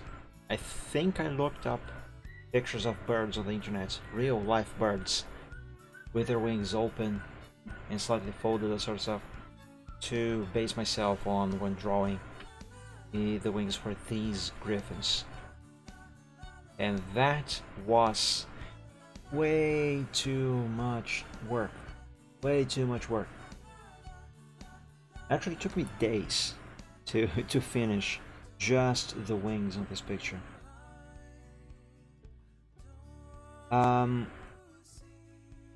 What I should do is follow my own motto,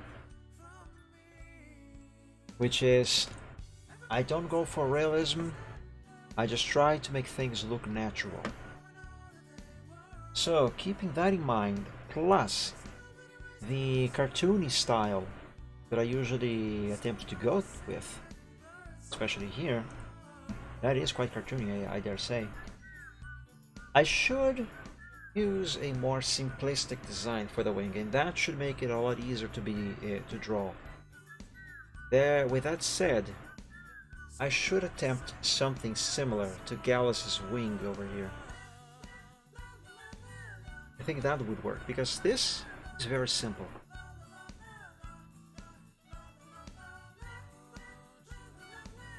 Okay, let's try that. Let's make all the black lines become dark gray, so I can more clearly see what I will be doing.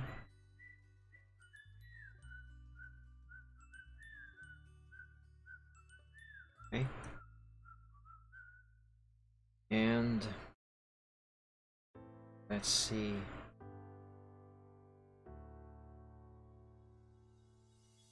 I'm going to freehand this way. The basic shape.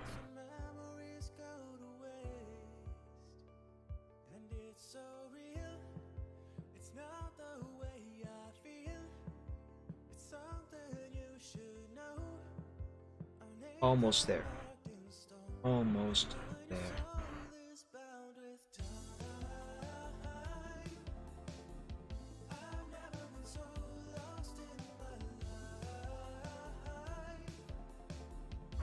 You gotta also bear in mind the perspective. That is extremely important.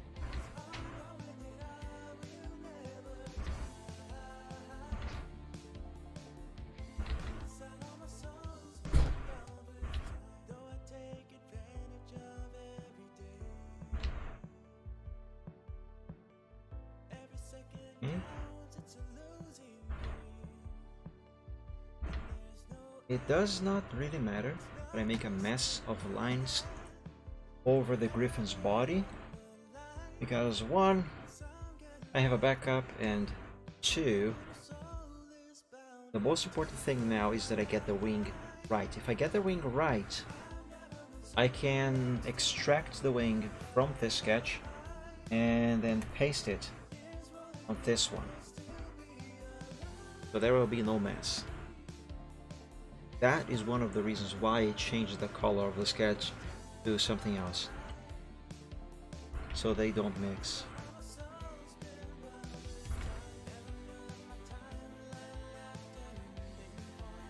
This down here should be thicker or wider, I don't know.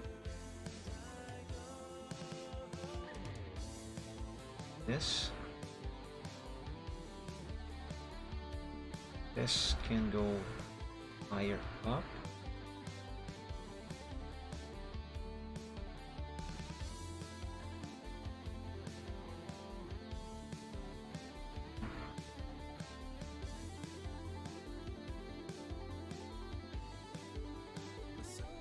Okay.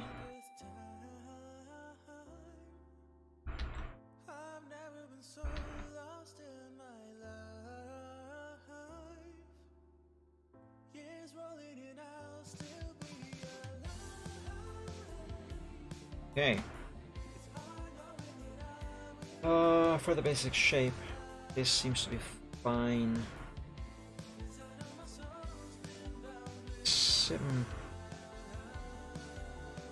Maybe do this.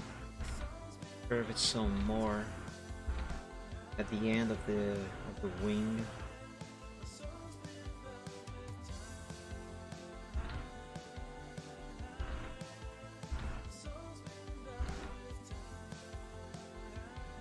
Yeah, like that. Now let's clean it up. Let's clean it up so I have only the lines that matter.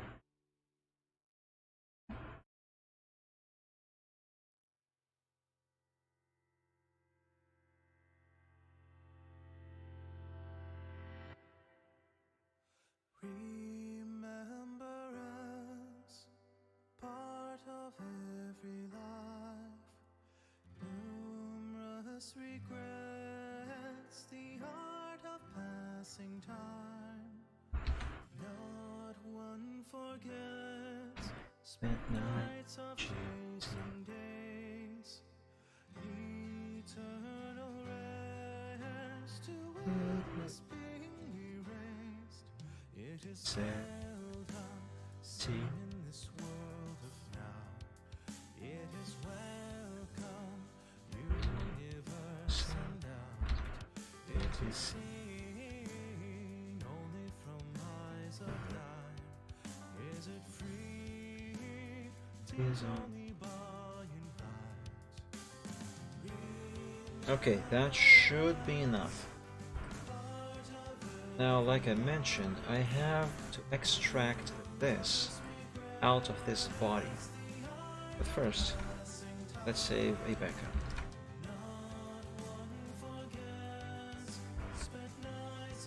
Okay. Now give me just this. Place it over there. Let's remove the gray. Okay, now I have a backup of just the wing.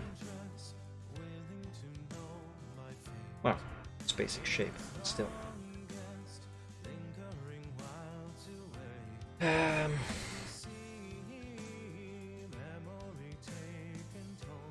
Now to do this.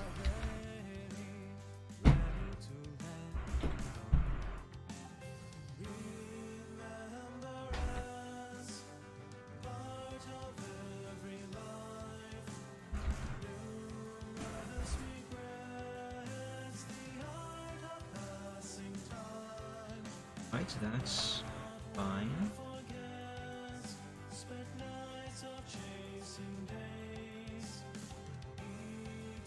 This is not as fine.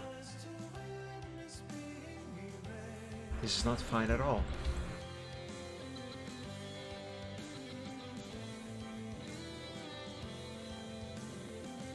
That's more fine. More fine.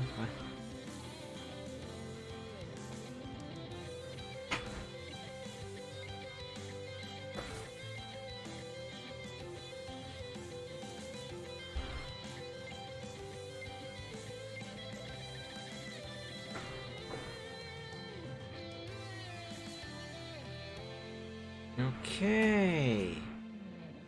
Now let's draw these long feathers.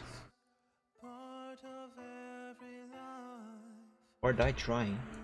Numerous regrets, the art of passing time, the art of passing time.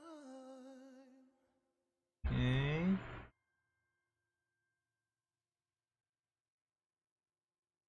Yeah. Actually, I can just simply reuse this line.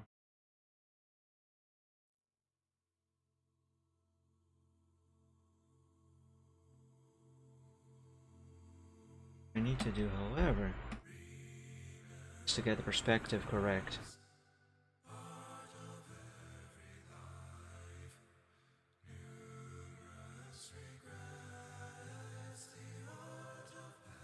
There.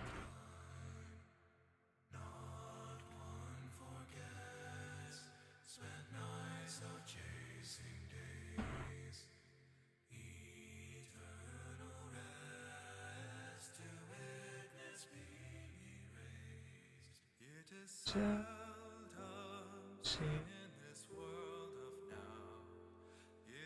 Welcome.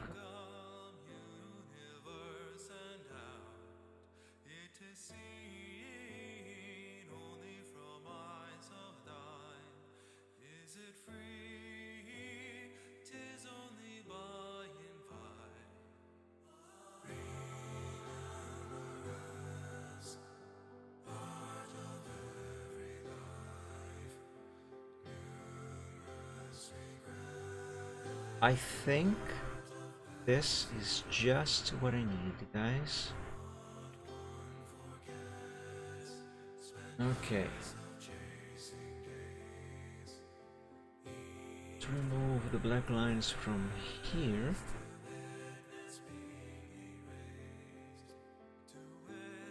Seems fine. Let's convert the red into black.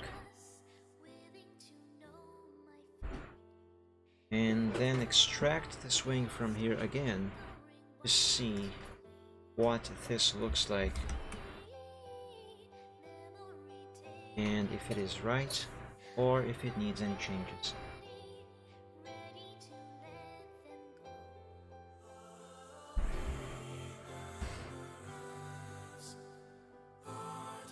It does require some changing.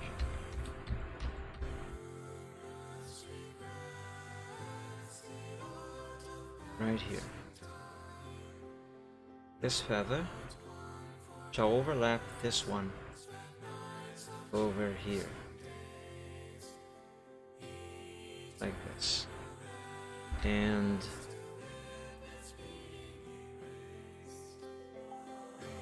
this bit should go like under this one.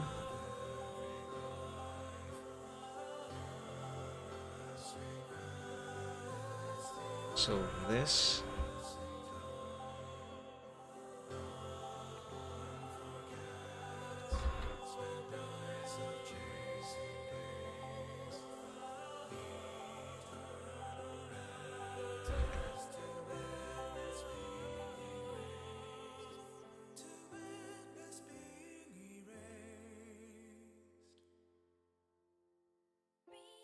let's make a little correction right here.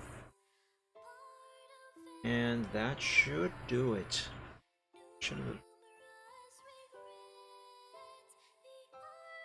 Let's see what this is looking like now.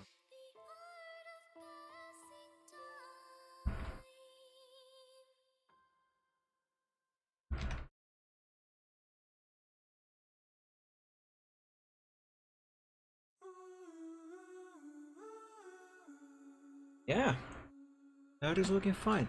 Apart from a couple that, I think this wing is done. Awesome. Okay, let's save this. And how am I gonna go about the other wing on the other side? Well, first of all, I am going to copy this. Actually, no. I'm going to copy this into here.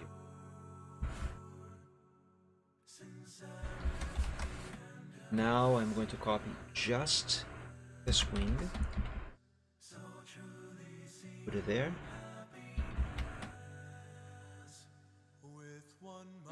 and let's change the color of this wing here so I can more easily draw the wing on the other side. Oops. Black on primary, dark gray on the secondary. No, not dark gray. Light gray.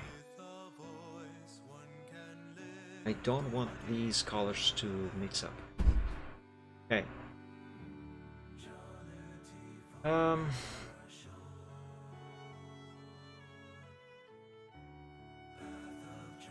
I think it should go like this.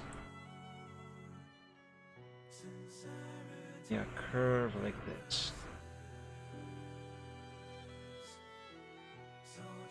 And then like this. In this dream, there is no room Hmm. As for the feathers, perhaps just one line. But how shall this line be? Like this, I guess? Yeah, let's go with this and see what it looks like.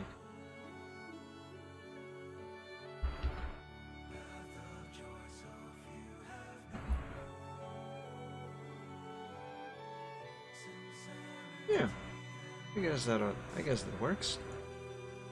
I guess that works.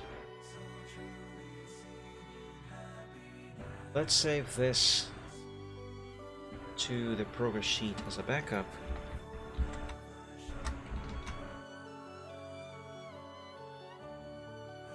Actually, put this wing over there. Put this sketch over here.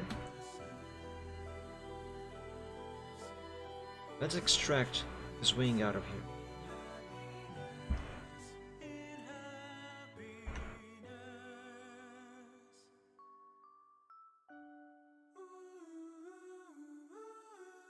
Okay.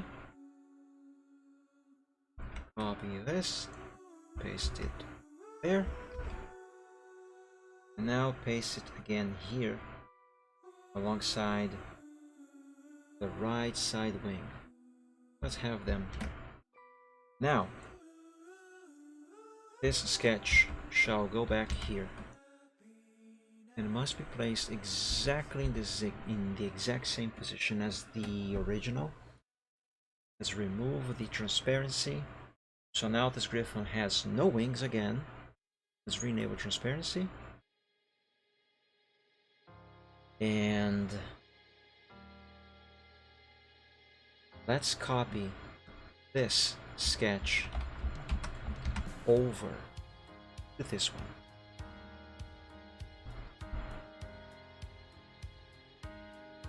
Let's convert that black color into brown.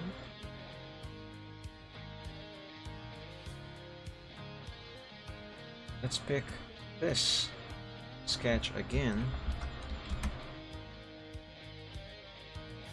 place it here, and let's turn this black into a lighter shade of brown, I guess.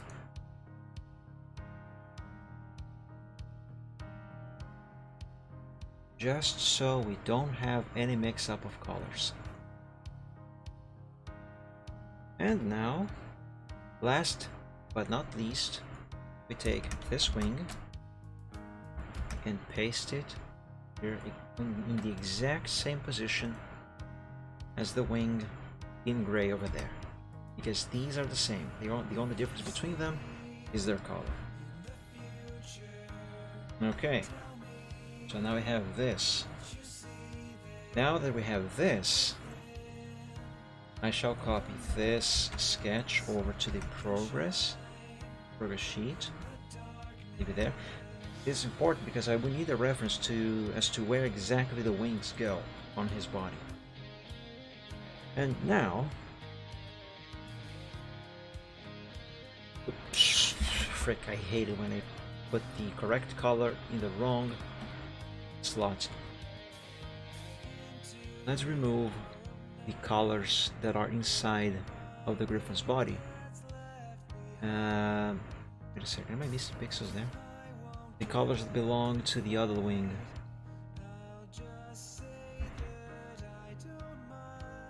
There.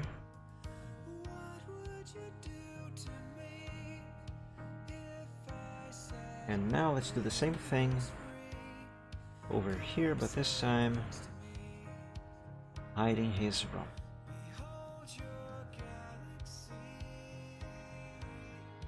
Right. Save this as a backup.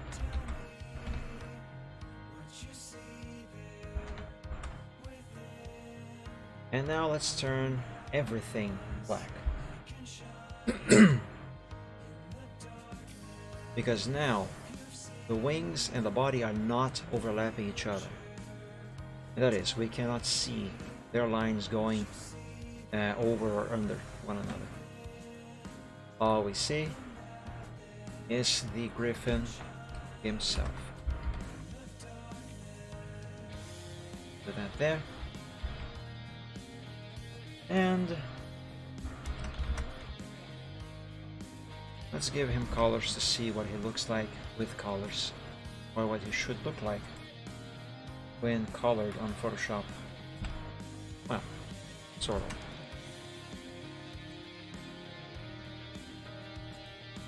You know, I could just put this over here and color the wings separately and paste them around. Yeah, I would do that.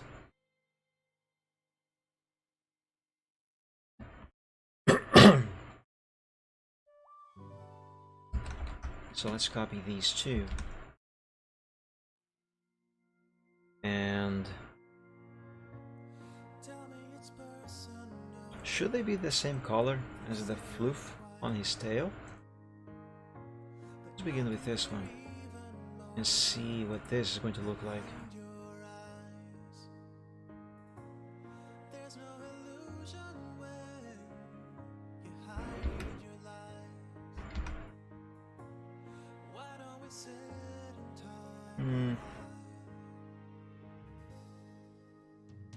That is not bad, but perhaps a shade of blue, like this blue perhaps.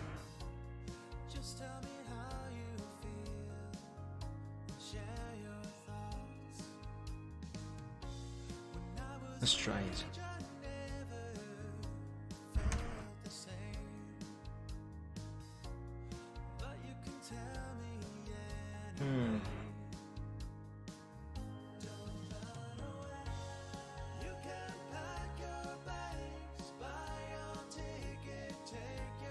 It's not bad, but it's not quite good either. Let's keep that color there for now.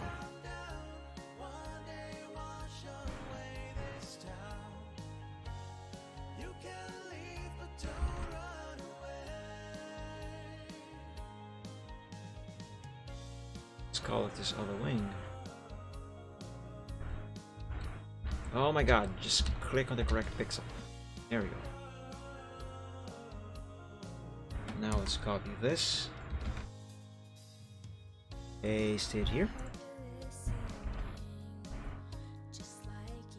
Copy this body.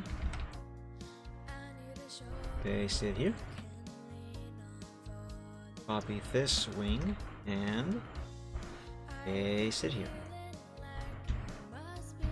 I think there is a little problem right here with this, oops, this feather and this wing. I think the feather should be over the wing. That feather on his head. Yes, definitely should. I have to remember this when I am drawing the final line arts in CorelDRAW. Okay. Let's change the color of these wings.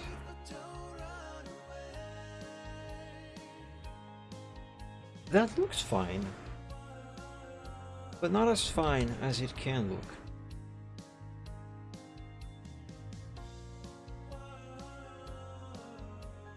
We'll go with this one.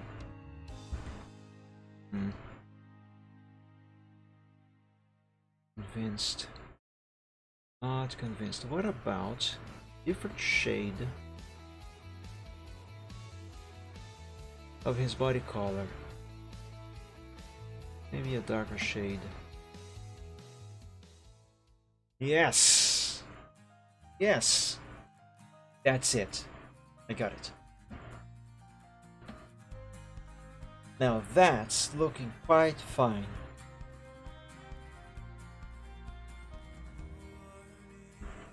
Let's copy this and bring it over. the progress sheet. And yeah, let's date this.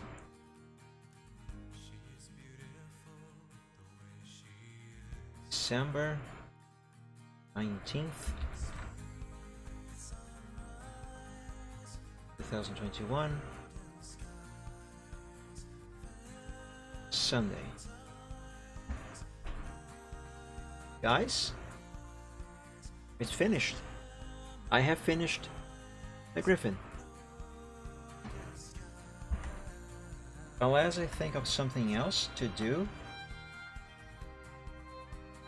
there's the little guy who has no name, I just made him up. He's complete. Oh, the sketch is complete.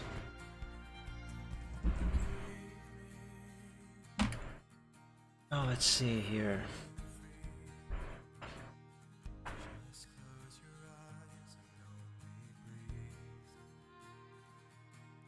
Oh, this is going to look cool. I'm looking at the doodle and the Griffin I drew here.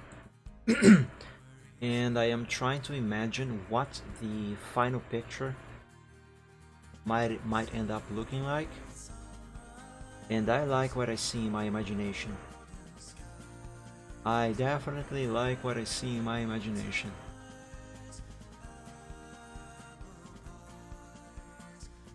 Oh, hang on a second. Teeny tiny flaw right here. Ah, God. There. Gotta apply that correction to the backup here as well. Backup slash sample.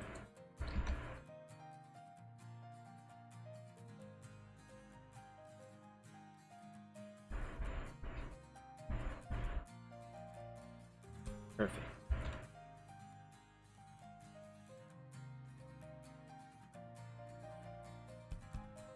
You know, I might be jinxing myself, but I dare say I'm actually better at drawing griffins than I thought I was.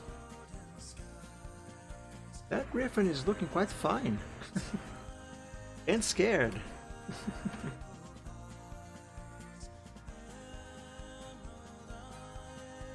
I mean, he should be. He just upset a dragon. Very, very good. Very good. Wow, I have been streaming for 5 hours already. I think this is going to be everything for today, my friends. I definitely must. It's not a I will try, this is a I must do it. I definitely must work on this at some point during this week before the next Chill Sunday, because I want to finish this picture before Christmas and I really do not have much time. Actually, Christmas is this week. Oh. I really don't believe I'm finishing this in time before the 24th. But I will try. What was I gonna say? Yeah, but for today, this is going to be everything, because that's all the time that I have for today. It took me 5 hours to draw just one simple sketch of a simple griffin. This is fine. So guys, I stream every week on Wednesdays, Fridays, and Sundays, and I play a different game every week on Wednesdays and Fridays, and I do art live just like today on Sundays. The streams on Wednesday, they should start at 7 p.m. Eastern Time, on Fridays at 6 p.m. Eastern Time, and on Sundays at 2 p.m. Eastern Time. I took a moment to say the time there because I was trying to think what time that's gonna be with the changing daylight saving times for the Northern Hemisphere. Because time for me here in my country did not change, so it's still the same. But for most people in a lot of parts of the world, it has. So those are the times. The streams on Wednesday are always in Portuguese, but the streams on Fridays and Sundays are always in English. So there's this little distinction there.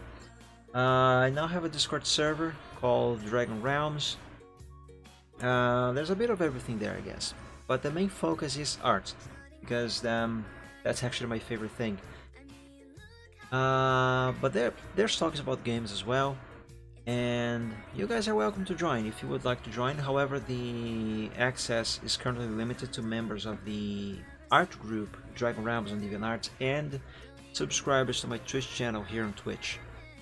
I will be opening the Discord server to the general public in the near future, but for now there's this little limitation. So if you would like to join and you are one of those, a member of the art group on DA, or a subscriber to my channel here on Twitch, you are more than welcome to join, and there should be a link below the stream so you can join there. If you have problems with that link, you can message me on DeviantArt, here's my name on DA, or on Twitter, there's my handle, and you just tell me that you are a member of the group or a subscriber, or both, who knows, and you would like to join but you are having problems with the link, and I will send you the link to join the server directly. What else? Right, seeing that next Friday is going to be the 24th of December, Christmas Eve, I am most likely not going to be able to stream on this day, on this evening. I will try to stream I'll try to do the Gaming Friday on the 23rd of December. Same time, just different date to make up for the loss on the Friday. The next two are Sunday, which should be on the 26th of December. If nothing changes, it should still happen as normal. So no changes there, only the Gaming Friday that I might be changing to the 23rd, which is going to be a Thursday. Other than that, yeah, I think there's nothing else left for me to say. So my friends, thank you all so much for joining today's stream. I hope you enjoyed and had fun. Maybe even, hopefully you might have learned some tricks with Microsoft Paint. But yeah, I wish you all an amazing week. And if we don't meet again until the next stream, I wish you all an awesome Christmas. May this week be better than the last one, and may this next Christmas be better for you as well than the last one. So yeah, enjoy the rest of your evening, sleep well, dream of dragons, and until we meet again in the next stream, God bless you all, stay safe and healthy, and hopefully we'll meet again soon. Until then, have a good one. Bye!